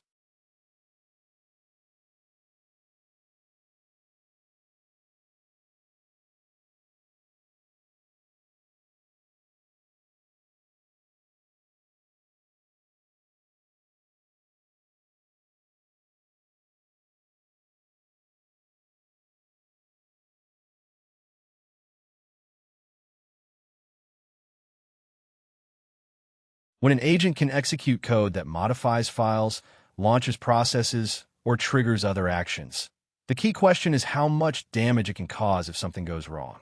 Docker makes deployment easier, but it doesn't create a strong trust boundary. If the workload misbehaves or is compromised, the shared kernel and configuration can be exploited, increasing the blast radius beyond what Docker alone can contain.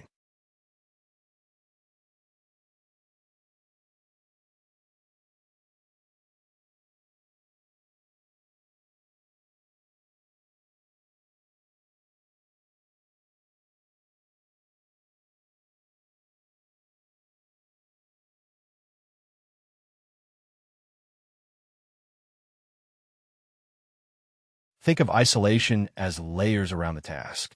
The outer ring is the application and policy layer where decisions are made. The next ring is the runtime boundary where code actually runs. The innermost ring is the file system and network surface the code can access. Docker provides a practical runtime compartment, but not a fortress. For simple data formatting, that might suffice, but for agents handling external inputs, stronger runtime isolation is necessary.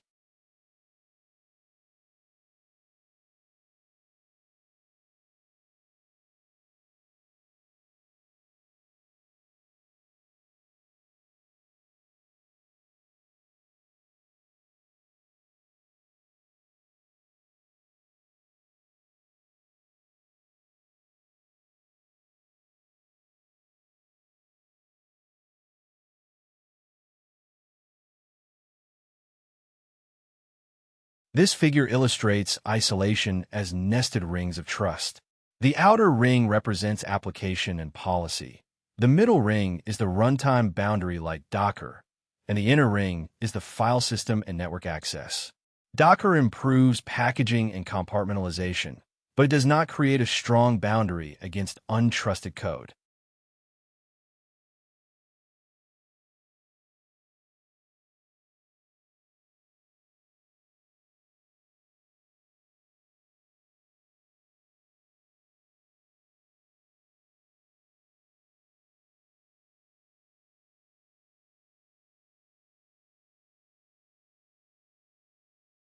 Security should be framed in terms of blast radius rather than specific tools. A container is like a locked room inside a shared building. It's more secure than an open hallway, but still relies on the building's shared structure. Stronger isolation options act like separate suites with their own perimeter or disposable workspaces created and destroyed per task. The right boundary depends on the risks if the agent or its code misbehaves.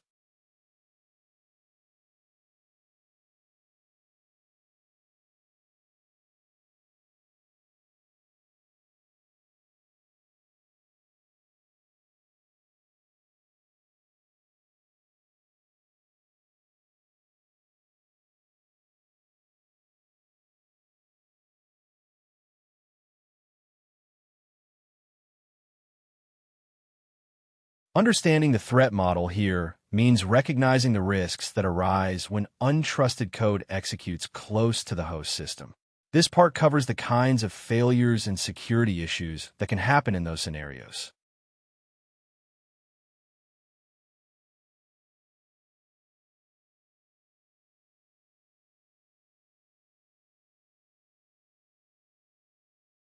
Untrusted code doesn't have to be actively hostile to cause problems. It might make mistakes due to unexpected inputs or conditions, like writing files in the wrong place or using credentials it shouldn't have. These subtle failures can quietly affect the system long before any malicious intent appears.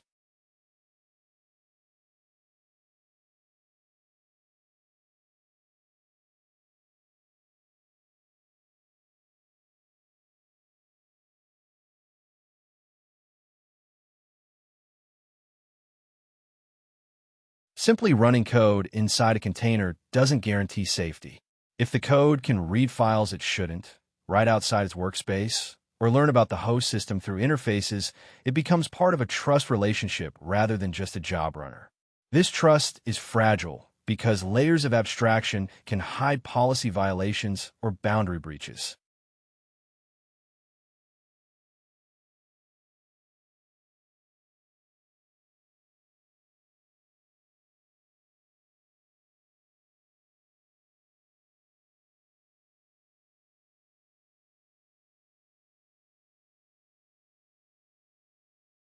Better isolation techniques do more than block dramatic attacks.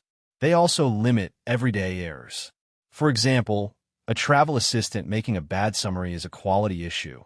But if that assistant runs a script with file and service access, a mistake can leak secrets or cause unauthorized actions. Isolation must protect valuable state even when code is imperfect.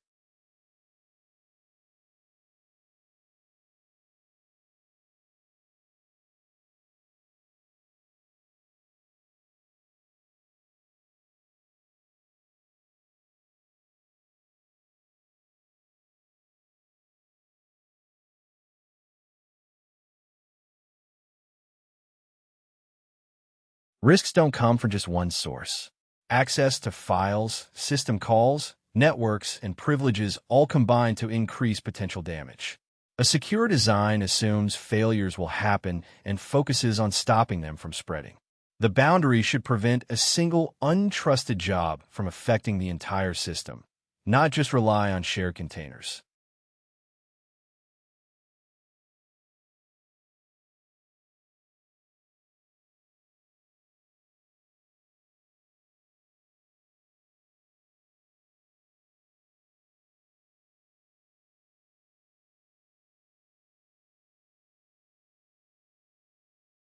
Firecracker micro VMs introduce a new way to isolate workloads by creating a smaller trust scope and a stronger boundary at the kernel level. This approach enhances security by changing how workloads are separated from the host system.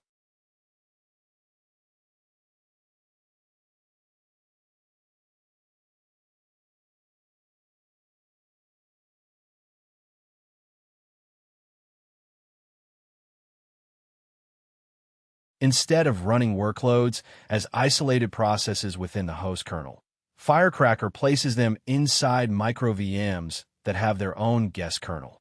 This means the workload no longer shares the host kernel's execution context, adding an important layer of separation and protection.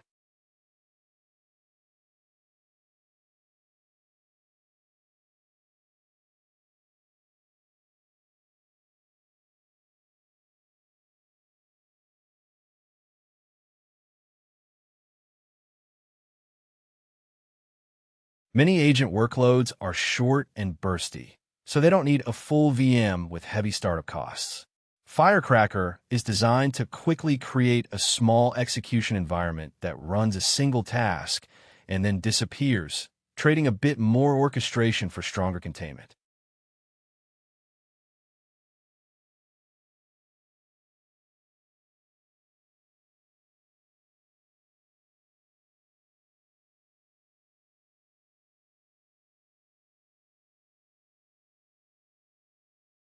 The critical security benefit is how the micro VM boundary changes the failure domain. A bug that might let a container escape now has to cross a virtual machine boundary, which is much harder. This narrows the trust scope and protects the main runtime from risky workloads.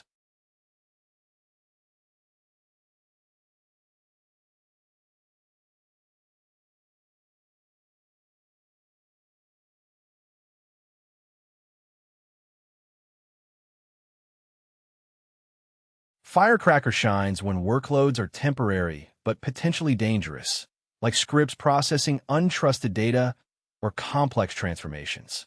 Its ability to quickly create and tear down strong boundaries makes it a practical default for high-risk tasks, rather than an exotic option.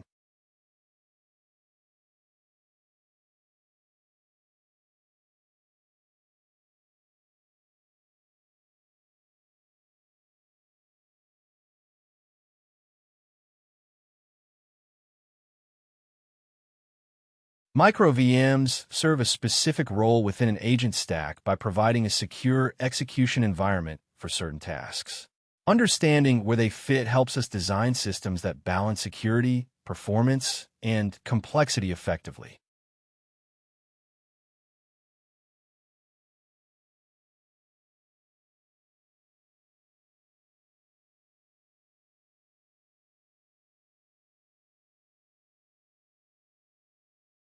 Not every task needs the heavy isolation that micro VMs provide.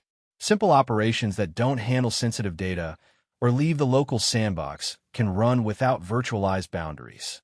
But when tasks involve inspecting files, running tools with side effects, or handling untrusted inputs, stronger isolation becomes necessary. The key decision is whether a step requires a security perimeter stronger than a shared kernel container.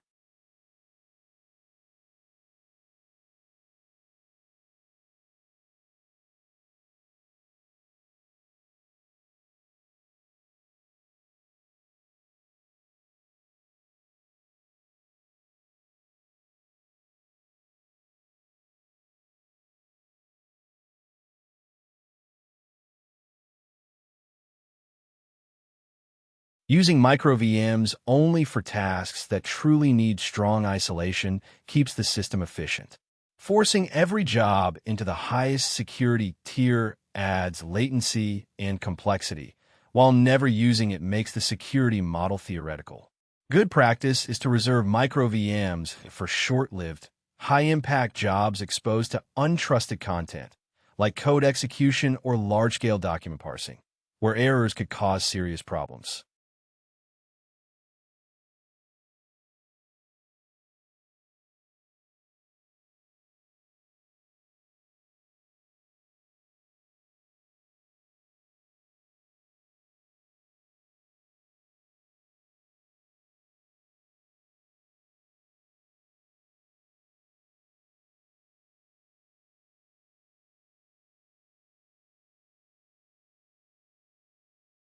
Firecracker micro VMs are ideal for tasks. They're too risky for containers, but too short-lived to justify full virtual machines.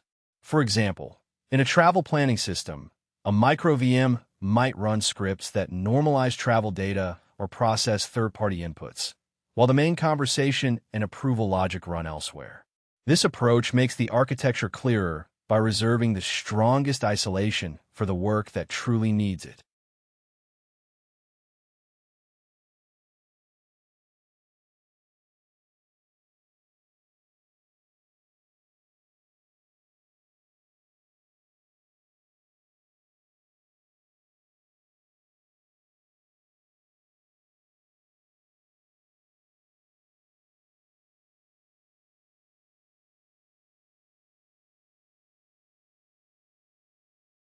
gvisor offers a unique approach to sandboxing by mediating system calls between containerized applications and the host kernel. This method creates a distinct security boundary without using a traditional guest VM.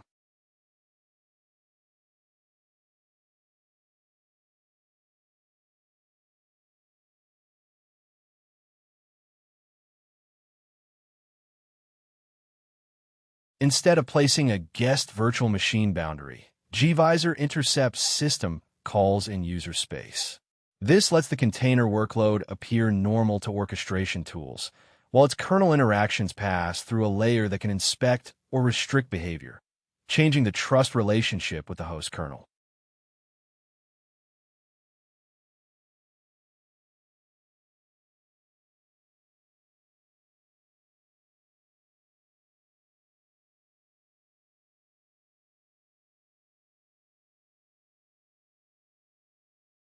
The security model depends heavily on what the runtime trusts by default. Standard containers rely on kernel isolation, preserving Linux semantics. gvisor inserts a sandbox that reduces the kernel's exposure while maintaining much of the container workflow, creating a distinct containment strategy rather than just a minor hardening.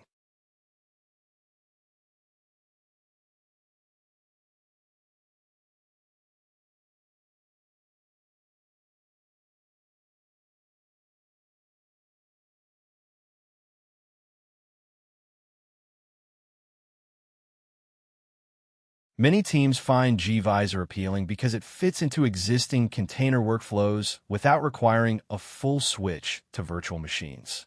It allows incremental hardening of workloads, especially when those workloads depend on container semantics and aren't ready for micro VMs, balancing improved security with low adoption friction.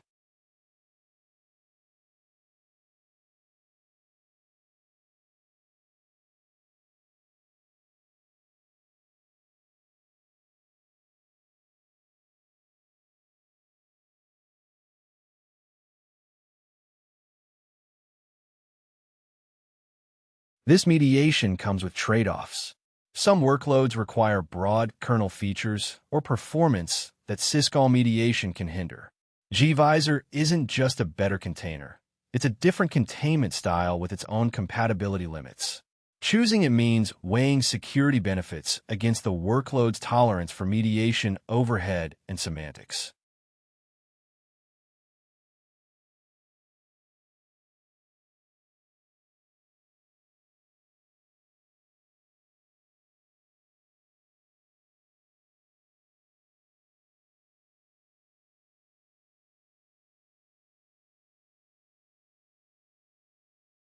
This part focuses on how to decide between using micro VMs or syscall mediation like gvisor. Understanding the trade-offs helps pick the right isolation method for your workloads.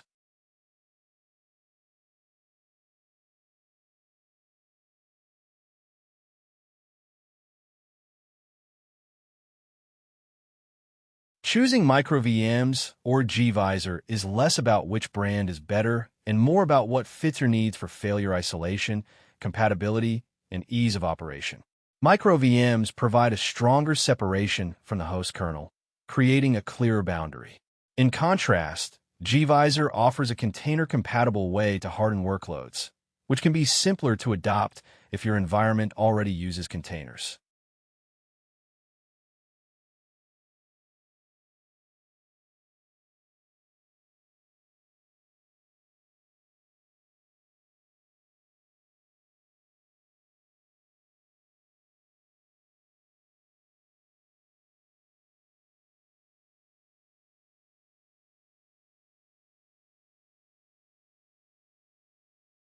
If your main goal is to minimize the blast radius for short-lived or risky jobs, micro VMs often offer the cleanest isolation. They work well when workloads are ephemeral and don't need tight host integration. On the other hand, gvisor fits better when you want meaningful security improvements but need to keep working within a container-first workflow. Essentially, micro VMs focus on stronger separation, while gvisor enables easier, gradual adoption without leaving the container model behind.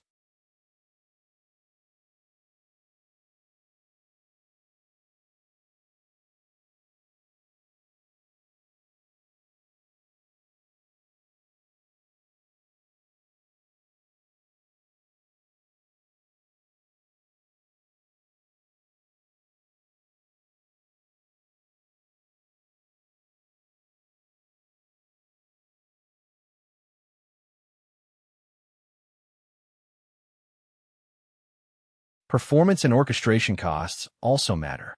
Micro VMs can be very efficient for their target workloads, but require more setup than plain containers. Meanwhile, gvisor keeps much of the container's lightweight feel, but adds a mediation layer that can impact performance and compatibility. Neither option is inherently worse. The best choice depends on whether the overhead is acceptable compared to the risk of a containment failure.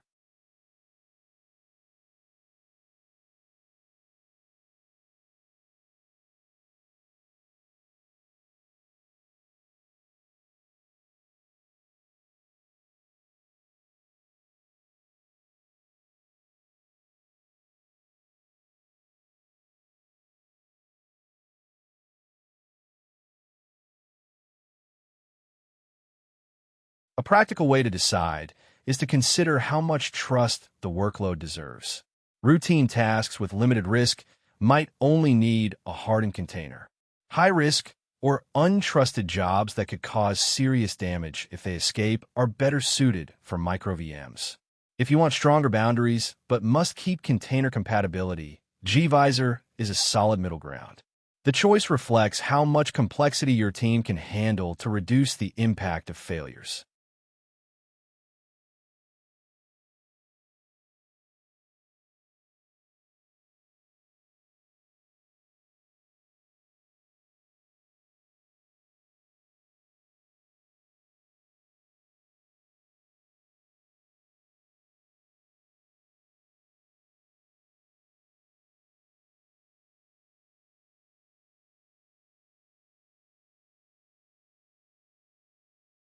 Kubernetes can serve as a routing layer that directs workloads to different execution environments based on their security needs. This approach helps manage hardened execution paths without confusing orchestration with security enforcement.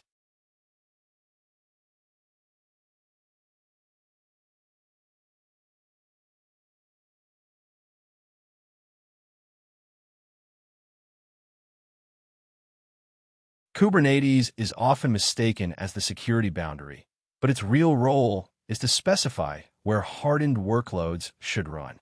It can isolate workloads through node pools or labels, but the actual security depends on the runtime environment, not the orchestration alone.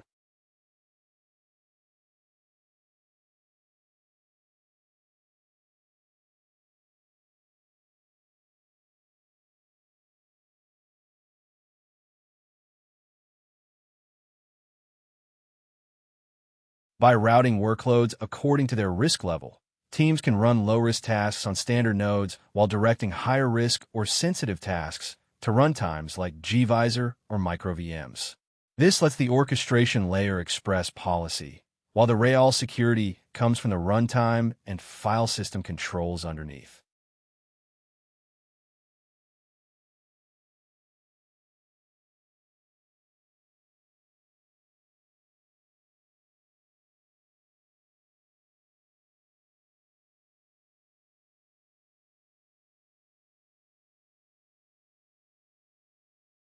Keeping orchestration distinct from containment avoids overloading Kubernetes as if placement alone provides defense. Placement only matters if the execution environment is truly harder to escape. Kubernetes routes tasks after governance decides which workloads need hardened lanes.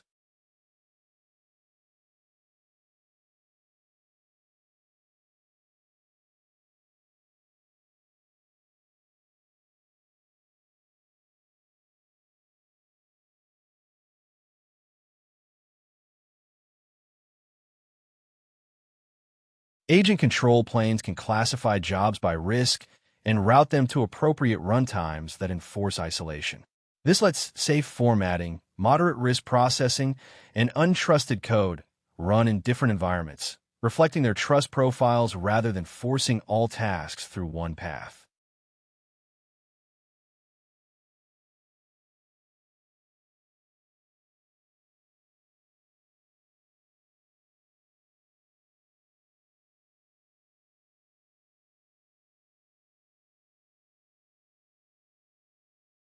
File system governance controls where a task can write data, acting as a fundamental containment mechanism. This part explains how strict file system rules prevent workloads from affecting areas outside their designated space.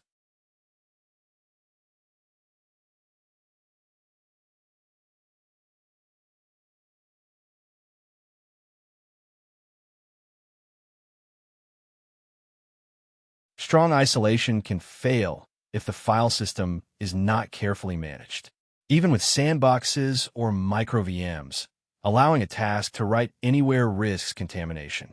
Limiting writes to one designated root directory ensures the task can only affect its own workspace, preventing spillover into other parts of the system.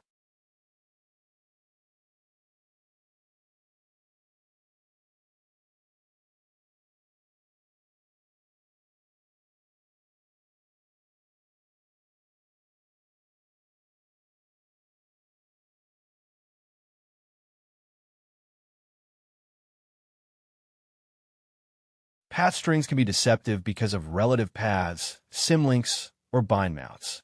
If you check permissions on the raw path string before resolving it, malicious paths can bypass restrictions. The correct approach is to resolve the actual file system location first, then verify it lies within the allowed route before permitting any write.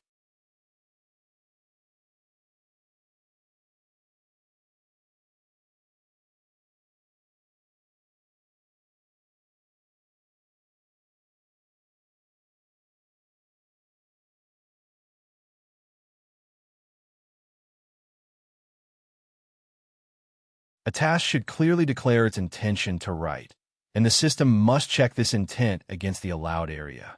This prevents accidental or ambiguous writes, especially since generated code might build file paths from unpredictable inputs. Enforcing explicit intent avoids silent errors and keeps writes strictly within the permitted zone.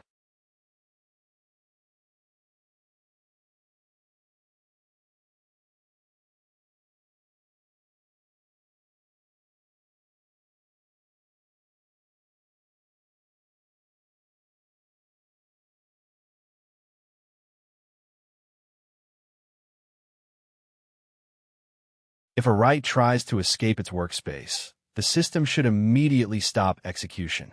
Silently fixing or redirecting such violations weakens containment. Treating boundary breaches as errors at the moment they occur ensures the file system policy is a strong, enforceable containment primitive rather than a mere guideline.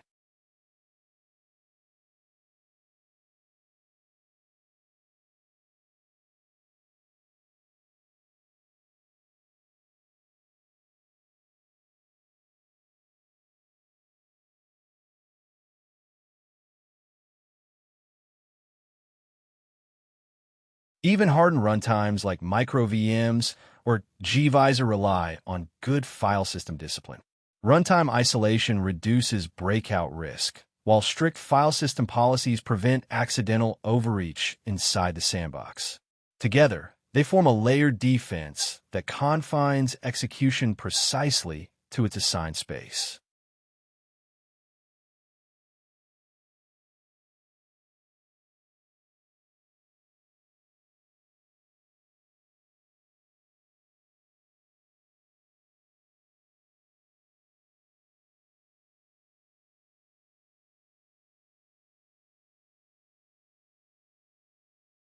This part covers the concept of ephemeral sandboxes and how controlling their lifecycle per run improves security and operational simplicity.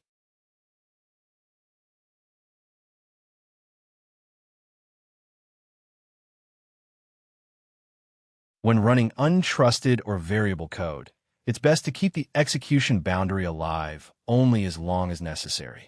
Creating a sandbox just for one run and then destroying it prevents leftover state from previous runs, which strengthens security by reducing the chance of leaking sensitive information.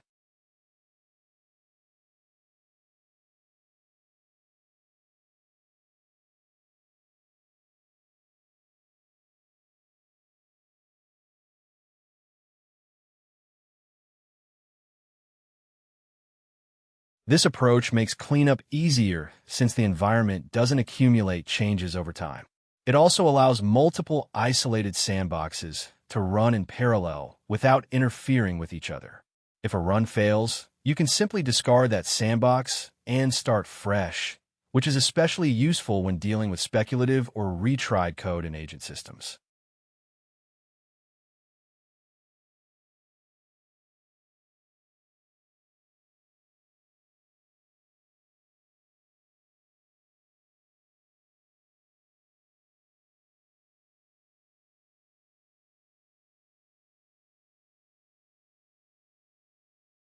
Because these sandboxes exist only briefly, pausing them for inspection is simpler than trying to understand a long-running process with accumulated state.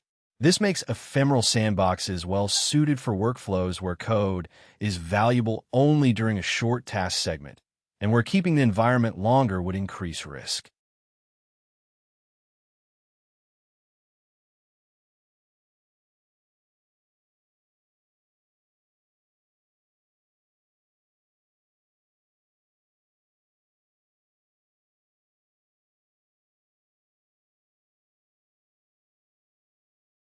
This model not only improves security, but also lightens the mental load of managing execution state. Each run is fresh and isolated, so the system treats the sandbox as a temporary container for a single action. This is especially helpful for agent workloads that vary greatly in input, tools, and risk from one run to the next.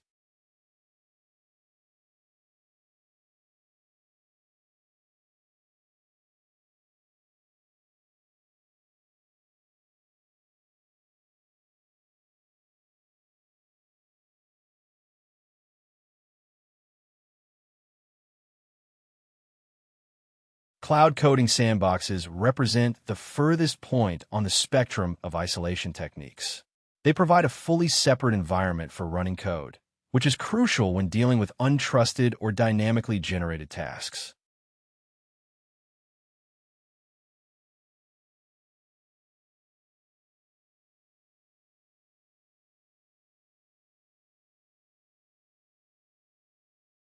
Instead of running generated code within the main application, cloud sandboxes send tasks to separate workspaces that exist only for that job or session. This approach is especially important when the code is untrusted or too variable to safely run alongside user-facing processes.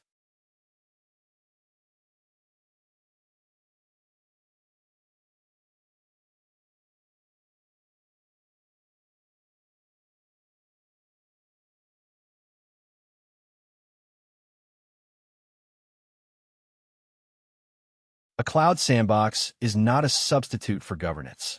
It isolates risky logic under a different trust model, but the application still controls what code runs there, what outputs are accepted, and what policies apply.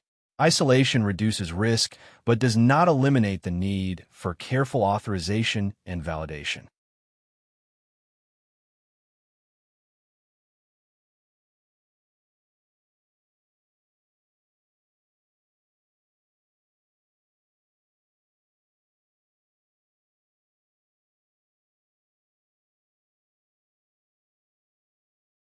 Managed sandboxes simplify operations by bundling provisioning, isolation, and teardown into one lifecycle. Services like E2B provide isolated environments for short-lived code, making it easier to run risky or experimental tasks without manual setup or cleanup.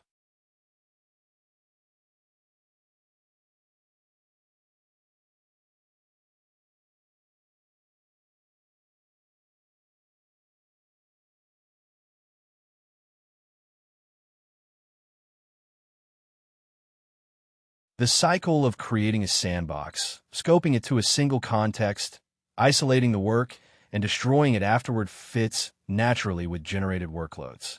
These tasks are often short-lived and risky, so cloud sandboxes provide a practical boundary that keeps the main application safe and resources efficiently reclaimed.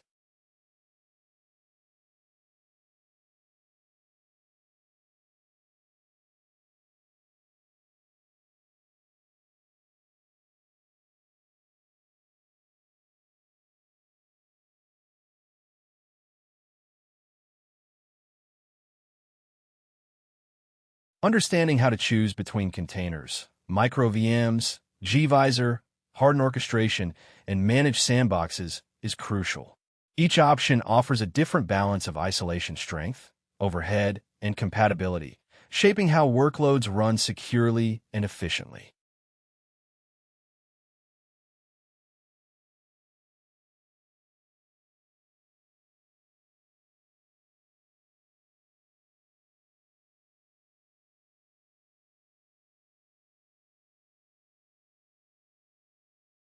Containers provide the quickest and easiest way to package and isolate workloads when the risk is low. They ensure predictable execution and are ideal for many standard service tasks. However, they aren't the best choice for workloads that face adversarial conditions or come from untrusted sources.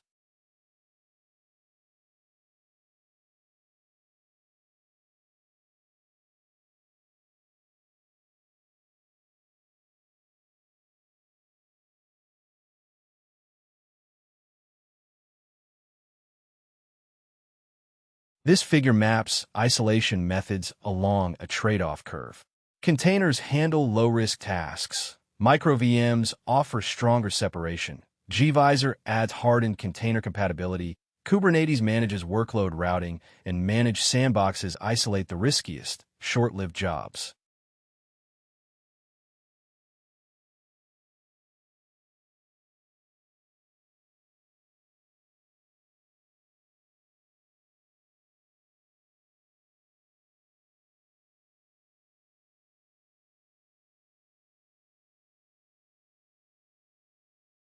Micro VMs create a stronger isolation boundary, making them suitable for workloads that are brief but handle critical or sensitive information. They require more setup and operational effort than containers, but they reduce the risk of a container escape affecting the host system.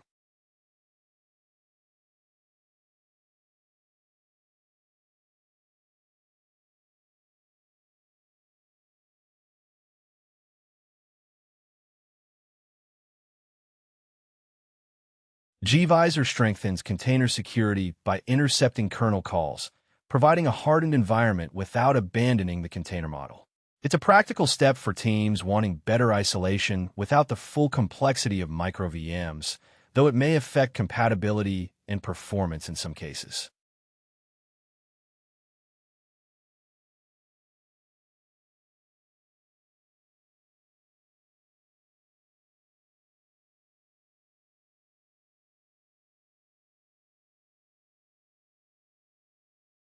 Kubernetes itself doesn't isolate workloads, but plays a vital role in directing them to the right environment. By routing jobs to nodes or runtime classes with the appropriate security level, it enables risk-aware placement that scales across services and teams.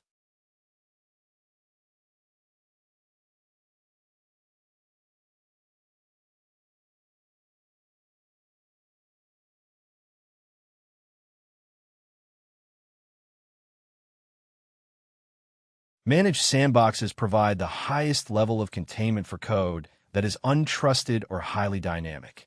They simplify operations by isolating execution completely and matching the natural life cycle of ephemeral tasks, making them ideal for agent-generated or very risky workloads.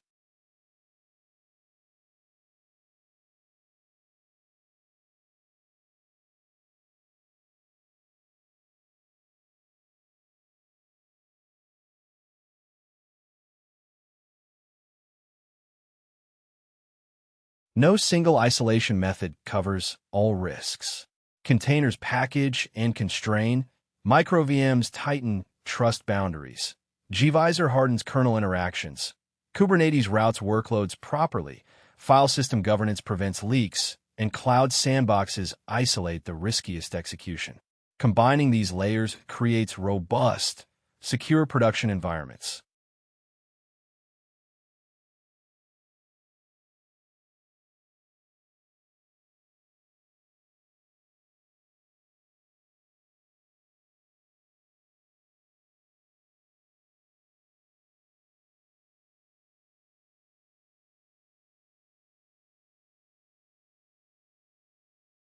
The sandbox is not just a container for running code. It acts as a fundamental execution primitive that controls how and where an agent's code runs, especially when that code is complex or risky.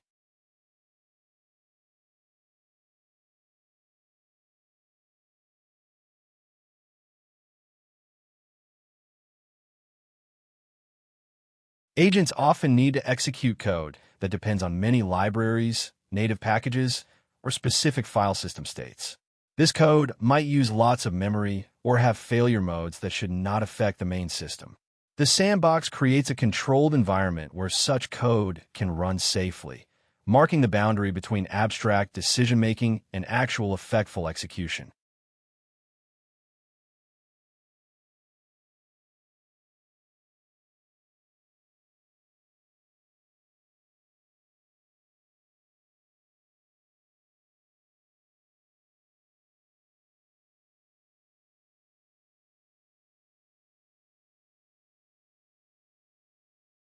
An agent can produce perfectly valid plans and code, but if the runtime environment is too permissive, it might cause unintended side effects. For example, a travel agent might correctly decide to compare flights, but could accidentally access sensitive files or network resources if not properly sandboxed. Execution risk grows because actions have lasting effects and external dependencies, so the system must enforce strict constraints on what the agent can actually do.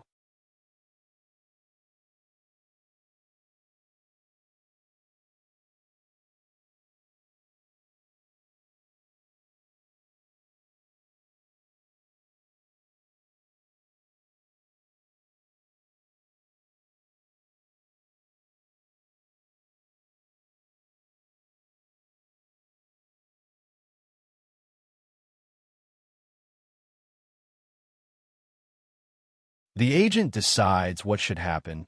An orchestration layer checks that the action is allowed and properly formed, and the sandbox executes it within a bounded, controllable runtime. This separation prevents execution from becoming a black box and makes the sandbox a governed tool, just like database access or search, but with tighter runtime control.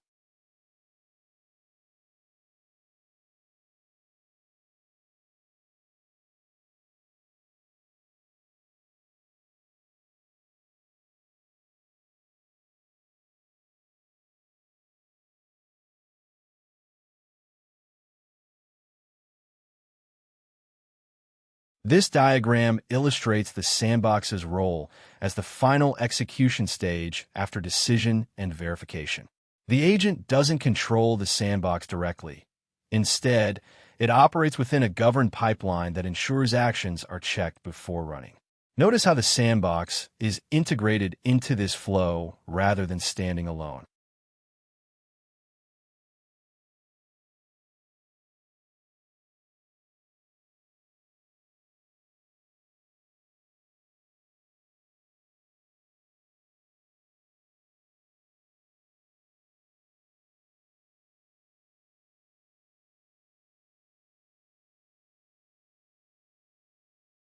Good prompts help reduce errors but cannot prevent unsafe system calls, excessive resource use, or unwanted environment access. The sandbox provides a controlled space where the agent can be computationally powerful without risking the host system. This is the difference between letting the agent suggest a calculation and letting it safely perform that calculation under supervision.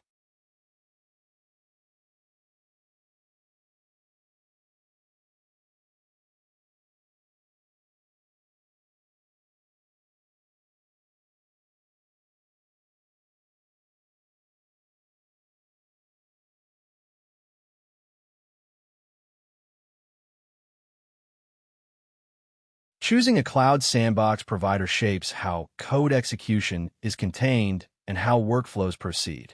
This decision influences isolation, session management, and integration with agent control flow, which are critical for reliable and efficient operation.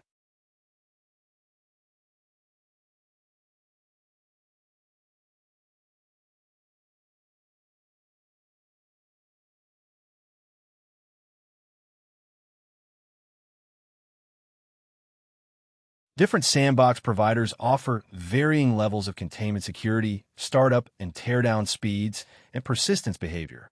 These differences affect how well they match the needs of specific workflows, especially when tasks vary in duration or require saving files between stages.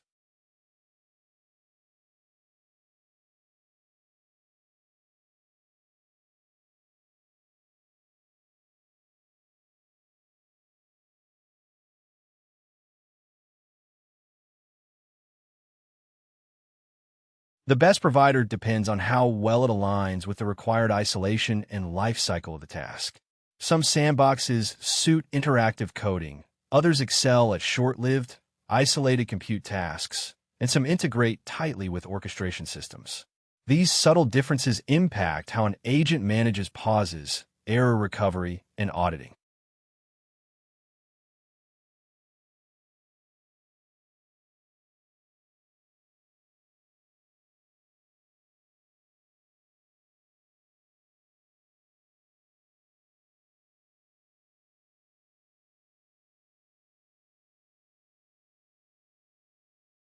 While agents can treat different providers as interchangeable tools, underlying differences in session resumption, artifact handling, concurrency, and timeouts still affect behavior. Providers that aggressively reclaim sessions may be cost-effective but unsuitable for workflows requiring human review, while those preserving sessions longer ease workflow design but add overhead.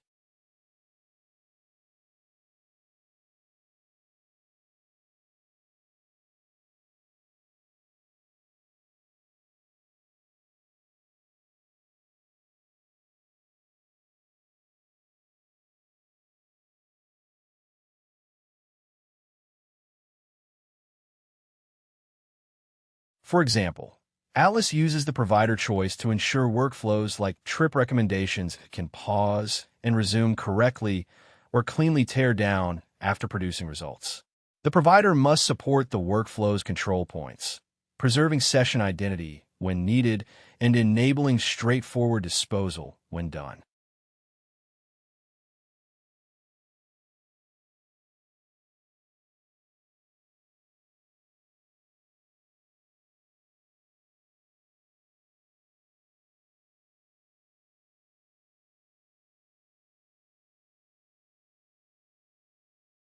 This pattern controls how an agent interacts with a sandbox environment by wrapping it as a tool. It creates a clear boundary that governs inputs and outputs, ensuring safer and more predictable execution.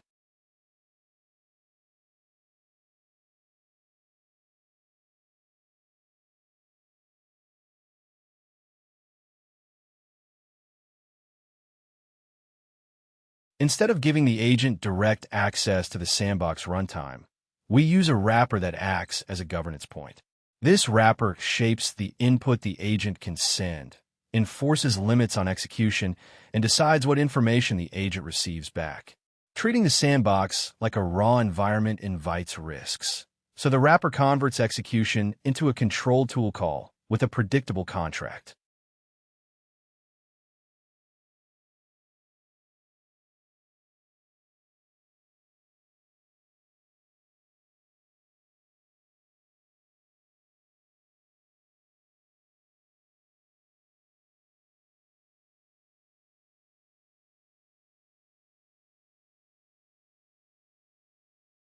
This pattern limits the agent's freedom exactly where actions become risky.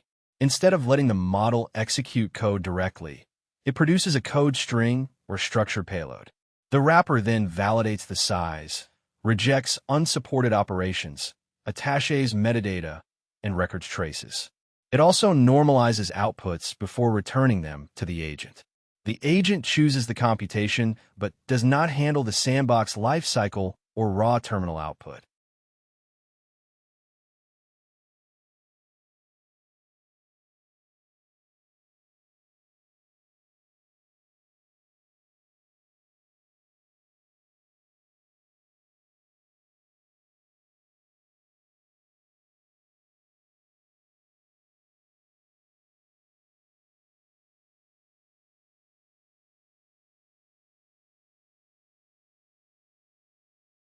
The format of the return value is as important as the input.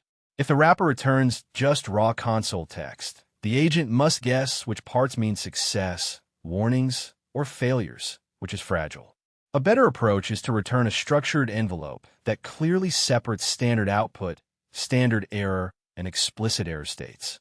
This helps the system distinguish between successful runs with warnings and failed runs with partial output. It also provides a stable interface for auditors and evaluators, making the tool more like a precise instrument than a simple shell.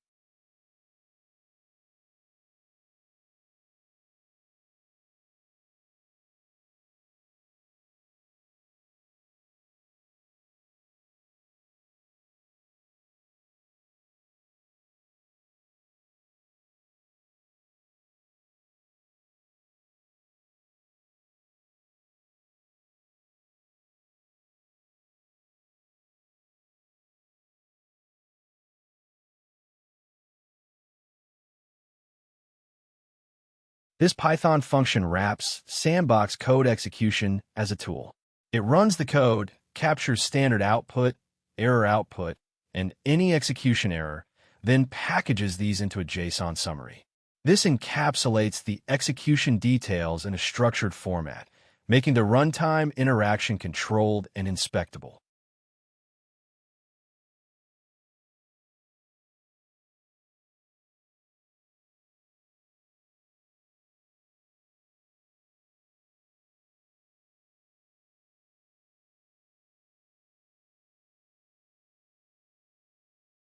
This design turns execution into a controlled artifact stream rather than giving the agent ownership of the runtime. The wrapper becomes a policy boundary where the system can enforce authorization, filter outputs, or replay executions. It decides whether requests are accepted, transformed, rate-limited, or denied, providing a critical control point for secure and reliable sandbox use.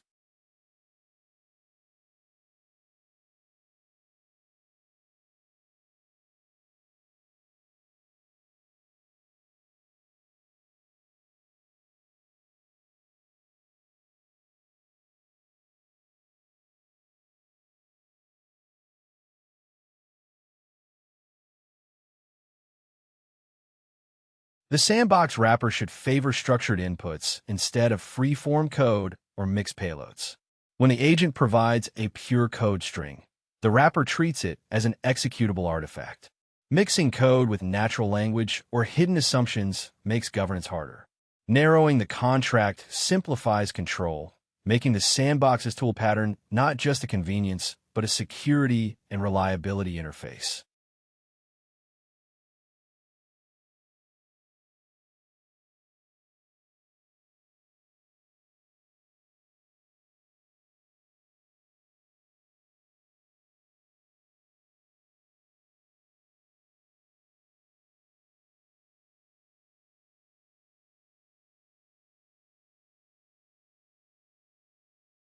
Structure execution results ensure that an agent can reliably interpret what happened during computation. This clarity is essential for effective decision-making and error handling.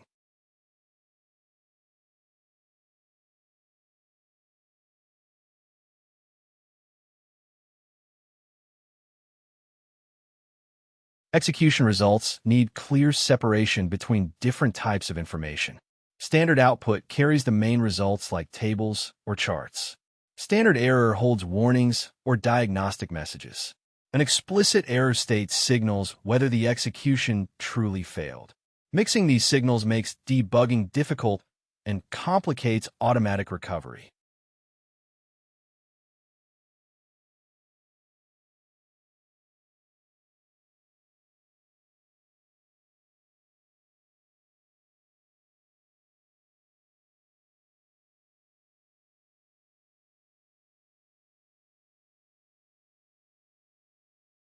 When the agent receives well-structured results, it can detect malformed outputs and decide how to respond, such as retrying or requesting human help.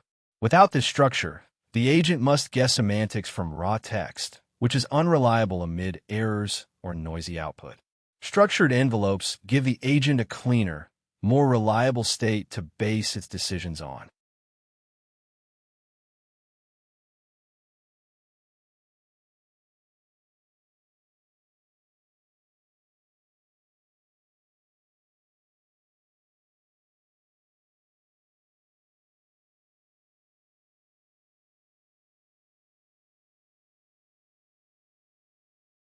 Structured data removes incidental noise like color codes or timestamps from terminal output, making results easier to compare across runs.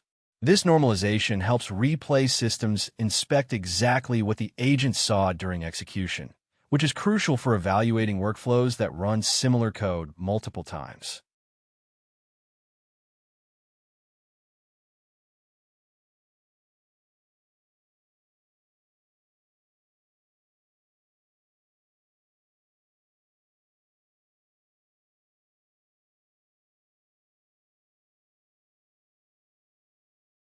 Imagine a workflow that loads data, computes a score, and then plots a chart. If the chart library issues warnings but still produces an image, the agent should recognize the success despite warnings. If the calculation crashes and plotting never runs, that failure should be clear too. Distinct channels let the orchestration layer handle these cases correctly, deciding when to retry, warn the user, or mark the run as failed.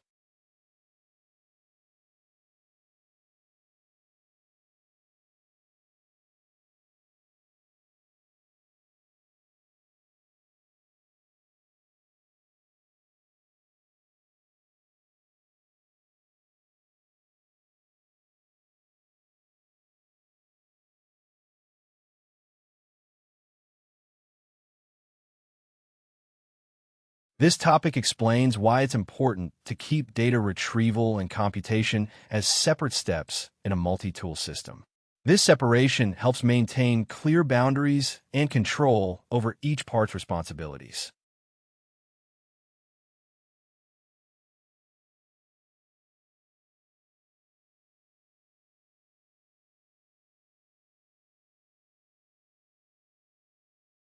Web search involves accessing external information, which is fundamentally different from performing computations.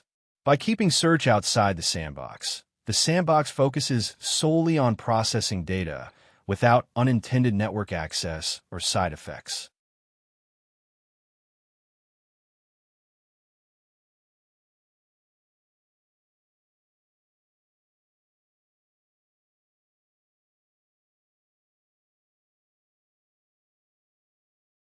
Retrieval tools can access a wide range of external data, while sandbox computation should be limited to local code and resources. Allowing the sandbox to browse freely blurs these roles and risks expanding its capabilities beyond safe limits.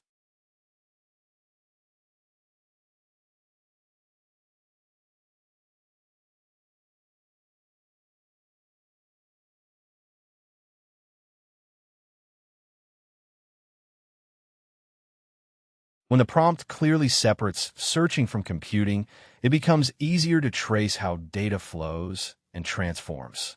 The sandbox handles the final computation, while the search tool remains the source of data, making the entire process more transparent and reliable.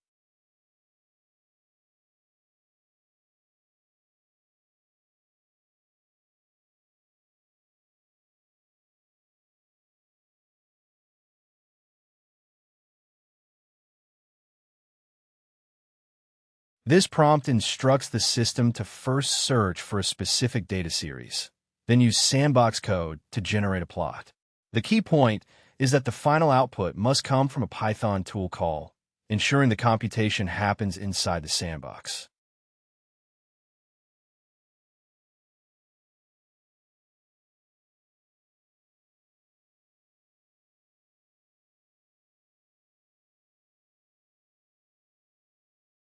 Requiring the last step to be a sandbox computation prevents the model from improvising results in text or partial transformations elsewhere. This makes the workflow deterministic and easier to verify where the data was processed.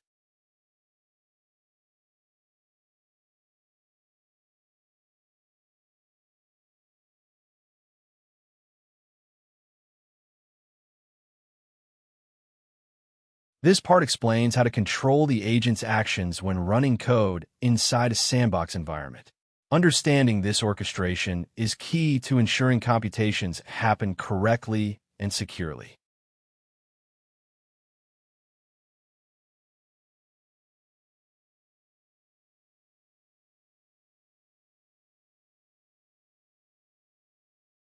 Splitting the workflow into retrieval and computation raises the question of how to trigger sandbox execution at the right time.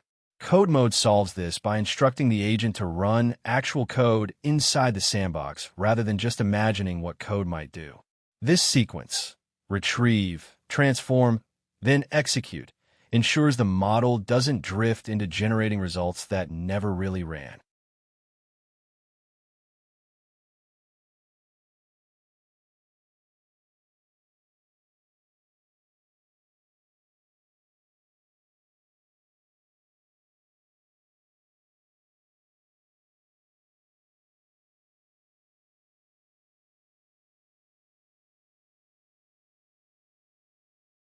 The agent's process becomes visibly staged.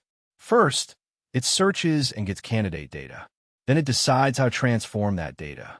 Next, the sandbox executes the transformation and returns structured outputs. Finally, the agent interprets those outputs and either finishes or continues. This clear separation avoids mixing arbitrary code with retrieval in a single loop and keeps the sandbox as a strict execution boundary.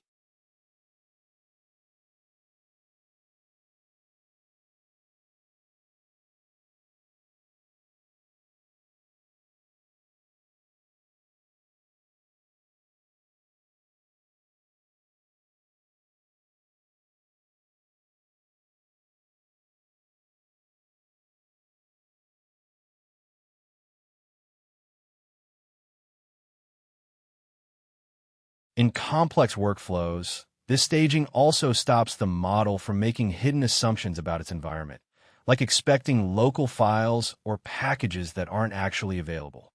Code mode forces these assumptions to be explicit at the sandbox boundary. Dependencies and data sources must be intentionally provided and fetched, so the sandbox tests assumptions against reality rather than letting the model rely on them silently.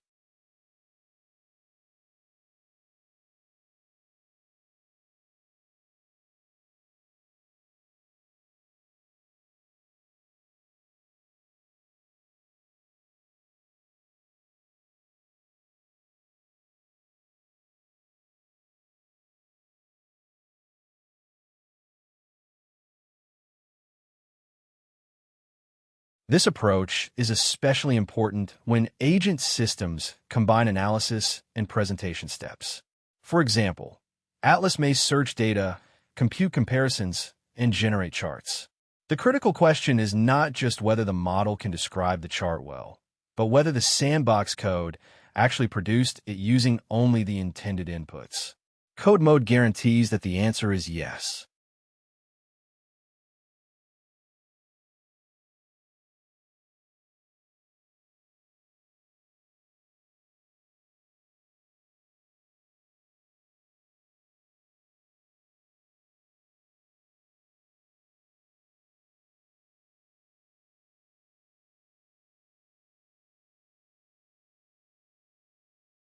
This part explains how to control the life cycle of a sandbox by pausing and resuming it. Understanding this lets us manage workflows that need interruptions or checkpoints without losing progress.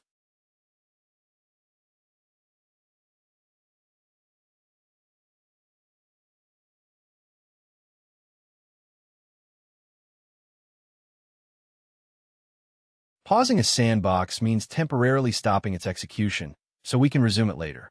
This is different from saving memory or freezing the entire agent. It controls the sandbox's life cycle, but doesn't affect the agent's long-term knowledge or memory.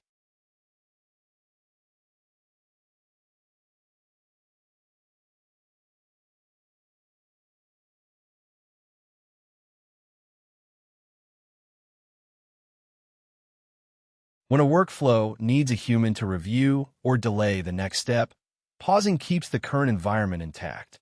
This way, data already fetched or computations already done don't have to be repeated, saving time and effort. The sandbox can later be reattached by its ID to continue exactly where it left off.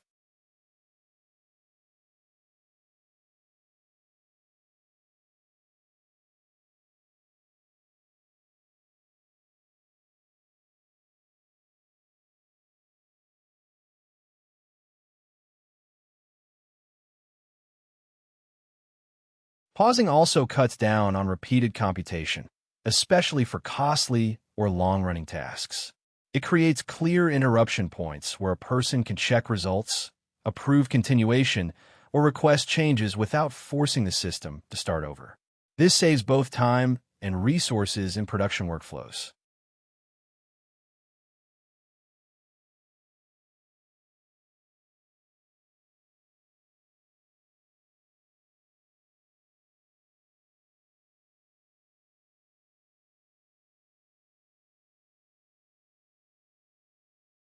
This code shows how to pause and resume a sandbox. The pause_sandbox function calls beta_pause on the sandbox object and prints its ID. The resume_sandbox function reconnects to the paused sandbox using its ID, allowing the workflow to continue from the save state. This explicit pause and reconnect pattern manages execution without implying permanent storage.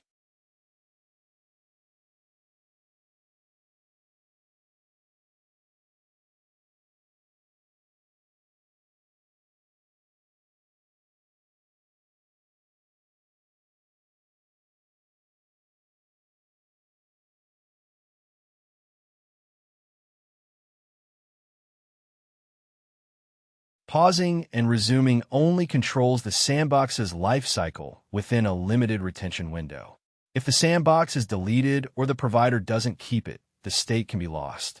This approach is about managing execution continuity, not providing permanent memory storage across sessions.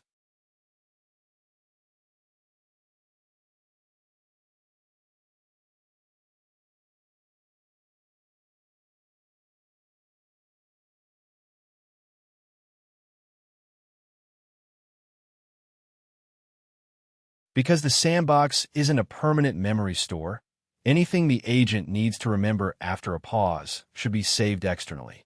This might be in checkpoints or artifacts the workflow can reload. Lifecycle control helps with execution, but shouldn't confuse runtime state with long-term persistence.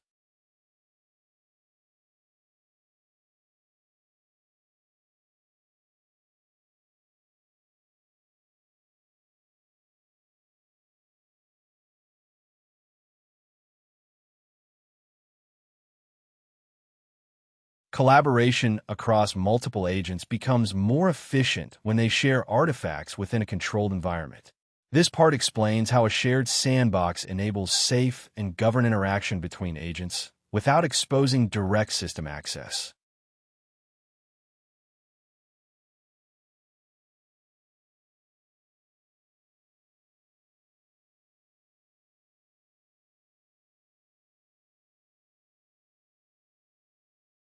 When a sandbox is used as a shared execution space rather than a private area, agents can pass intermediate results like code or data files safely.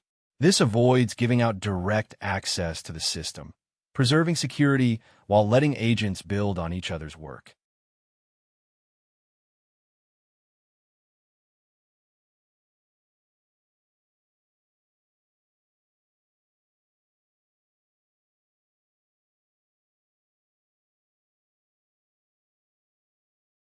Imagine the sandbox as a sealed container that agents pass along.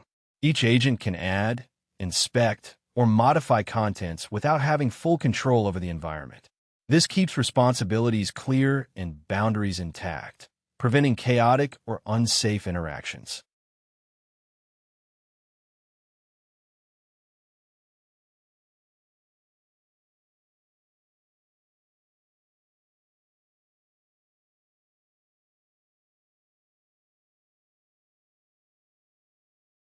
Using a common sandbox lets the system record which agent created each artifact and what code was run. This traceability helps diagnose errors, detect corruption, and understand how results were produced, all within a consistent trust framework.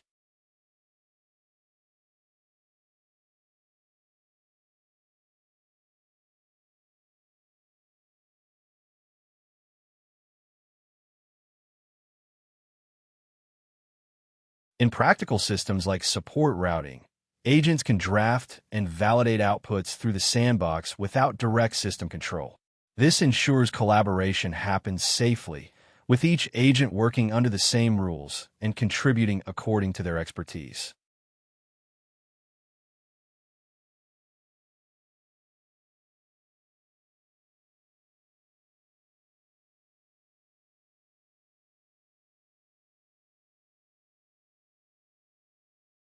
Understanding when to use a full sandbox versus a lightweight interpreter is crucial for balancing security, performance, and complexity in code execution environments.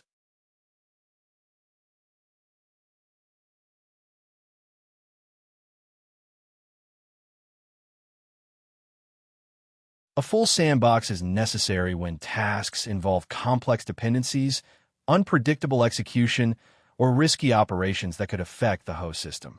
It isolates failures like crashes or excessive resource use, preventing them from spreading beyond the sandbox boundary.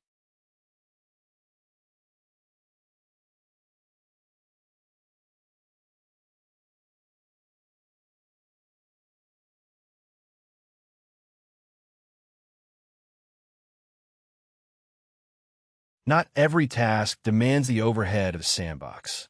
When the work is limited to chaining tools, formatting data, or running small, safe code snippets, a lightweight interpreter can handle it efficiently.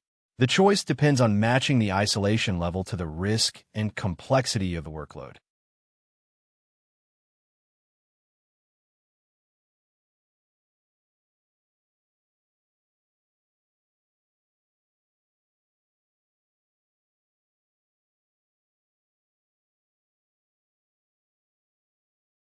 If the code behaves predictably and stays within tight bounds, a lightweight runtime is enough.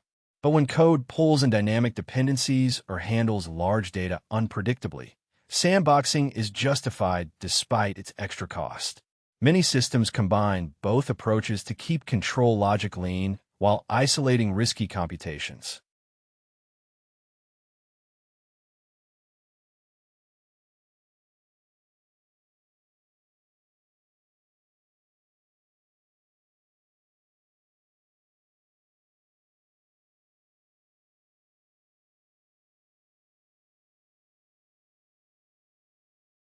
The key architectural decision is to separate real computation that needs containment from simple logic that doesn't. This distinction prevents hidden assumptions about where code runs and helps design workflows that are both secure and efficient.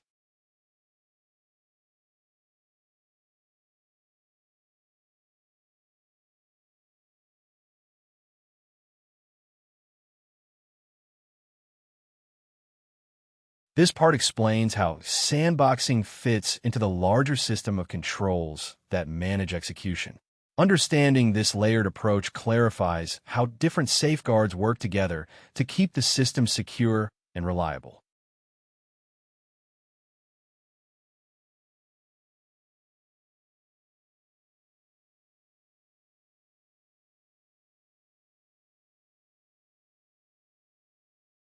Sandboxing doesn't replace the existing safety measures such as policy decisions, budget limits, or approval steps.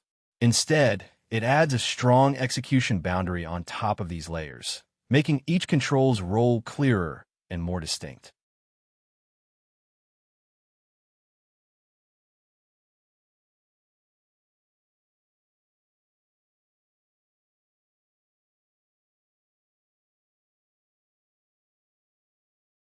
This layer design keeps the system fail-closed, meaning any refusal or failure at any stage stops the process.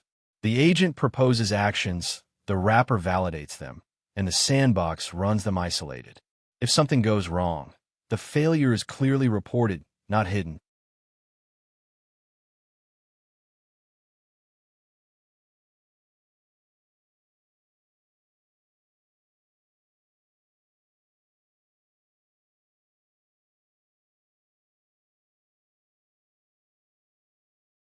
After establishing sandboxing, the next goal is to tighten trust boundaries further.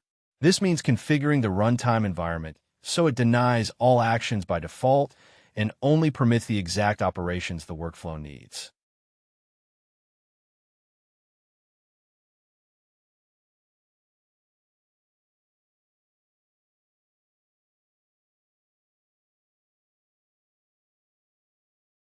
This figure illustrates the sandbox wrapper functioning as the policy boundary. It first validates incoming requests, then runs the code in isolation.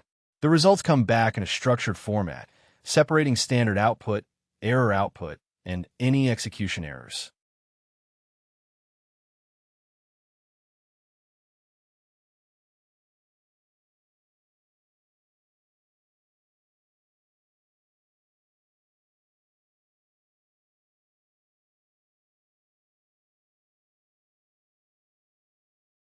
Code mode treats programming as a way to orchestrate actions and processes explicitly. This approach lets you control how different parts of a system interact by writing code that sequences and manages those interactions directly.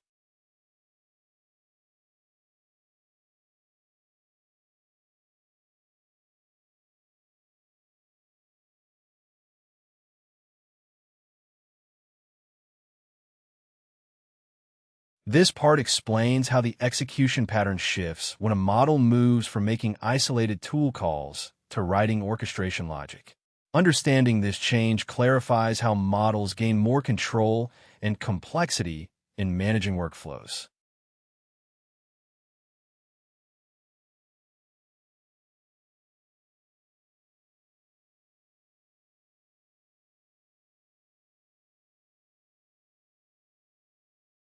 Normally, a model picks a tool, sends a structured request, checks the response, and then decides the next step.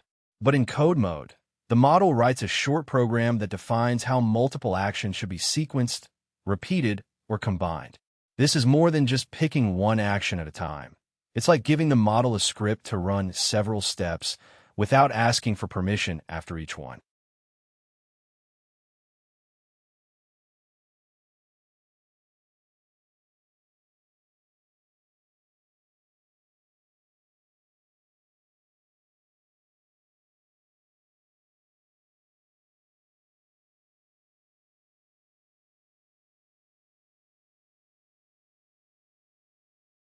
This figure illustrates how code mode changes the model's role. Instead of selecting actions step by step, the model writes executable orchestration code.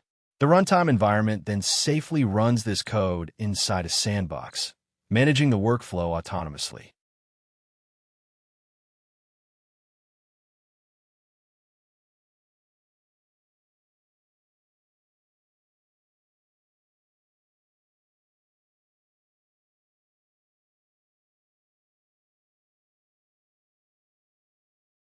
Orchestration involves control flow, like sequencing and repetition, which natural language handles poorly.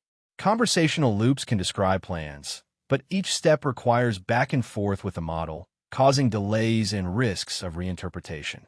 With code mode, the model writes a program that directly manages the workflow using native control structures, reducing overhead and ambiguity.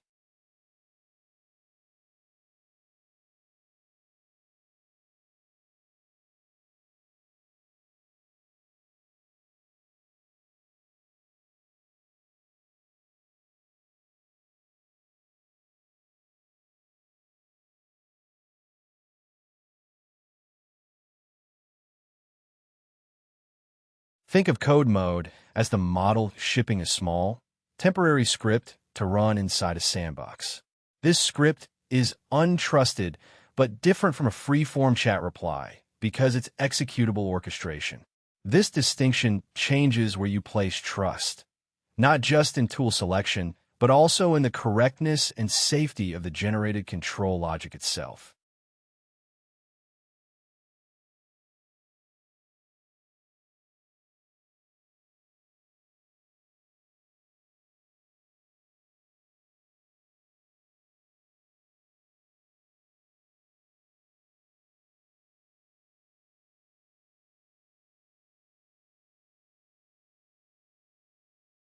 For example, instead of asking the model about each hotel option one at a time, it can write a short program that searches, normalizes, compares, and filters multiple options before returning a shortlist. This is more efficient and coherent, but it still needs safety checks because compact orchestration remains orchestration with all its risks.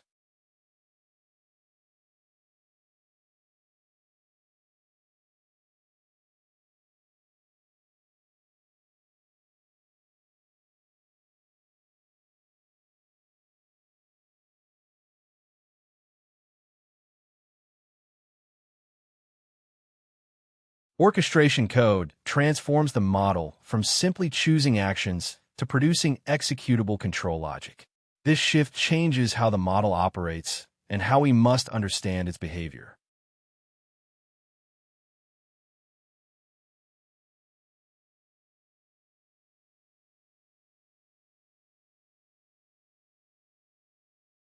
When the model emits one tool call at a time, it makes decisions based on immediate context. But when it writes orchestration code, it commits to a sequence of actions, including conditional branches that depend on future data. This means the model is not just deciding the next step, but setting the rules that govern all subsequent steps.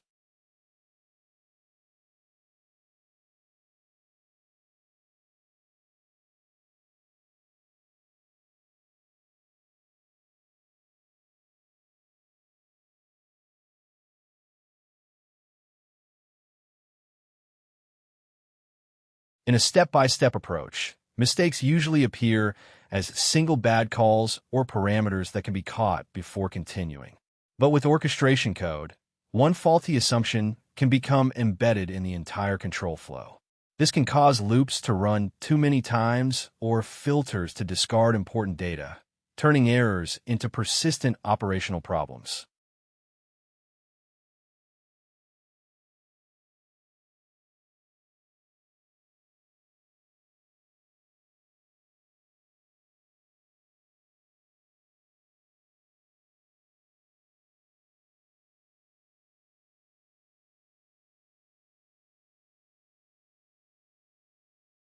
Treat code mode as a higher-order action that bundles many decisions into one artifact.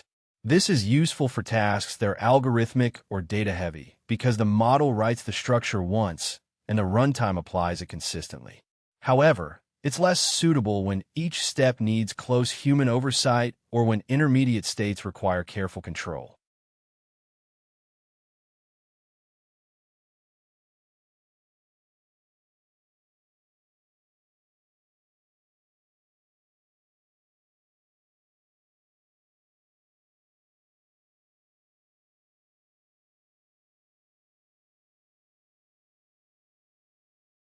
Executable logic can fail in more subtle ways than natural language plans.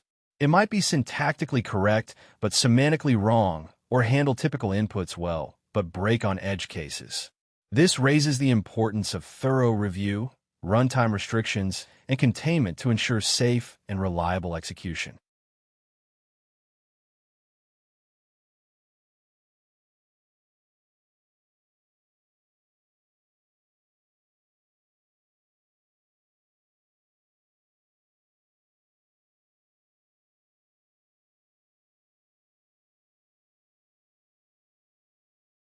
Native control flow constructs like loops and conditionals provide the core expressive power in programming. Understanding how these elements enable complex workflows helps us see why code mode is essential for certain tasks.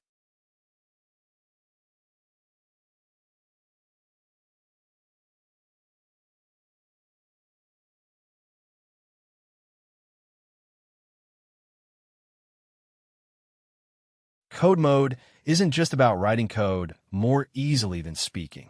It gives direct access to control flow structures that are difficult to replicate with repeated prompts. Loops let us handle repetition naturally, whether iterating over data or retrying operations. Conditionals allow branching based on runtime information without needing to reprompt the model at every decision point.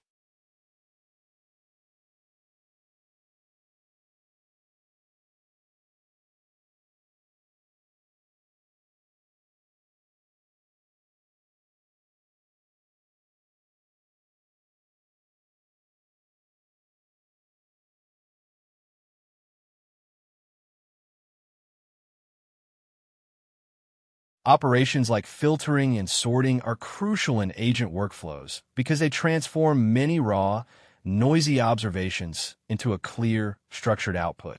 For example, when an assistant researches trips, it can collect many options, remove irrelevant details, score them, discard those that don't fit constraints, and summarize the best choices.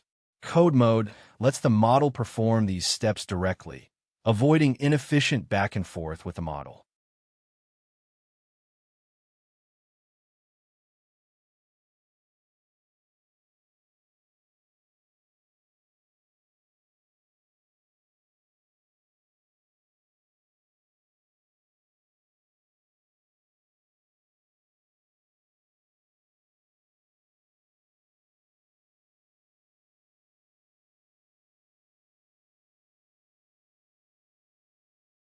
When workflows grow complex, involving multiple lookups and transformations, you can either make many separate model calls or generate one program to handle everything at once.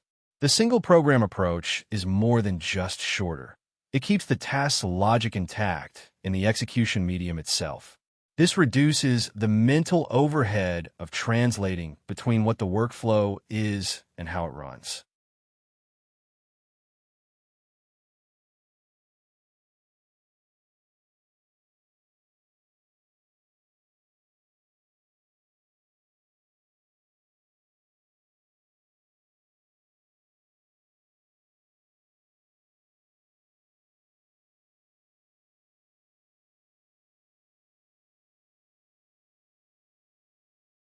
Repeatedly translating workflows between different forms, like decision trees, dialogues, and tool calls, can degrade reasoning quality. Code mode avoids this by keeping the workflow as a program until completion. The interpreter runs branches, loops, and aggregations directly, which is exactly what agents that process data or perform searches need for reliable execution.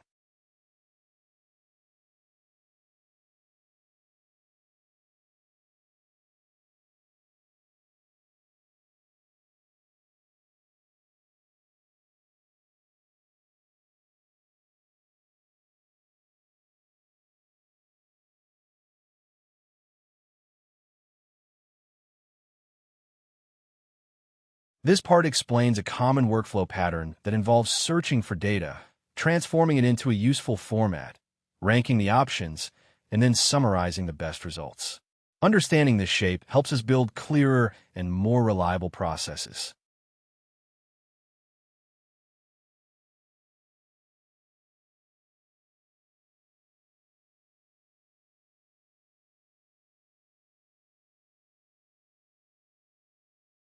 Imagine a travel assistant tasked with finding weekend trips and comparing them on price, distance, and cancellation policies. Normally, the system might search multiple times, refining its queries and comparing results in a conversational way. This approach depends heavily on the model remembering all previous steps, which can become fragile as the search space grows.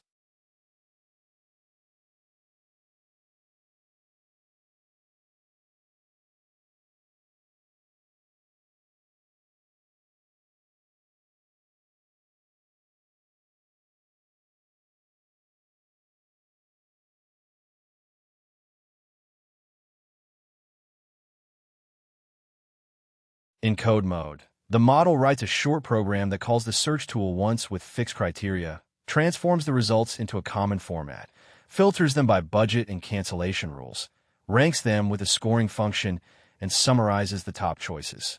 This ensures the same logic applies consistently, making the results more reliable than a chain of conversational guesses.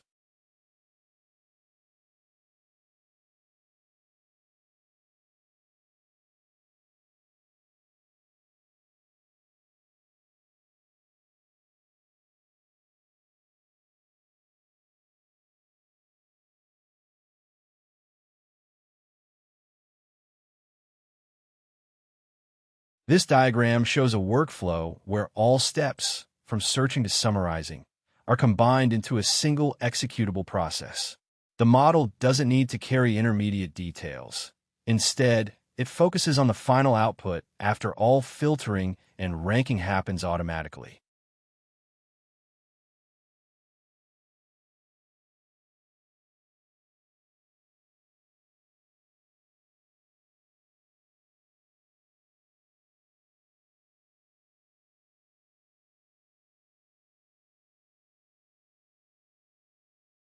Because the runtime handles repetitive tasks like filtering and ranking, the model can concentrate on producing the final recommendation. This makes code mode especially useful for structured tasks where the same operations repeat across many candidates, avoiding the need to explain them repeatedly in natural language.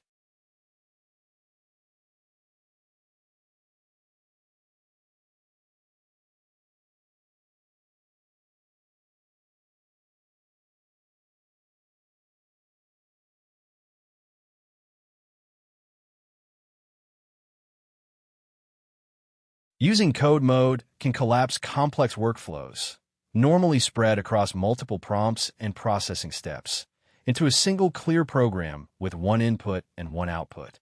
This smaller orchestration surface is easier to understand, checkpoint, and debug, which is valuable for production systems.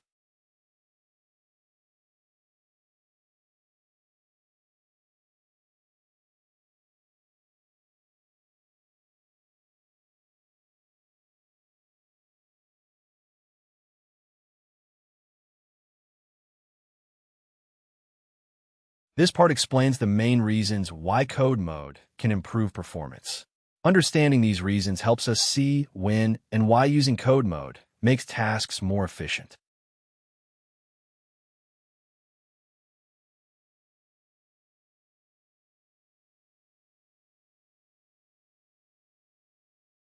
Every time the model is called, there is overhead like network delays and decoding time. If the model writes a small program to handle multiple actions locally, it cuts down on these repeated calls. This shifts the orchestration from many back and forths to just one generation plus local execution.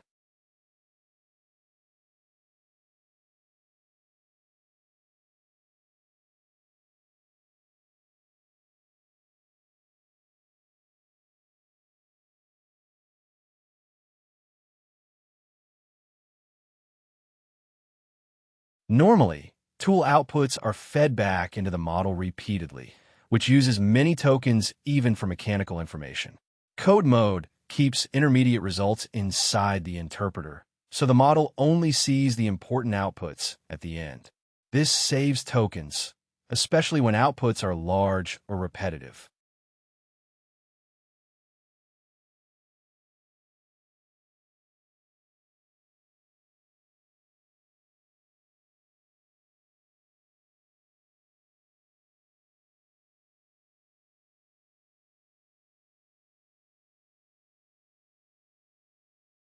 When a model has to constantly reread and explain intermediate states, it can lose focus on the real task. Code mode lets the runtime handle repetitive steps, so the model spends less time narrating itself and more time producing a concise final result.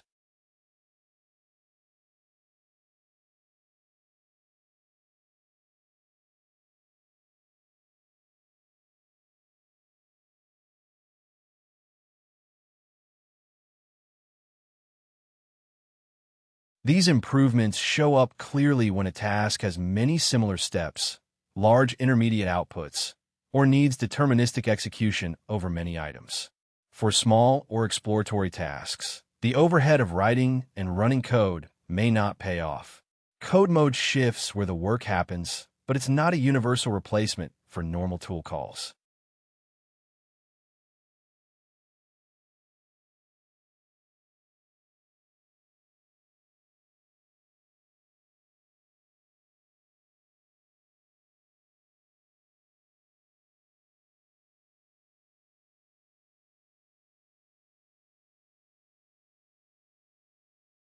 Context containment focuses on limiting how much intermediate data the model has to process directly.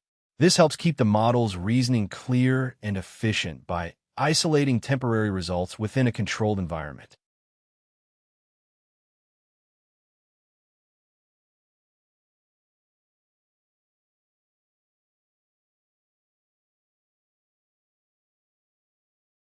When code mode handles intermediate outputs locally, the model avoids having to reread large or complex data repeatedly.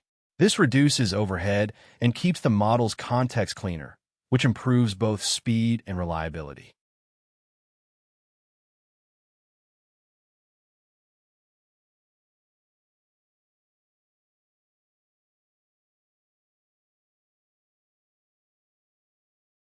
If the model constantly receives fresh outputs, it might focus too much on the latest data, mistaking it for instructions.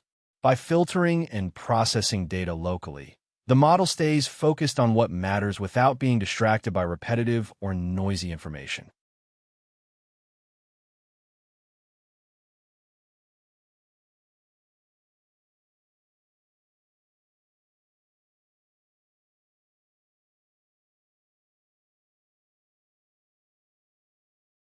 Keeping outputs local limits the model's exposure to problematic data, but it doesn't eliminate risks.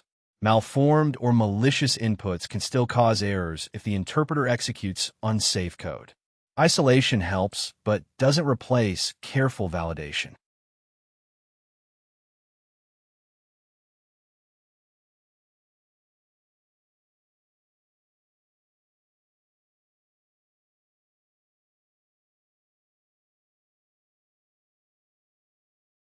Keeping intermediate results local reduces unnecessary data exposure, but privacy depends on how the runtime and platform handle data. If logs or files are created or data is sent elsewhere, privacy can be compromised. Code mode narrows the model's view, but doesn't replace data governance.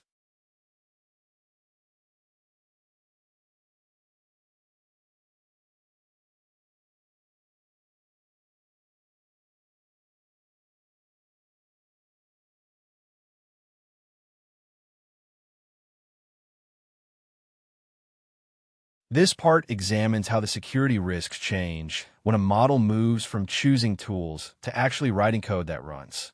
Understanding this shift is critical because it changes where vulnerabilities can arise.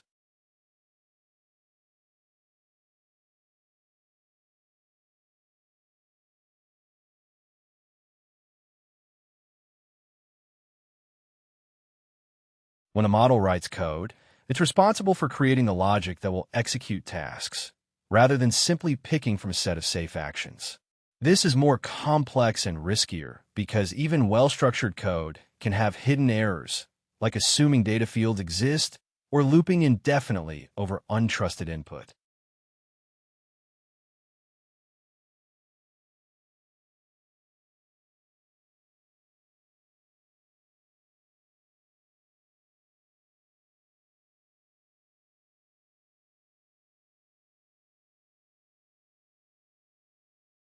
Failures in generated code often happen at the operational level. A sequence of valid tool calls can still lead to problems like writing to the wrong location, retrying too aggressively, or triggering costly downstream processes. The most dangerous bugs look like sensible plans, but fail under rare runtime conditions.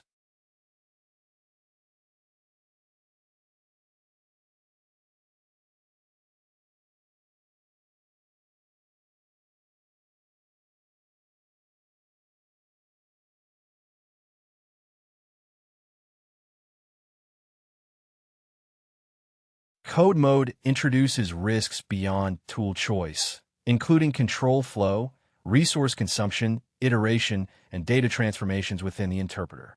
Even limited permissions can't prevent issues like budget overruns, stalled execution, or data leaks through logs, making this a fundamentally different security challenge.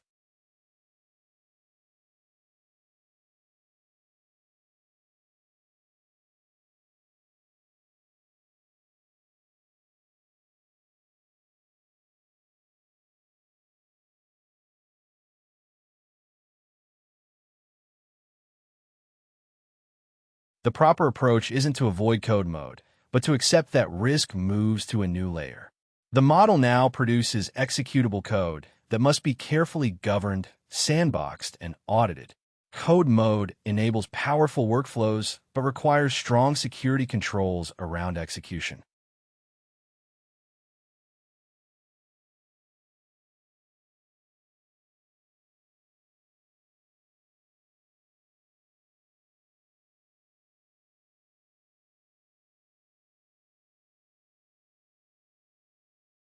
This part explains how code mode integrates with the overall strategy for containing execution risks. Understanding this relationship helps clarify what code mode can and cannot do within a secure system.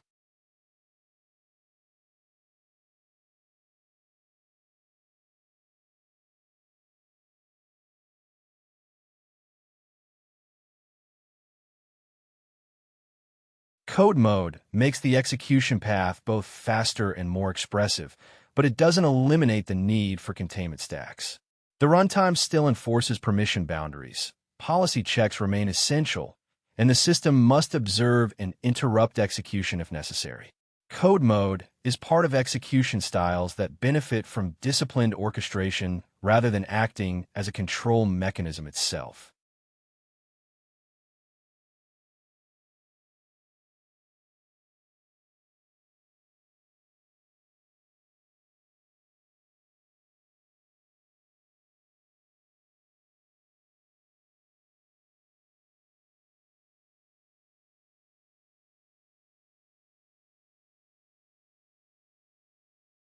Comparing code mode with secure approval flows helps clarify its role. Approval gates decide if sensitive actions can proceed, and sandboxes limit what those actions can affect. Code mode sits above these concerns, organizing work more efficiently.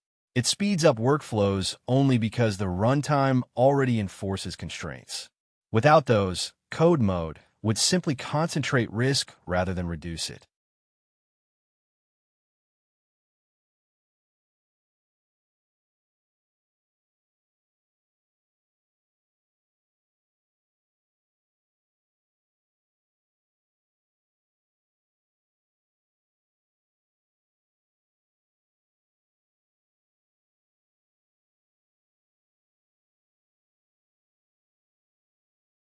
The practical lesson is to adopt code mode only once clear rules exist for tools, files, budgets, and sensitive side effects. Otherwise, the system might become more fluent faster than it becomes safe. This imbalance is risky because performance improvements are immediate and obvious, while failures can be subtle, delayed, or rare. A system can seem flawless until one malformed input causes a serious problem.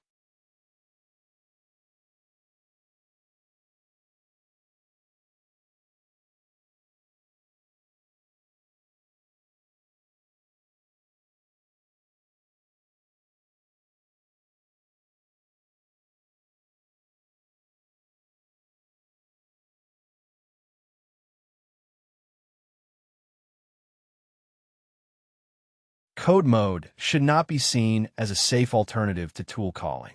Instead, it's a more compact way to express orchestration when the runtime is ready to contain it. It narrows context, cuts some costs, and keeps natural control flow, but also places trust in generated executable logic.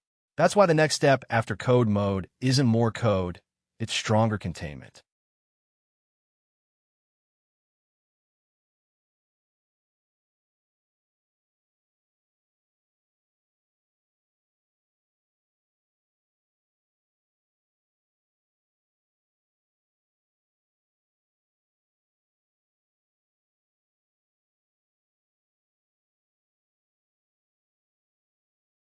Code mode can make an agent act faster by using executable code, but it does not increase how much we can trust the model's decisions. Understanding this difference is crucial for safe system design.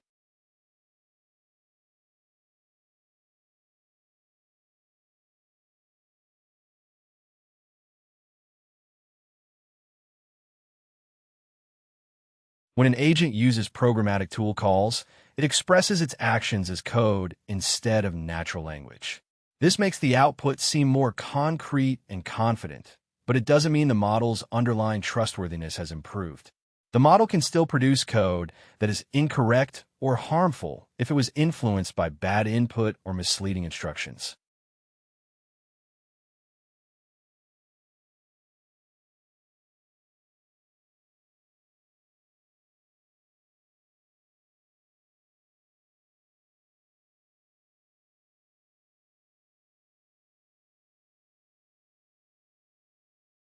Code mode appears decisive because it produces executable logic rather than tentative suggestions. However, decisiveness alone is not a security guarantee. Turning a decision into code simply speeds up execution. It doesn't prove that the intent behind the code is safe or correct.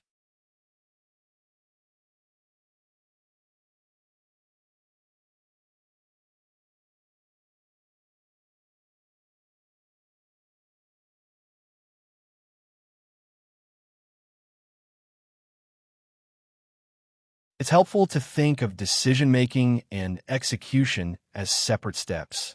The model makes decisions, the host system verifies those decisions, and the runtime environment executes the code with constraints.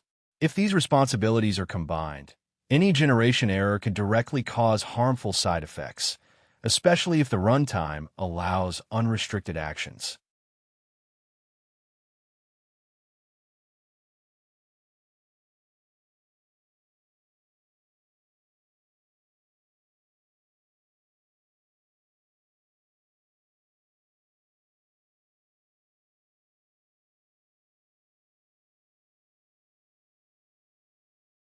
This figure illustrates the separation of concerns in code mode. The model generates the program. The host verifies its correctness or safety, and the sandbox environment strictly limits what the code can do during execution. This layering helps prevent unsafe actions despite powerful generated code.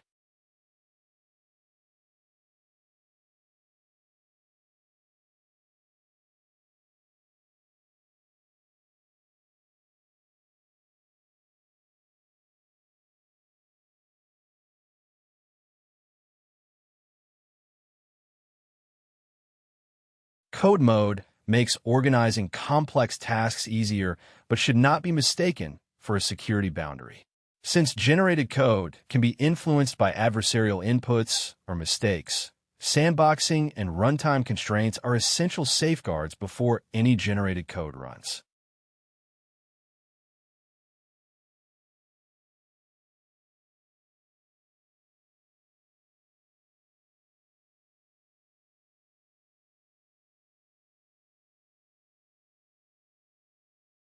Generated code often feels safe because it can be read and inspected.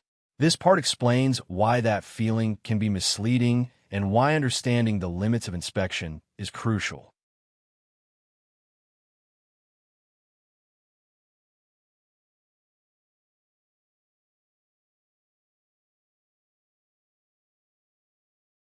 Generated code can be read by humans and scanned by security tools, which creates an illusion of safety. However, reviewing code after it's created doesn't ensure it will behave safely when it runs. Some risks only appear during execution, especially when the program interacts with files, networks, or credentials.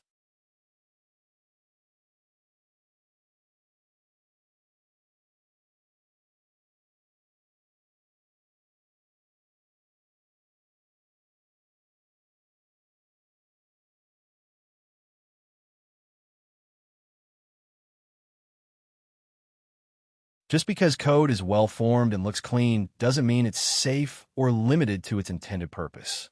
Generated routines might perform hidden actions like saving data in unexpected places or contacting unauthorized endpoints. Elegance in code doesn't guarantee confinement or trustworthiness.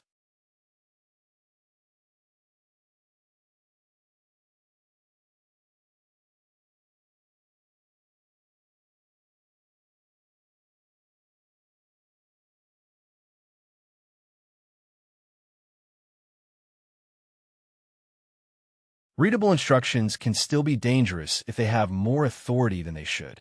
Think of code as a list of instructions and sandboxing as the locked environment controlling what those instructions can actually do. Confusing these layers leads to systems that are easy to understand after the fact, but hard to control in real use.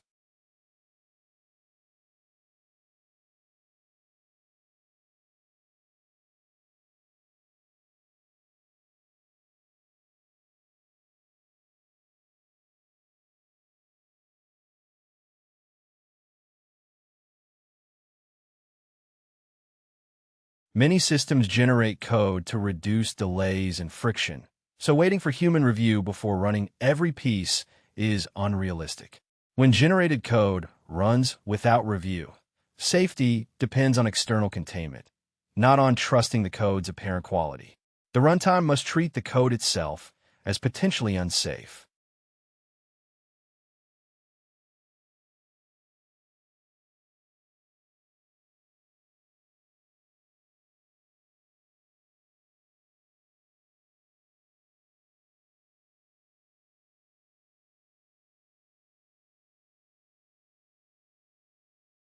This part explains how untrusted text can turn into harmful actions when a model processes it as executable code.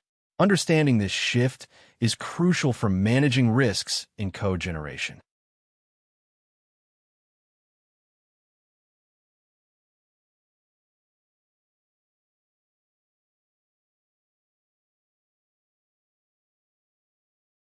When untrusted text is incorporated into a model's output as executable code, it stops being just text and becomes an action. This conversion is the key risk because what look harmless can trigger real effects once operationalized.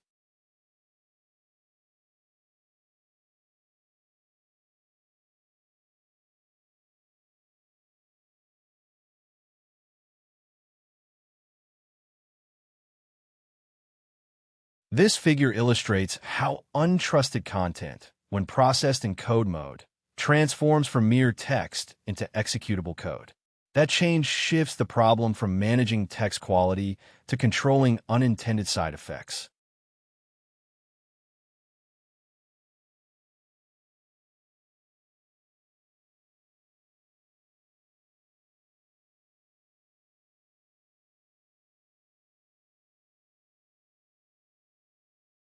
A sentence that seems like normal advice can become dangerous if the model treats it as an instruction to generate code. This code might then perform sensitive operations without the user's awareness, because the model gives the text an active role.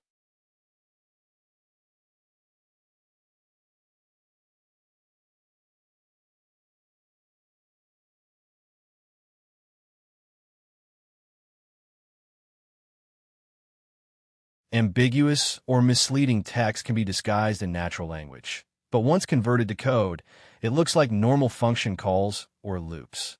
The model executes these instructions quickly and outside human scrutiny, making it easier for malicious content to cause harm.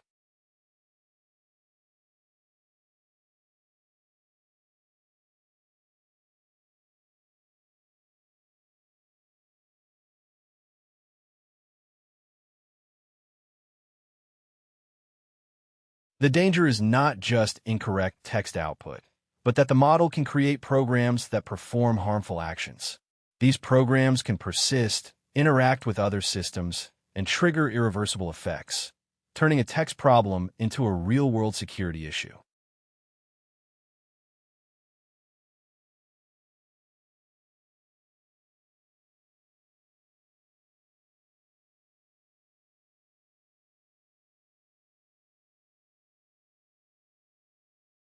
Understanding the risks of running generated code without containment is crucial. This part explores the main categories of failures that can happen when code has too much freedom.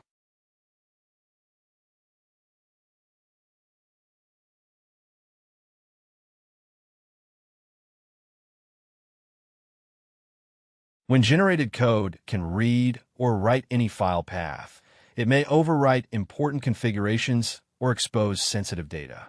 Even a small error, like using the wrong directory, can change a harmless action into a serious security problem. For example, writing a file outside a designated workspace can expose system files unintentionally.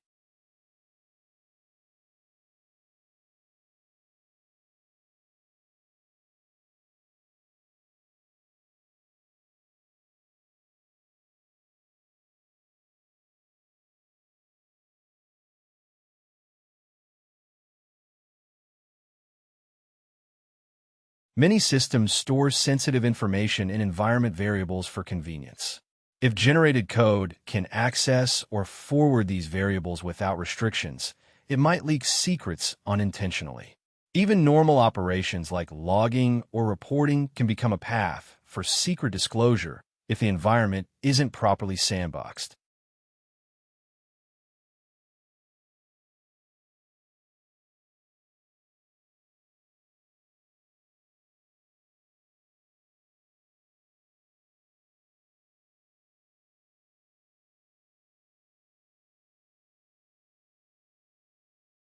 If generated code can access the internet or internal networks freely, it creates a channel for data to leave the system. A small mistake might trigger requests to unauthorized endpoints or leak data silently. Network access transforms the sandbox from a safe container into a bridge that connects the code to external systems, increasing risk dramatically.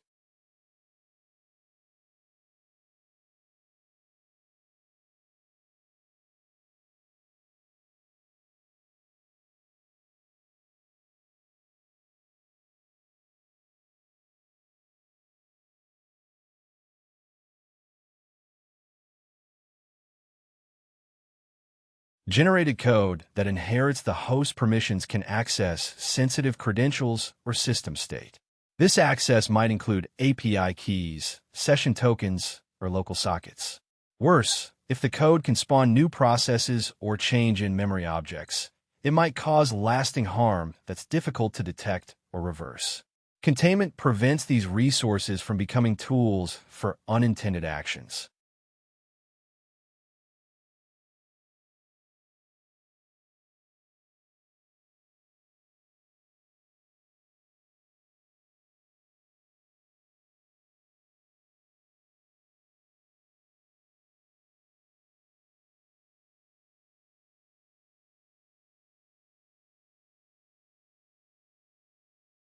These failures often appear as simple automation errors, a wrong file path, an extra log, or an unguarded network call. But in generated code, these are not just bugs. They represent the code exercising authority it shouldn't have. Without containment, the model gains more control over the system than intended, turning a controlled environment into one with ambient privileges.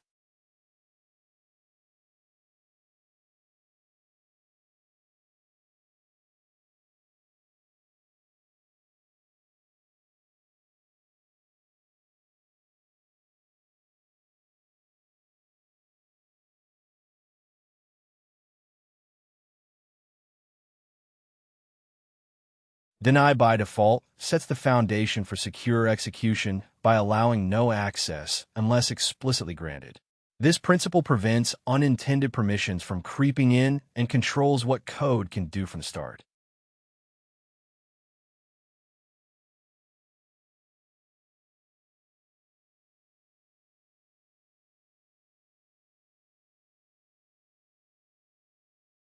This means the program starts with no access to files, sockets, credentials, or environment variables beyond what it absolutely needs.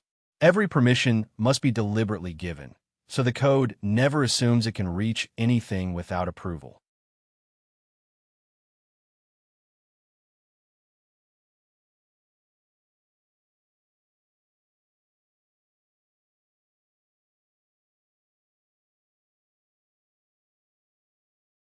Instead of asking what the code is generally allowed to do, the system checks exactly which resources or functions it has been given. This turns security into a precise contract, so a routine only gets the powers it needs and nothing more, with any new abilities requiring explicit approval.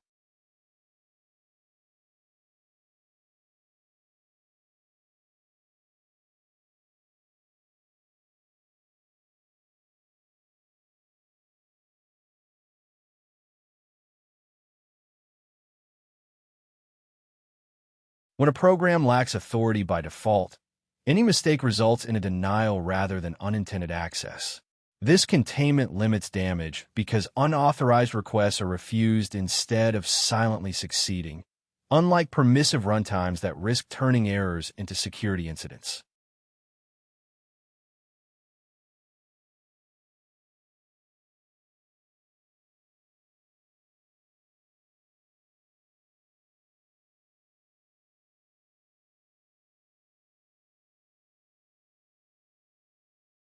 Policies describe what actions are allowed and under what conditions, but enforcement must happen in the runtime environment itself. If the code can bypass restrictions by clever coding, then policy becomes advisory rather than binding. Deny by default only works when the host strictly refuses all capabilities not explicitly granted.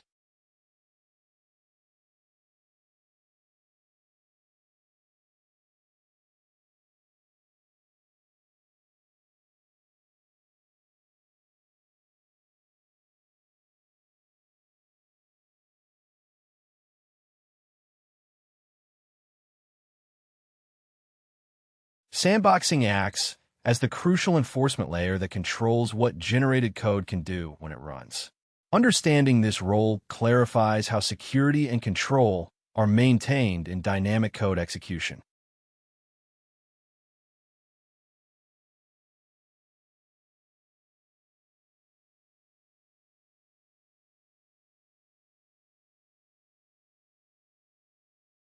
Sandboxing enforces the deny by default principle by limiting the resources and actions accessible to generated code during execution.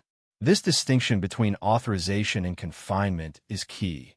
Authorization decides if an action should be allowed in theory, while confinement restricts what actually happens when the code runs. Even perfectly aligned policies fail if the runtime environment is too permissive.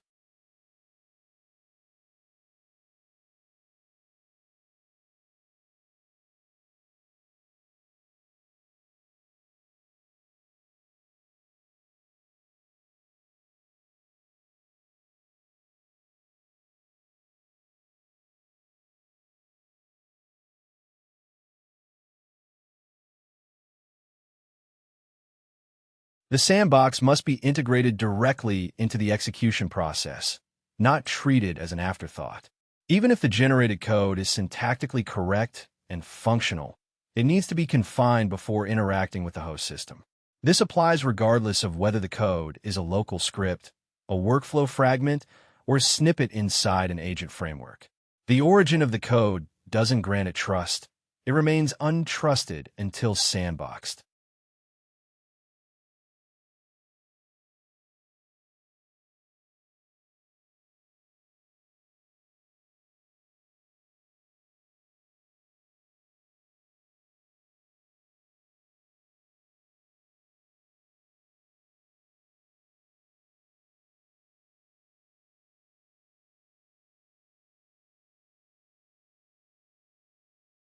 A well-designed sandbox allows code to perform meaningful tasks while strictly limiting its scope. For example, a travel planning routine might compute fares and write summaries, but be blocked from reading arbitrary files, running shell commands, or accessing network resources. This balance preserves productivity without exposing the system to the risks of a fully privileged interpreter.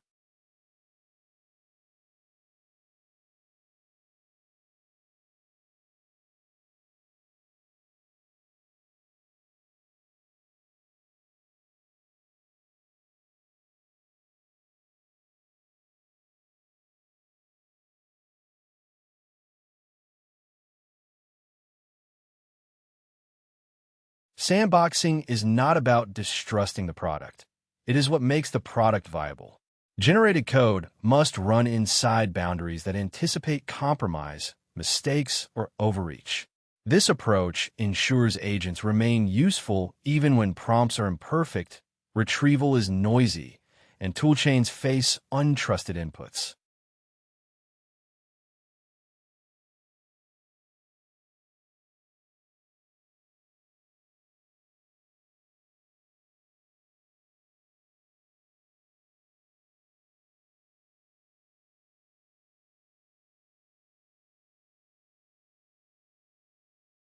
This part explains how sandboxing works together with other controls in the chapter to create a secure system. It shows why sandboxing is a crucial layer in a multi-layer defense strategy.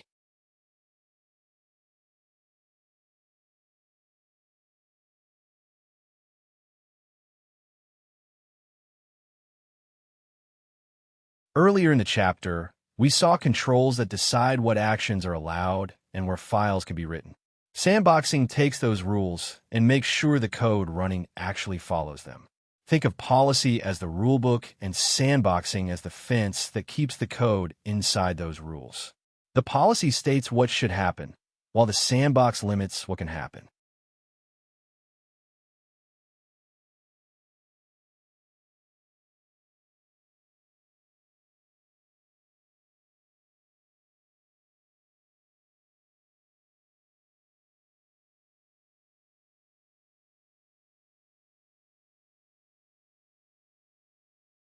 Each layer protects against a different kind of failure.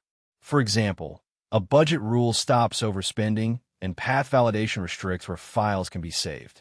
Sandboxing ensures that even if code has bugs or inputs are compromised, an attacker can't gain full system access.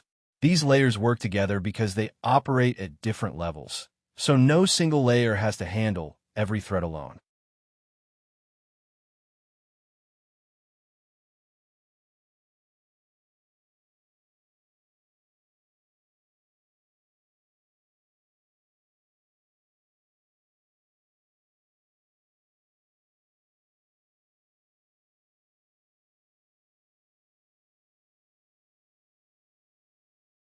The security approach here isn't just to generate code carefully and hope nothing goes wrong. Instead, it creates a shrinking trust envelope. Code runs inside governance, which runs inside containment, which runs inside a restricted runtime. This prepares the way for an interpreter that exposes only intended capabilities and refuses everything else by default. The goal is not to limit power, but to make it clear, scoped, and easy to revoke.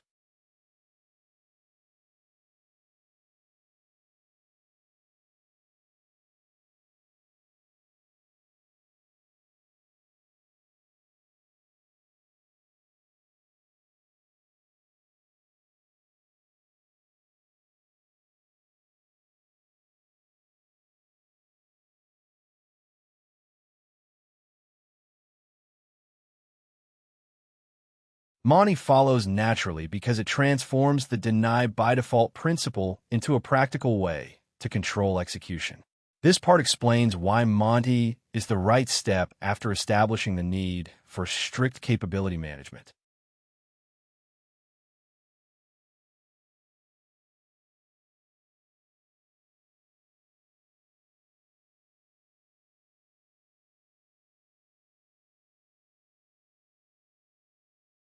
Monty makes the abstract idea of deny by default concrete by providing a lightweight system where the host controls exactly what the generated code can do.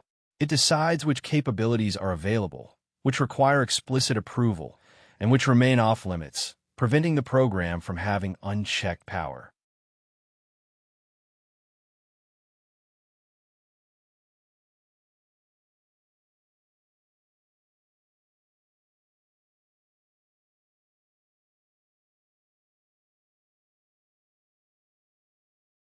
The key question is not whether executing model-generated code is useful. It is. The challenge is how to run that code safely when it can't be trusted by default. Monty solves this by making the host the authority, so the code operates only within explicitly granted capabilities, maintaining control while allowing effective computation and coordination.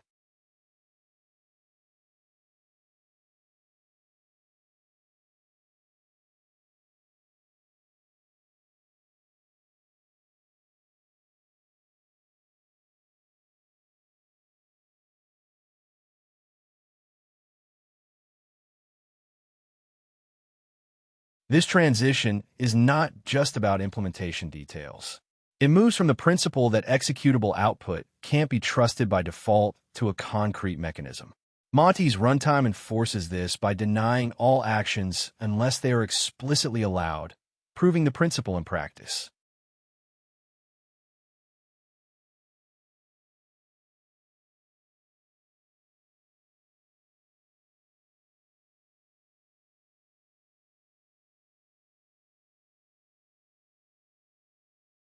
Monty acts as a containment layer for generated code, but is not the ultimate security boundary. Understanding this helps us see its role as part of a broader defense strategy rather than a complete solution.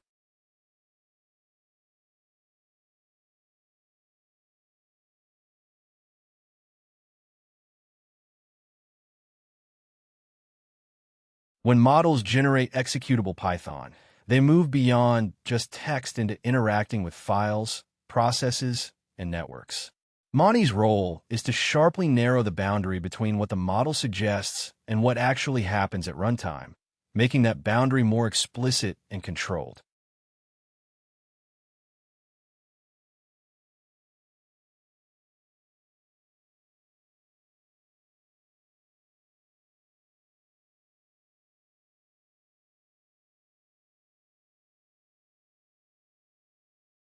While Monty restricts what generated code can access by limiting its capabilities, it doesn't eliminate risks from the host environment. If the host or deployment is too permissive or mishandles code before execution, vulnerabilities remain. The host ultimately controls what those restricted commands mean and whether they are allowed.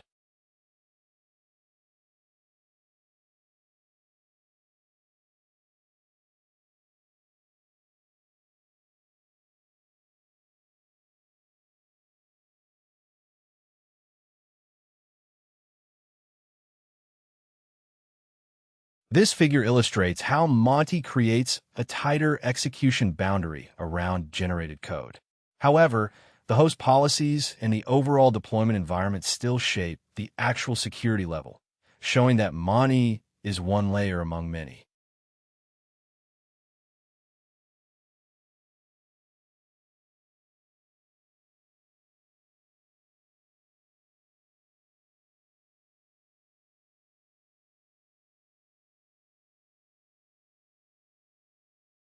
Security is not just about sandboxing code. Each step from generated text to any privileged operation must be governed by clear policies. The host decides if a request is valid, within budget, approved, or even safe to execute. The model can suggest actions, but the host has the final say.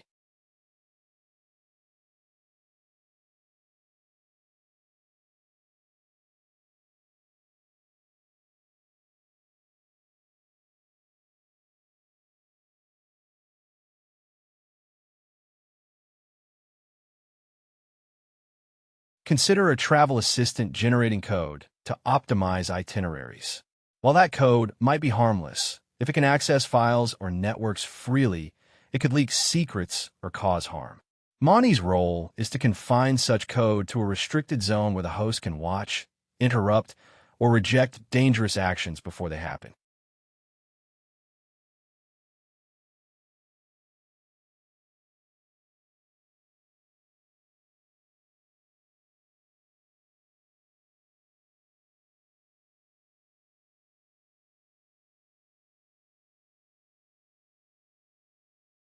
Capability scoping divides trust between the guest code and the host environment.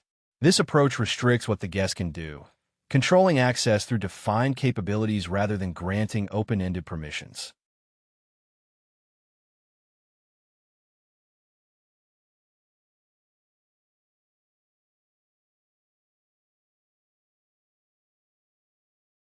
Capability scoping makes a runtime different from a generic executor by limiting what guest code can access.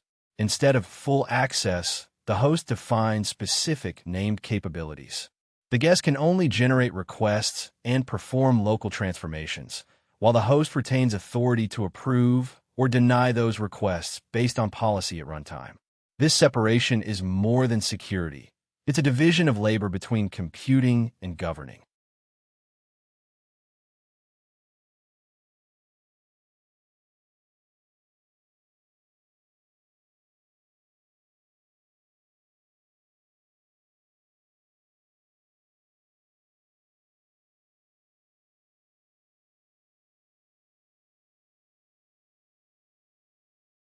This split separates the ability to request actions from the authority to perform them.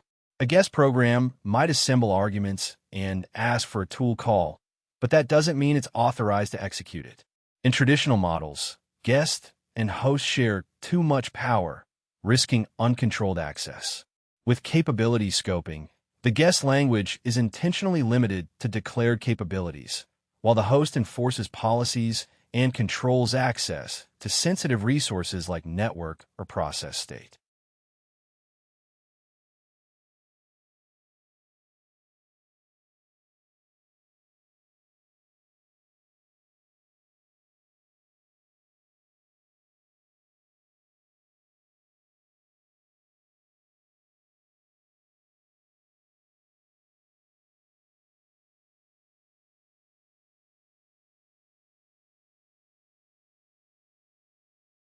When an agent coordinates many steps in a task, like planning travel or triaging support tickets, it benefits from executing locally without constant host interaction. This is safe only if the guest capabilities are explicit and the host keeps final control over external actions. As the guest gains autonomy, precisely scoped authority becomes essential to maintain security and correctness.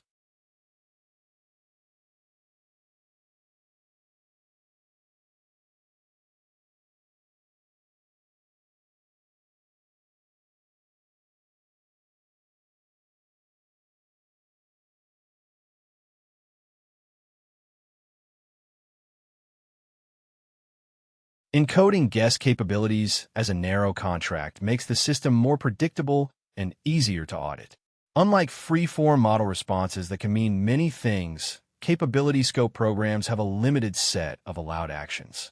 This clarity helps deny unauthorized requests and respond effectively to incidents. The host maintains a clear boundary between ordinary sandbox computation and privileged operations, and the interpreter enforces that boundary.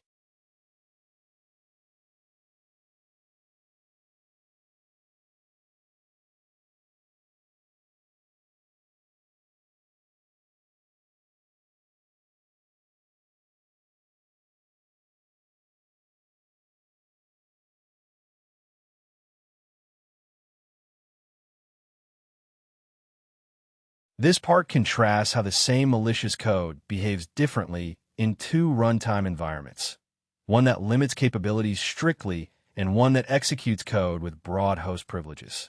Understanding this difference clarifies why runtime boundaries matter more than code alone.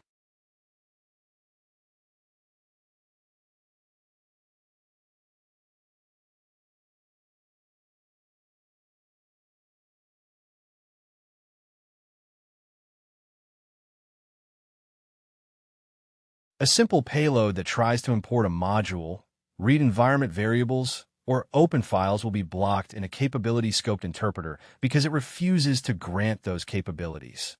However, the exact same code runs freely in an unrestricted host environment, inheriting all the host's privileges and ambient state.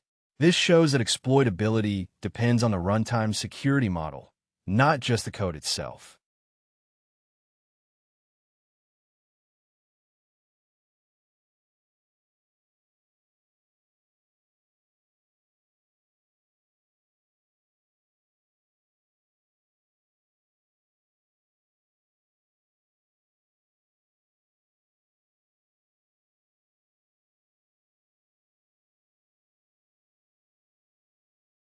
Focus on how the figure illustrates the same code fragment running safely inside a capability-scoped sandbox, where it lacks authority, versus running dangerously in a host environment that grants broad access.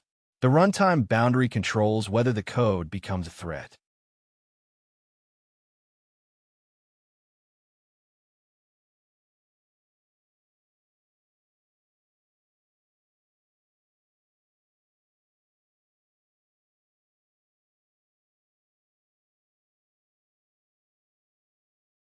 Malicious code can be subtle. A line importing the OS module or reading an environment variable looks normal and doesn't raise alarms. A file read or network call might be hidden behind utility functions. The key lesson is that well-formed code can still escalate privileges if the runtime boundary allows it. So simply checking syntax or prompt quality is insufficient for security.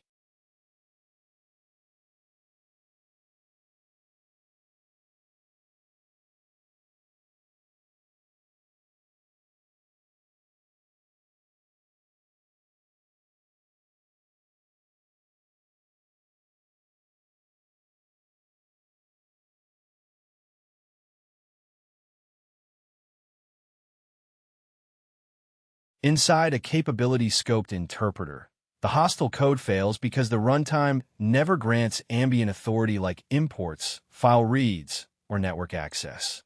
The environment is closed off by default. In contrast, plain host execution runs the same code with broad trust, allowing it to access secrets or send data out. The danger lies in the host treating untrusted code as trusted.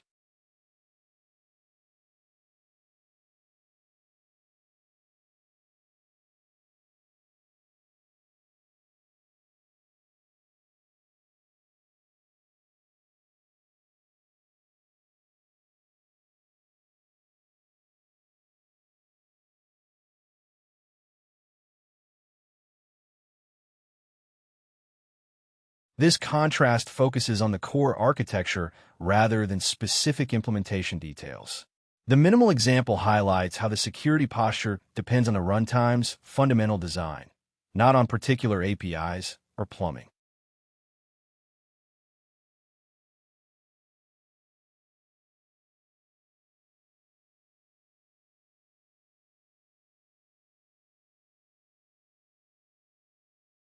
This Python code sets a fake secret in the environment, then defines three malicious payloads: one importing OS and reading the secret, one reading a file, and one trying to exfiltrate data via an undeclared function.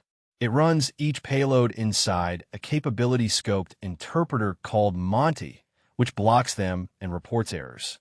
Finally, it runs the same code with exec in the host environment, which leaks the secret.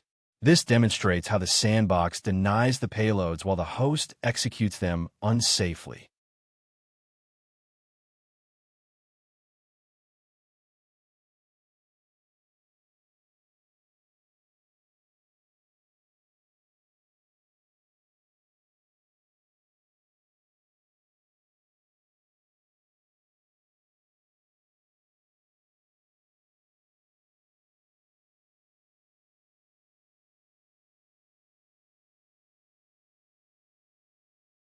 The key takeaway is that the security difference comes from whether the runtime grants ambient authority. In a confined interpreter, code is limited to approved operations. In a general-purpose host, code inherits broad privileges, blurring the line between trusted logic and agent-generated code. This makes prompt injection an execution risk, not just a hallucination issue.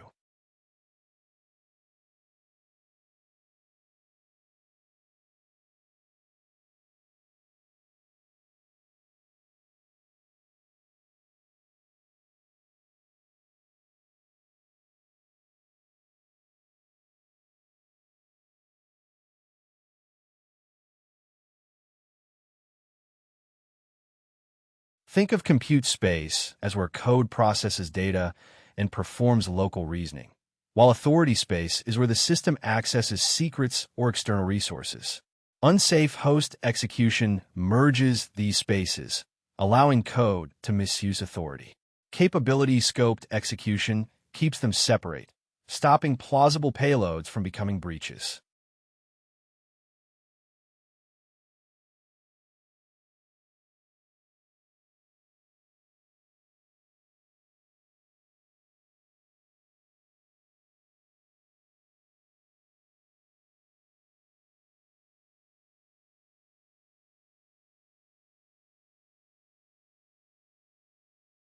Restricted code generation demands that the model produces code strictly within defined limits.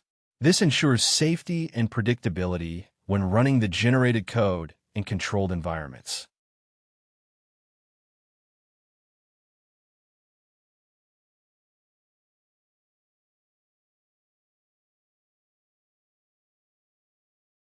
The model needs to write code that follows a clear and concise contract. This contract must be precise enough for machines to verify automatically. For example, in Monty-style code mode, the model should only use basic Python constructs like loops, conditionals, and comprehensions, avoiding imports or file system access. The final line should produce the answer directly, so the system can capture the result without guessing.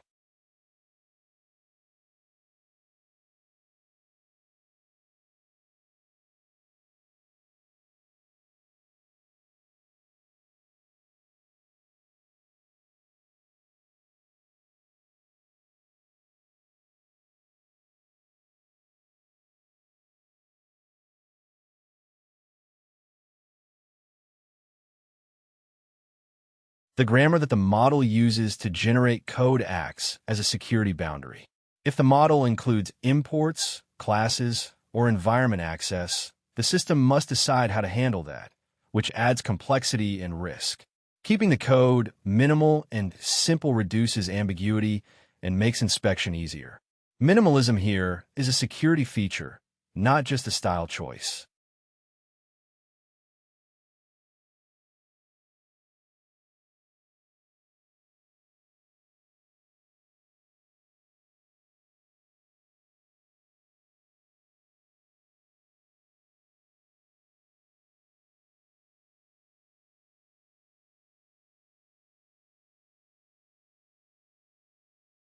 The prompt should clearly define not only the task, but also what external functions or resources the code is allowed to use. If the host provides specific functions for tasks like travel research or calculations, the model should only use those. This enforces disciplined tool calling, where the code acts like a local plan but can only reach outside through explicitly allowed capabilities.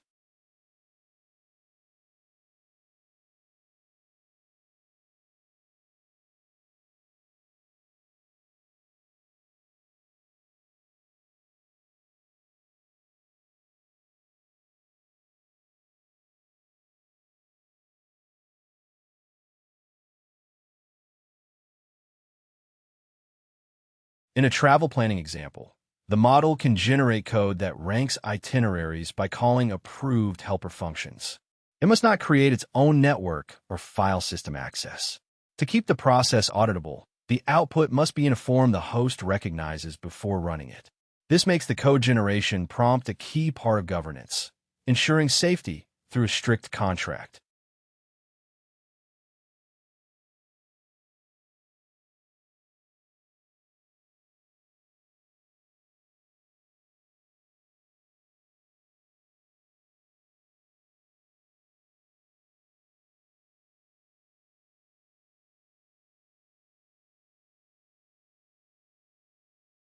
Think of the model as writing guest code in a specific dialect with a defined grammar. The host understands this dialect and can interpret it safely. If the model writes code outside this dialect, the host should reject it rather than guess the intent. This precision reduces errors and security risks by limiting ambiguity in what the model generates.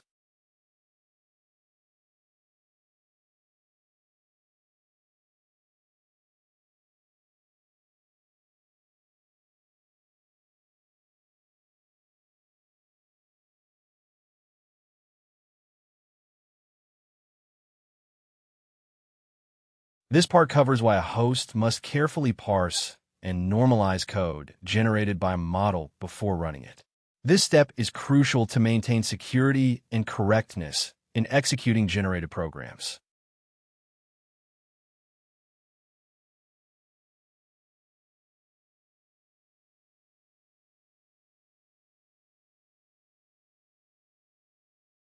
Even if the model is supposed to generate strict code, the host can't just run whatever it returns.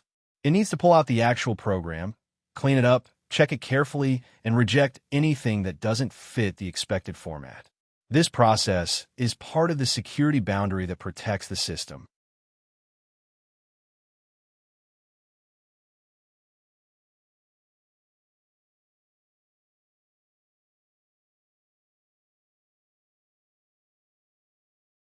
Models can generate text that looks like code, but includes extra explanations, multiple versions, or small mistakes.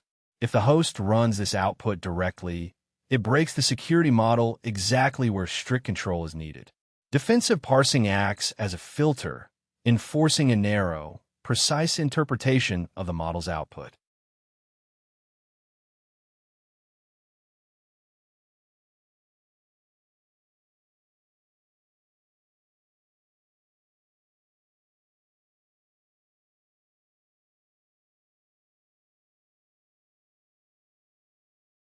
By normalizing the model's output before running it, the host can keep a clear record of exactly what code was executed and why some outputs were rejected. This clarity is vital for audits and debugging, especially when the system handles both calculations and actions with real-world effects.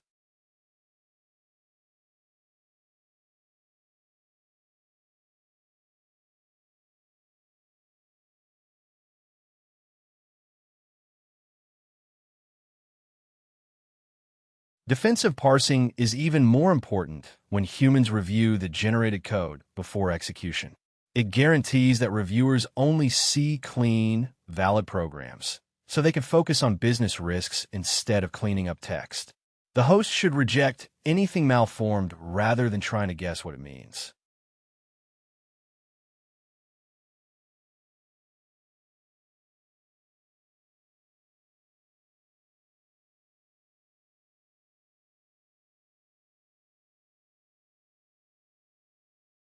Sandbox code mode lets a program run multiple steps of a task inside a controlled environment. This approach simplifies complex workflows by keeping all intermediate computations together, making the process more efficient and reliable.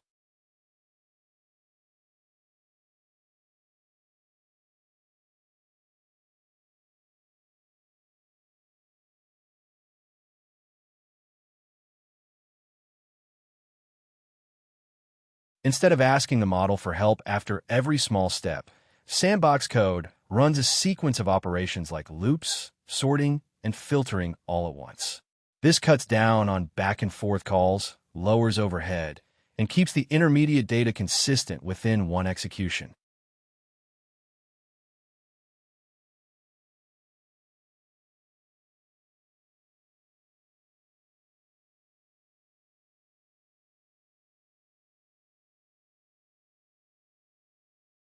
Tasks with repetitive or data-heavy parts benefit a lot.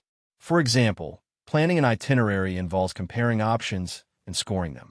If each step required a new model call, it would be slow and inconsistent. The sandbox keeps all the data in one place and applies the same logic repeatedly without losing track of the state.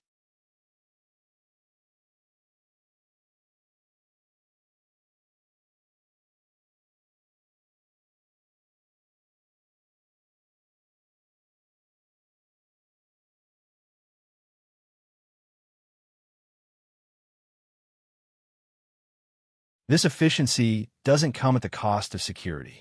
The sandbox runs code within strict limits, so programs can be inspected or stopped if they try to do something unauthorized. This creates a useful balance.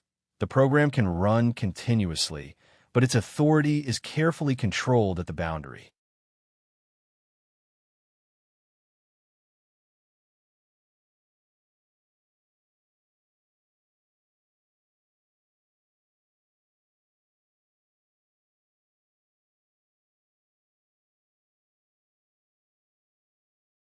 In practice, the Atlas Travel Assistant uses the sandbox to compute travel options, call approved lookups, and format recommendations without constant model narration. This speeds up processing and improves reliability because the state evolves inside one program. However, stronger local power means governance must be equally strict to prevent misuse.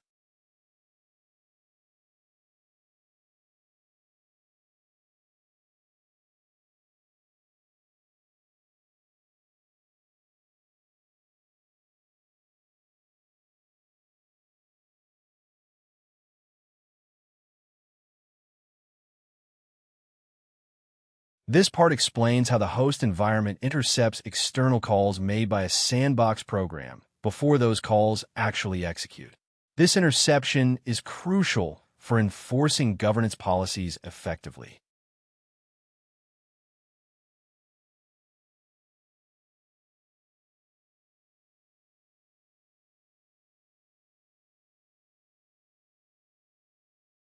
A sandbox program cannot authorize its own external actions. Instead, every time it tries to access a tool or resource, the runtime pauses and returns control to the host. The host then inspects the request and decides whether to allow, deny, or escalate it. This pause and inspect step is where governance actually takes effect.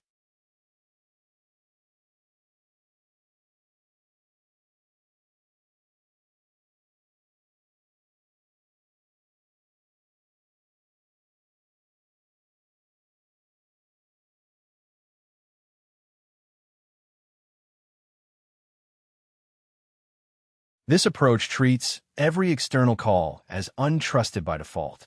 The host checks details like the function name, arguments, budget limits, user approval, and context before deciding. If the request passes these checks, the host resumes execution with the result. Otherwise, it resumes with an exception or refusal that the guest program can handle. The host controls the transition from request to effect.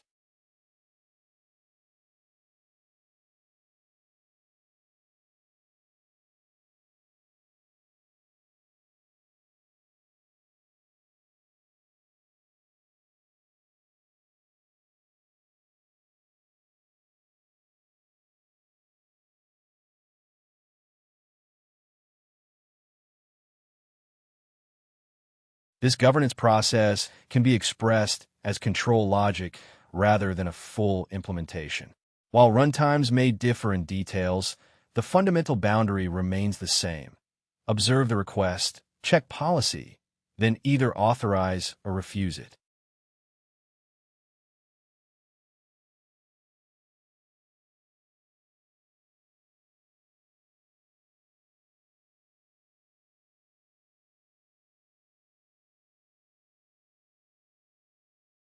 This code shows a simplified governance loop.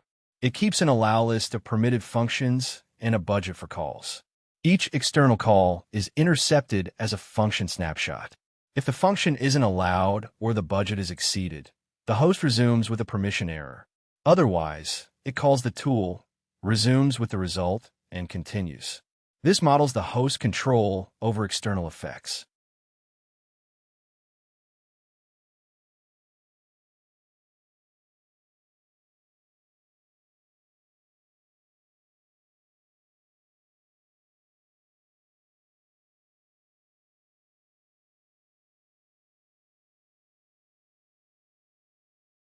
The host's role is not passive observation, but active enforcement. It decides whether an action can proceed before it occurs. Many systems only trace actions after they happen, but tracing alone doesn't govern behavior. Interrupting before execution is what enforces policy effectively.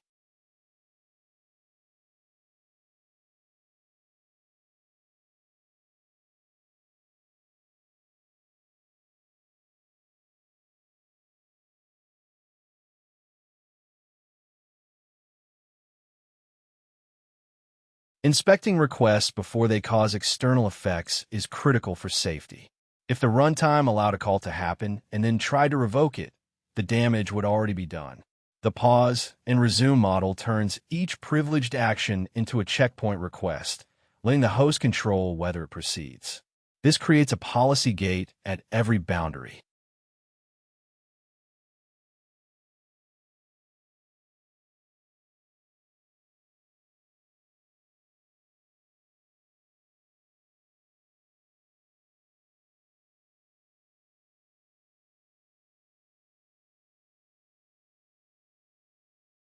Approval fits naturally into this model.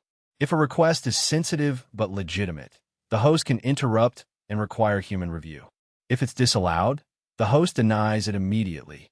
If the budget is nearly spent, the host can ask for explicit confirmation. All these decisions happen outside the sandbox, where the authority controls capabilities.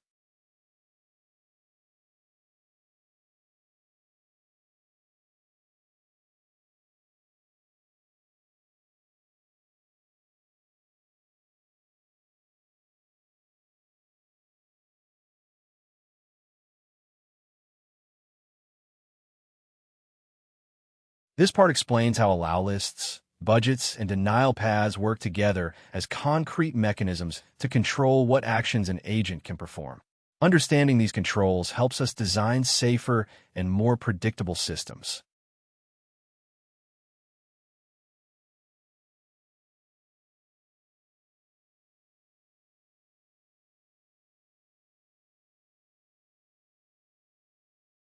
An allow list defines which capabilities are permitted, but it's only one piece of the puzzle.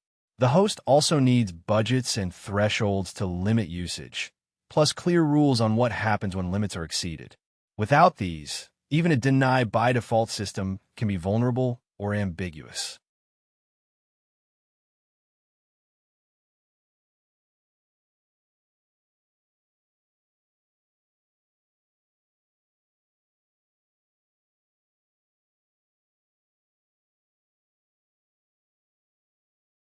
Budgets do more than control spending.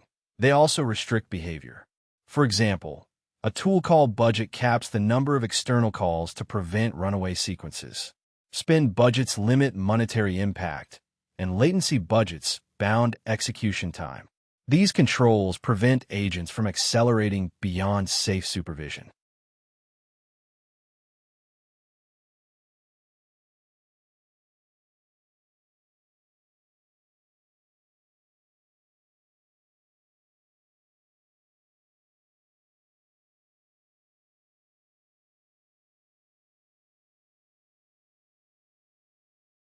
It's crucial to handle denials explicitly. When a request isn't allowed or budgets are exhausted, the system should fail closed rather than guess or allow exceptions. These refusals must be traceable as governance events, distinguishing them from normal runtime errors.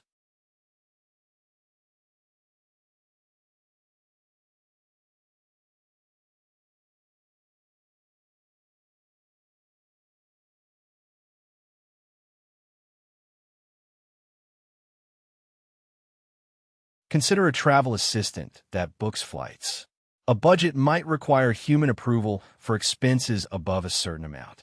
This not only controls spending, but also protects the agent's autonomy, preventing it from committing without proper oversight. Budgets serve this dual role effectively.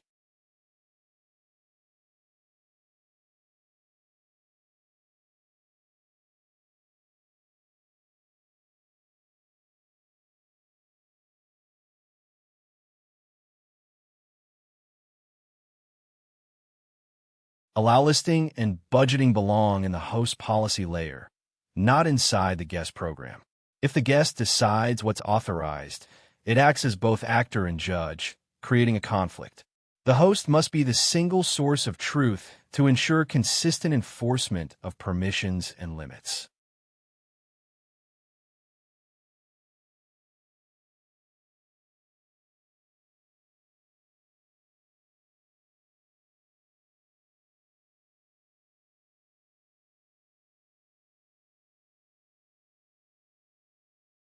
Pause and resume in code execution are more than just mechanics. They act as a form of policy control that governs how a program interacts with its environment. Understanding this helps clarify how authority and decision points are managed during execution.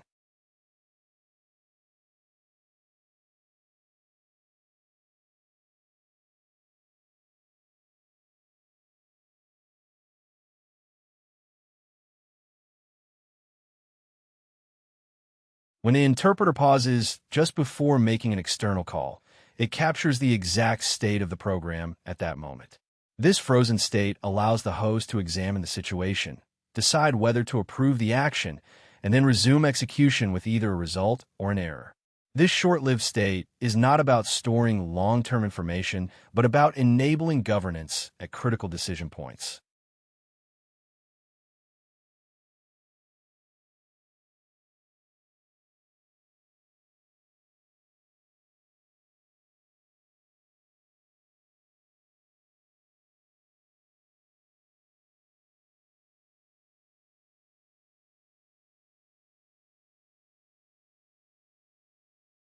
Checkpointing marks safe spots to stop and later continue execution, while memory preserves information across sessions. Confusing these leads to design issues. The pause state in governed code is a temporary continuation point, not a permanent record. This is why pause and resume belong in the execution control layer rather than being treated as memory.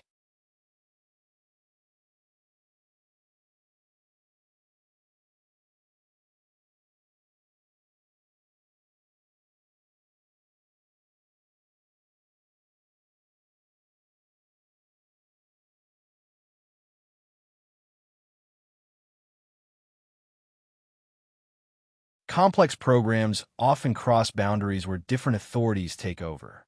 At each of these points, the program can be paused so the host can approve or deny requests like searches or bookings. If denied, the program can handle failure gracefully and continue. If approved, it proceeds with the new data. This preserves supervision without restarting the entire computation.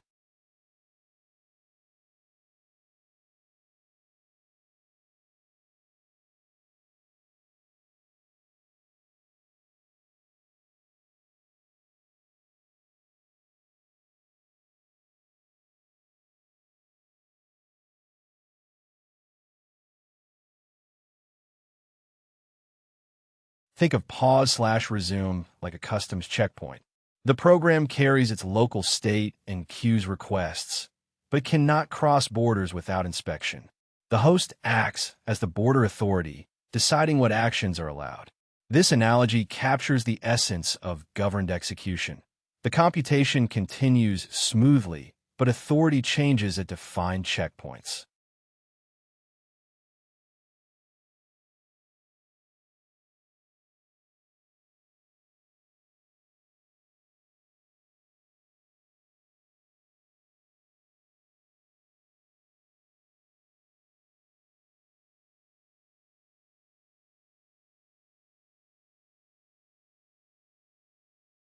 This topic contrasts the powers of guest code with the governance roles of the host.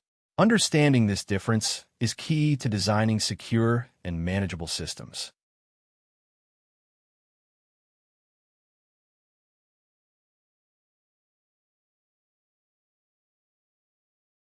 Guest code handles computation and formulates requests, while the host enforces policies by approving or denying those requests and managing resources. Keeping these roles separate prevents confusion and misuse, making the system easier to understand and secure.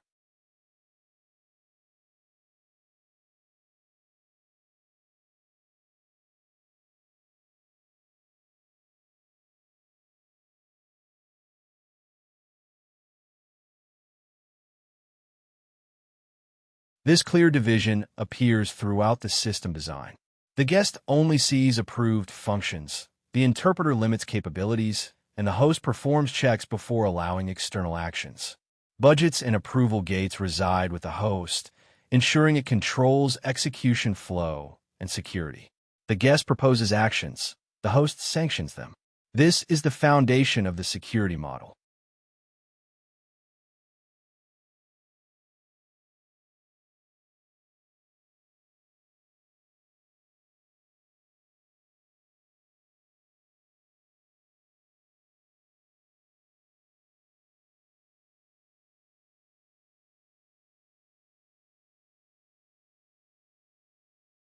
Sandboxing lets guest programs perform meaningful local computations while the host retains authority over sensitive operations. This reduces coordination overhead, but keeps trust explicit and layered. The host can interrupt execution before any privileged action, maintaining security without sacrificing flexibility.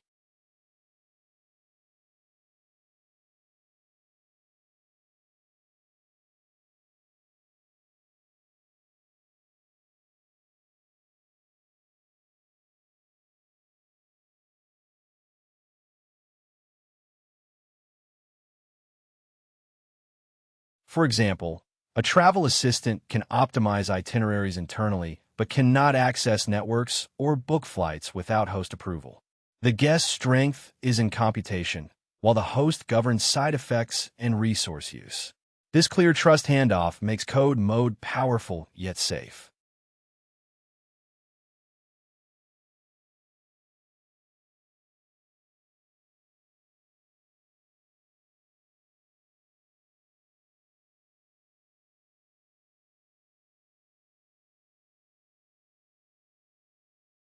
Monty operates as a single layer within a larger system of containment designed to isolate and control code execution. Understanding its place in this hierarchy clarifies how different layers work together to enhance security.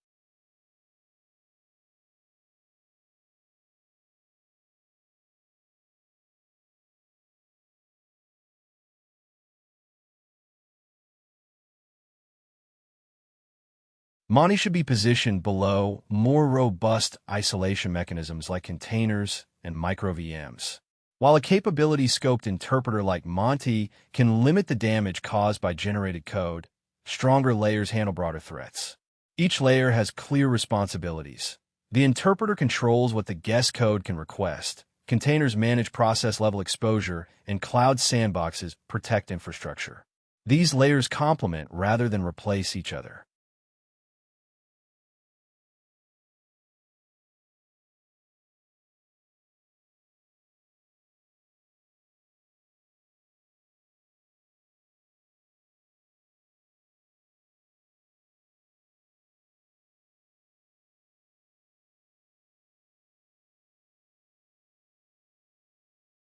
Different code carries different levels of risk.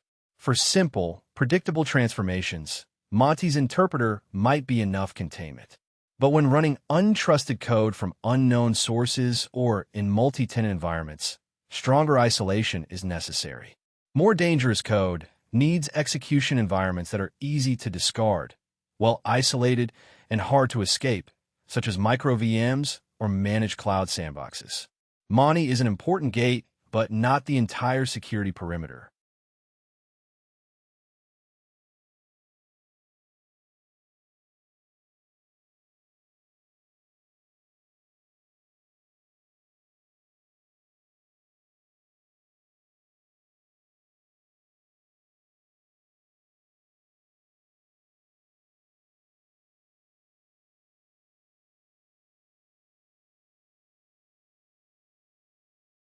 When a runtime like Monty is experimental and capability scoped, it should not be trusted as a final safeguard just because its design is elegant. Instead, it must be integrated into a layered defense strategy. Stronger isolation methods should be reserved for cases where failure would cause unacceptable damage. Monty's value lies in providing a clear policy boundary and manageable execution unit, not in being the ultimate proof of safety.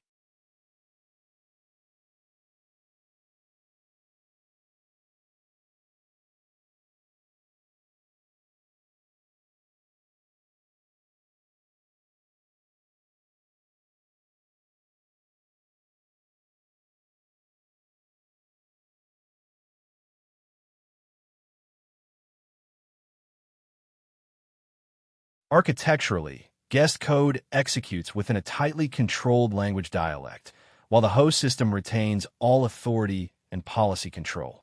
External calls are intercepted before execution, and resource budgets restrict both usage and frequency.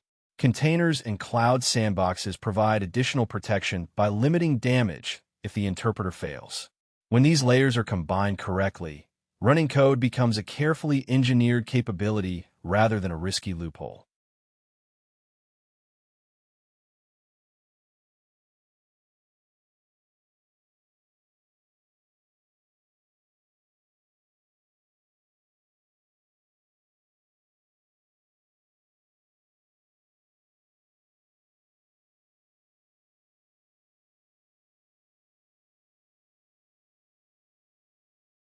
This part explains how multiple layers of defense work together to secure an agent system, starting from high-level policies down to the interpreter that runs code.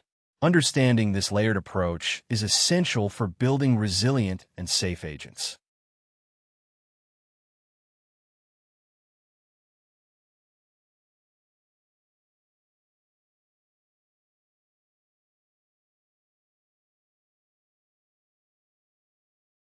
We can view the entire chapter as describing a single containment system made of multiple layers.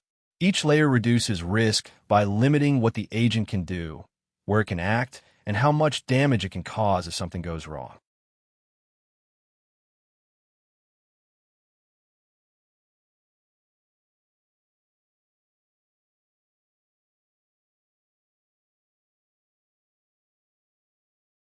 Agent security is not about a single control that, once implemented, solves everything. Instead, it builds up through layers. Each layer restricts the system's capabilities more than the last, making sure that even if one control fails, the overall risk remains limited.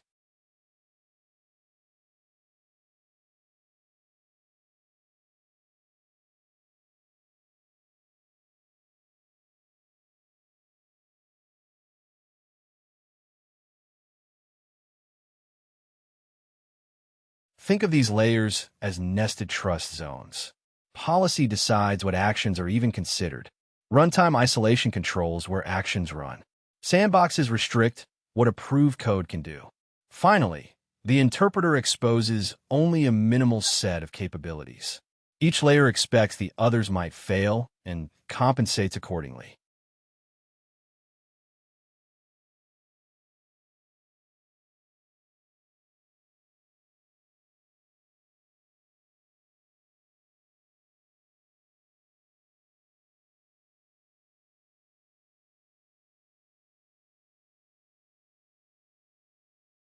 This figure illustrates the containment layers. Notice how trust shrinks from the broad policy layer down through runtime isolation and sandboxing to the interpreter, which is the tightest boundary. This design prevents any single error from causing uncontrolled damage.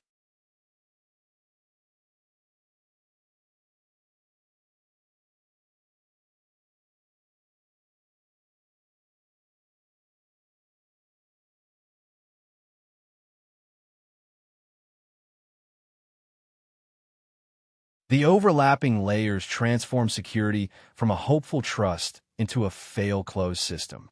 Each potentially harmful action has to pass through several gates, each more restrictive than the last. If one gate misses a problem, the next still limits the potential damage.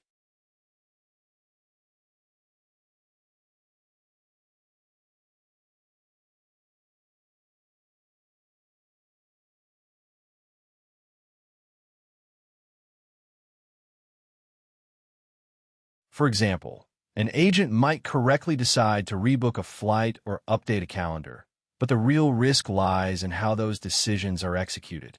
If the agent calls the wrong endpoint or writes outside its workspace, the damage is operational. The trust boundaries must therefore reflect this shift from reasoning to execution.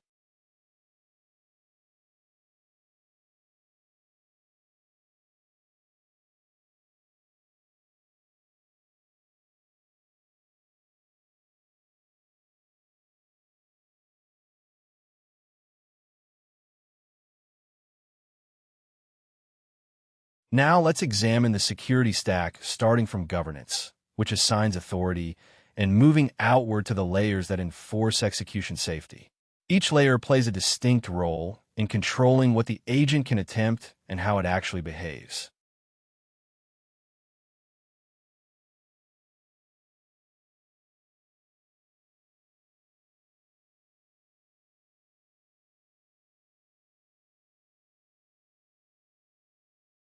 Governance is the protocol layer that decides if the agent may attempt an action at all. It considers who is authorized, under what conditions, and with what resource budgets. This decision happens before any code runs or side effects occur.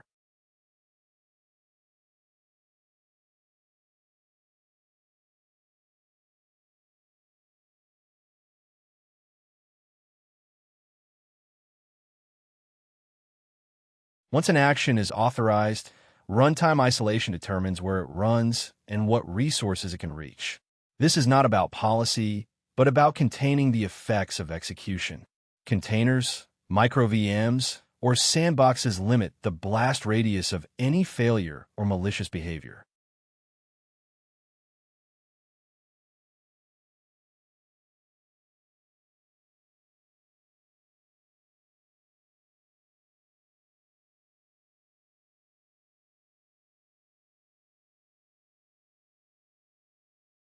Within the runtime boundary, controlling file access is a concrete example of least privilege.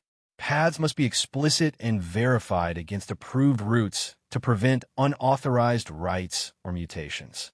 This approach turns a risky ambient capability into a scoped, safe one.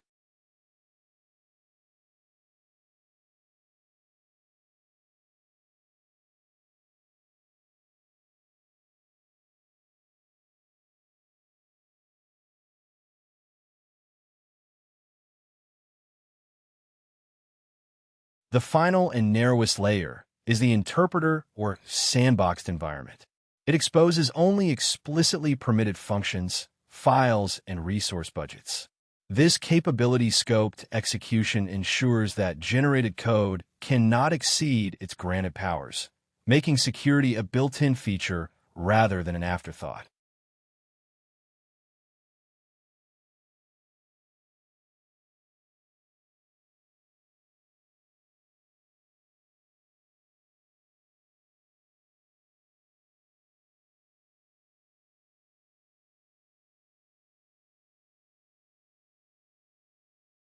Authorization and safety are related but distinct concepts. Authorization answers whether an action should be allowed at all. Safety answers whether an allowed action can run without escaping its boundaries or causing unintended effects.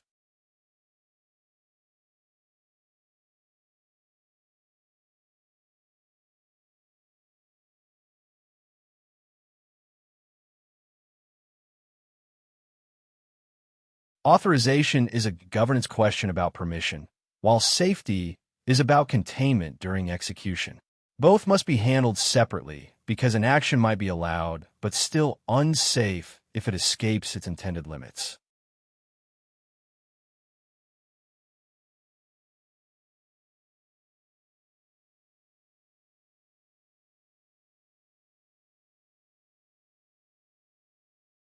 This figure contrasts authorization and execution safety. Authorization gates whether an action can be considered, while execution safety ensures that once approved, the action stays contained and does not break out of its limits.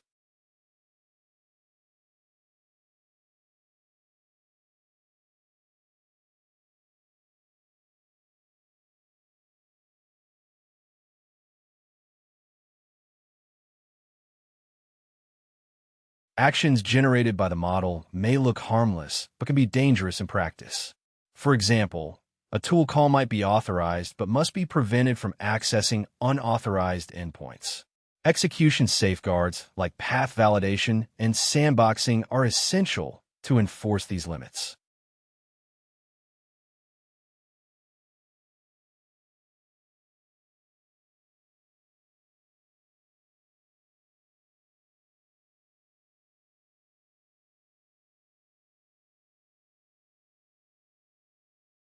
Governance controls who can ask for what and under what conditions, but it does not isolate the execution environment. Sandboxing confines the runtime, but does not decide policy. Both layers must work together to maintain security and accountability.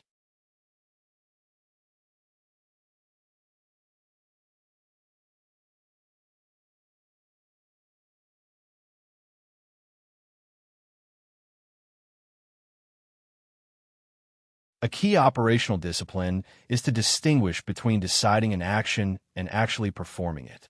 Decision logic belongs in governance, while execution effects happen in runtime or sandbox layers. Clear boundaries make the system easier to understand and safer to operate.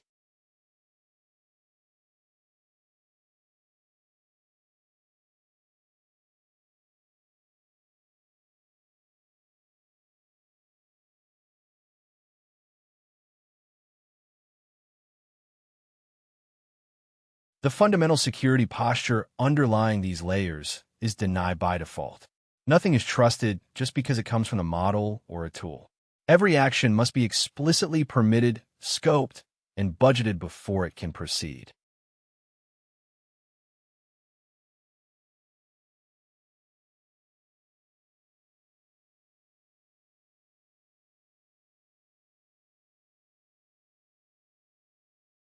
Model-generated outputs are suggestions, not guarantees. The system must actively convert these proposals into bounded actions by assigning permissions and resource limits. Until then, the default answer is no, preventing unintended consequences.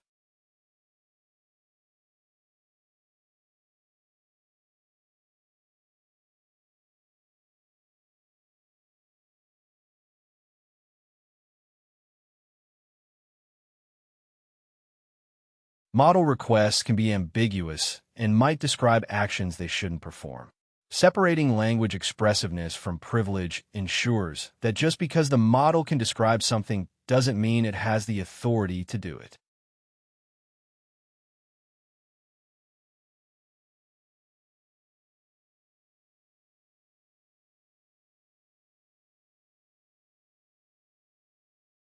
When a model produces executable code, deny by default prevents it from gaining unrestricted access. Every capability must be intentionally granted and narrowly scoped to avoid universal access for mistakes or malicious code.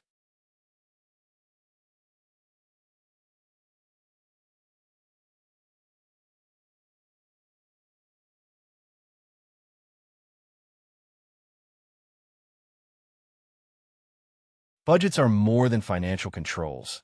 They are essential security tools. Limits on spending, tool calls, or execution time prevent an agent from spiraling into uncontrolled or repeated actions that could cause harm.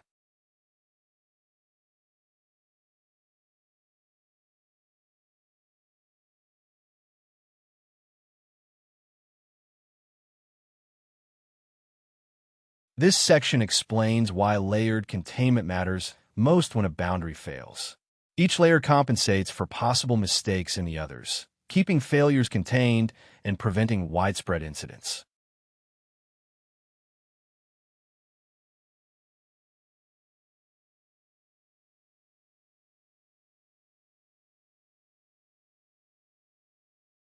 Security controls inevitably fail sometimes. The key is to make sure failures stay local. If a policy gate wrongly allows an action, runtime isolation can still confine it. If a sandbox is too permissive, the interpreter can refuse the action. This layered approach localizes risk.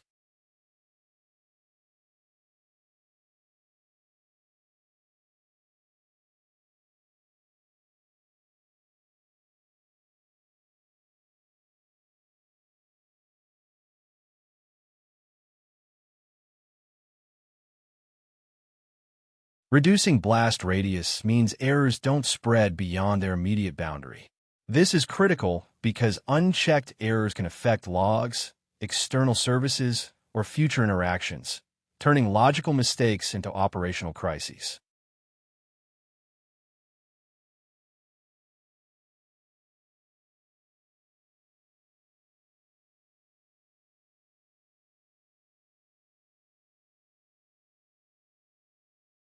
Imagine nested vaults. The outer door is policy deciding what's allowed.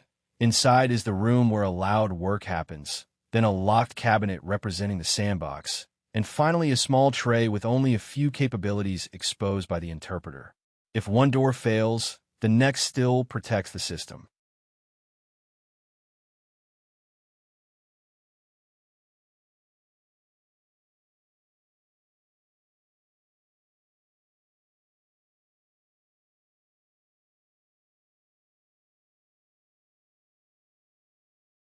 Interfaces between layers should be conservative and explicit. Ambiguity creates hidden trust, which undermines containment. Clear policies, paths, capabilities, and budgets make failures easier to diagnose and reduce the risk of total compromise.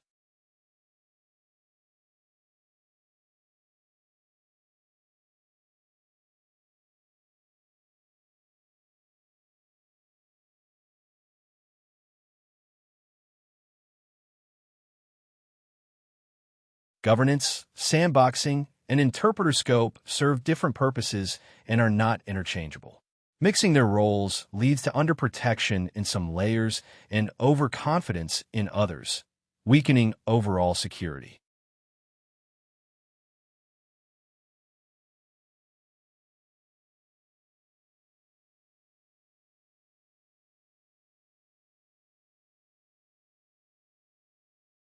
Governance defines who can ask for help, what artifacts are exchanged, and what requires review. However, it does not ensure the receiving process is isolated or that generated scripts remain confined during execution.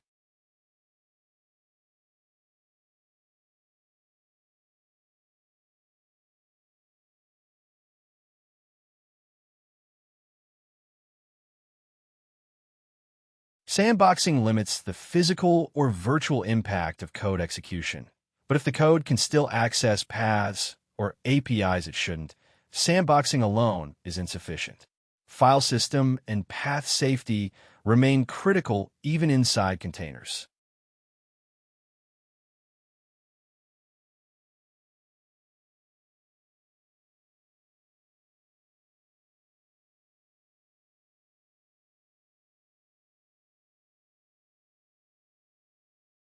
Interpreter scoping is the narrowest boundary. It limits what code can do by explicitly granting capabilities.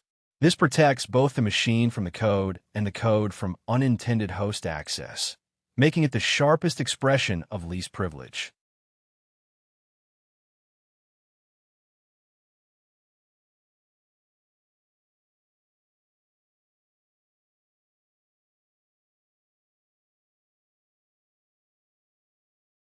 No single boundary should do the work of the others.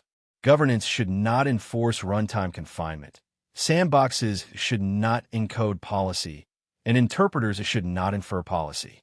Clear separation with alignment makes the system robust and understandable.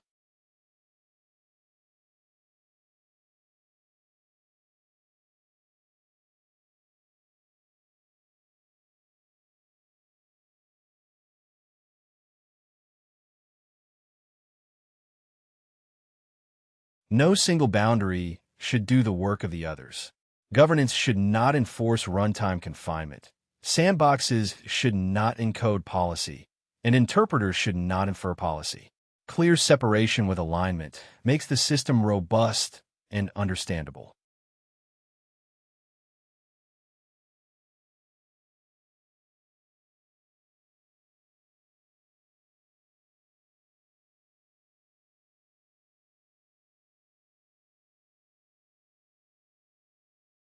The interpreter represents the smallest trustworthy boundary. It answers what an action may actually do by exposing only explicitly granted capabilities, reducing an open-ended program to a tightly controlled surface.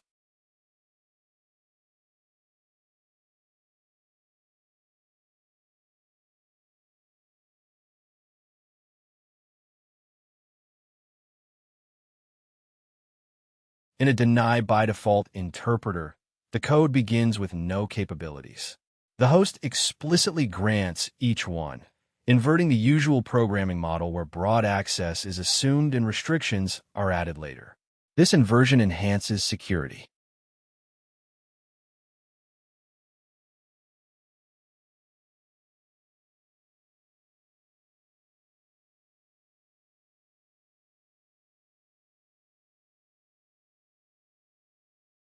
For programmatic tool calling, the host must mediate all sensitive operations. Network access, file access, loops, and costly operations should be behind explicit gates. The host approves and budgets capabilities before code can use them, preventing unsafe behavior.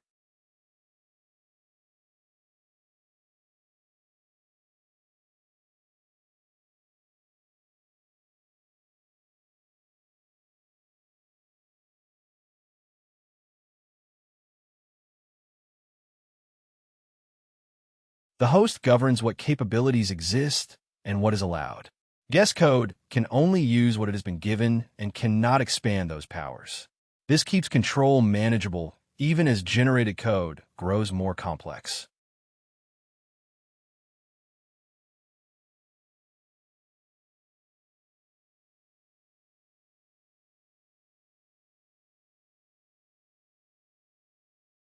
By the time execution reaches the interpreter, the question is no longer about the model's intentions, but whether trust has been minimized to the smallest usable surface. This is essential for safe production deployment.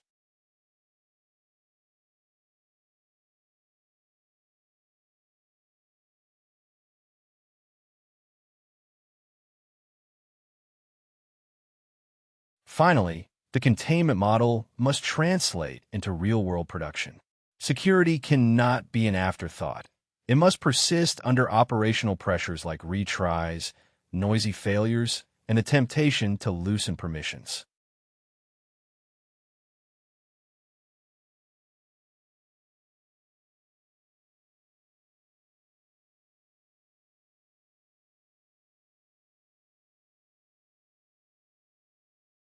Fail-close containment is vital in production because ambiguous or unexpected requests can have lasting effects. The layered defenses must function reliably to prevent these from becoming incidents.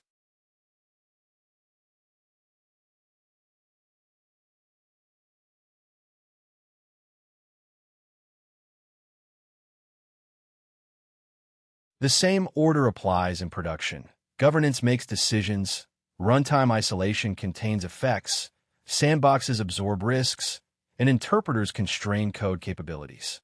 These controls must coexist with real-world demands like uptime and observability to keep the system safe and reliable.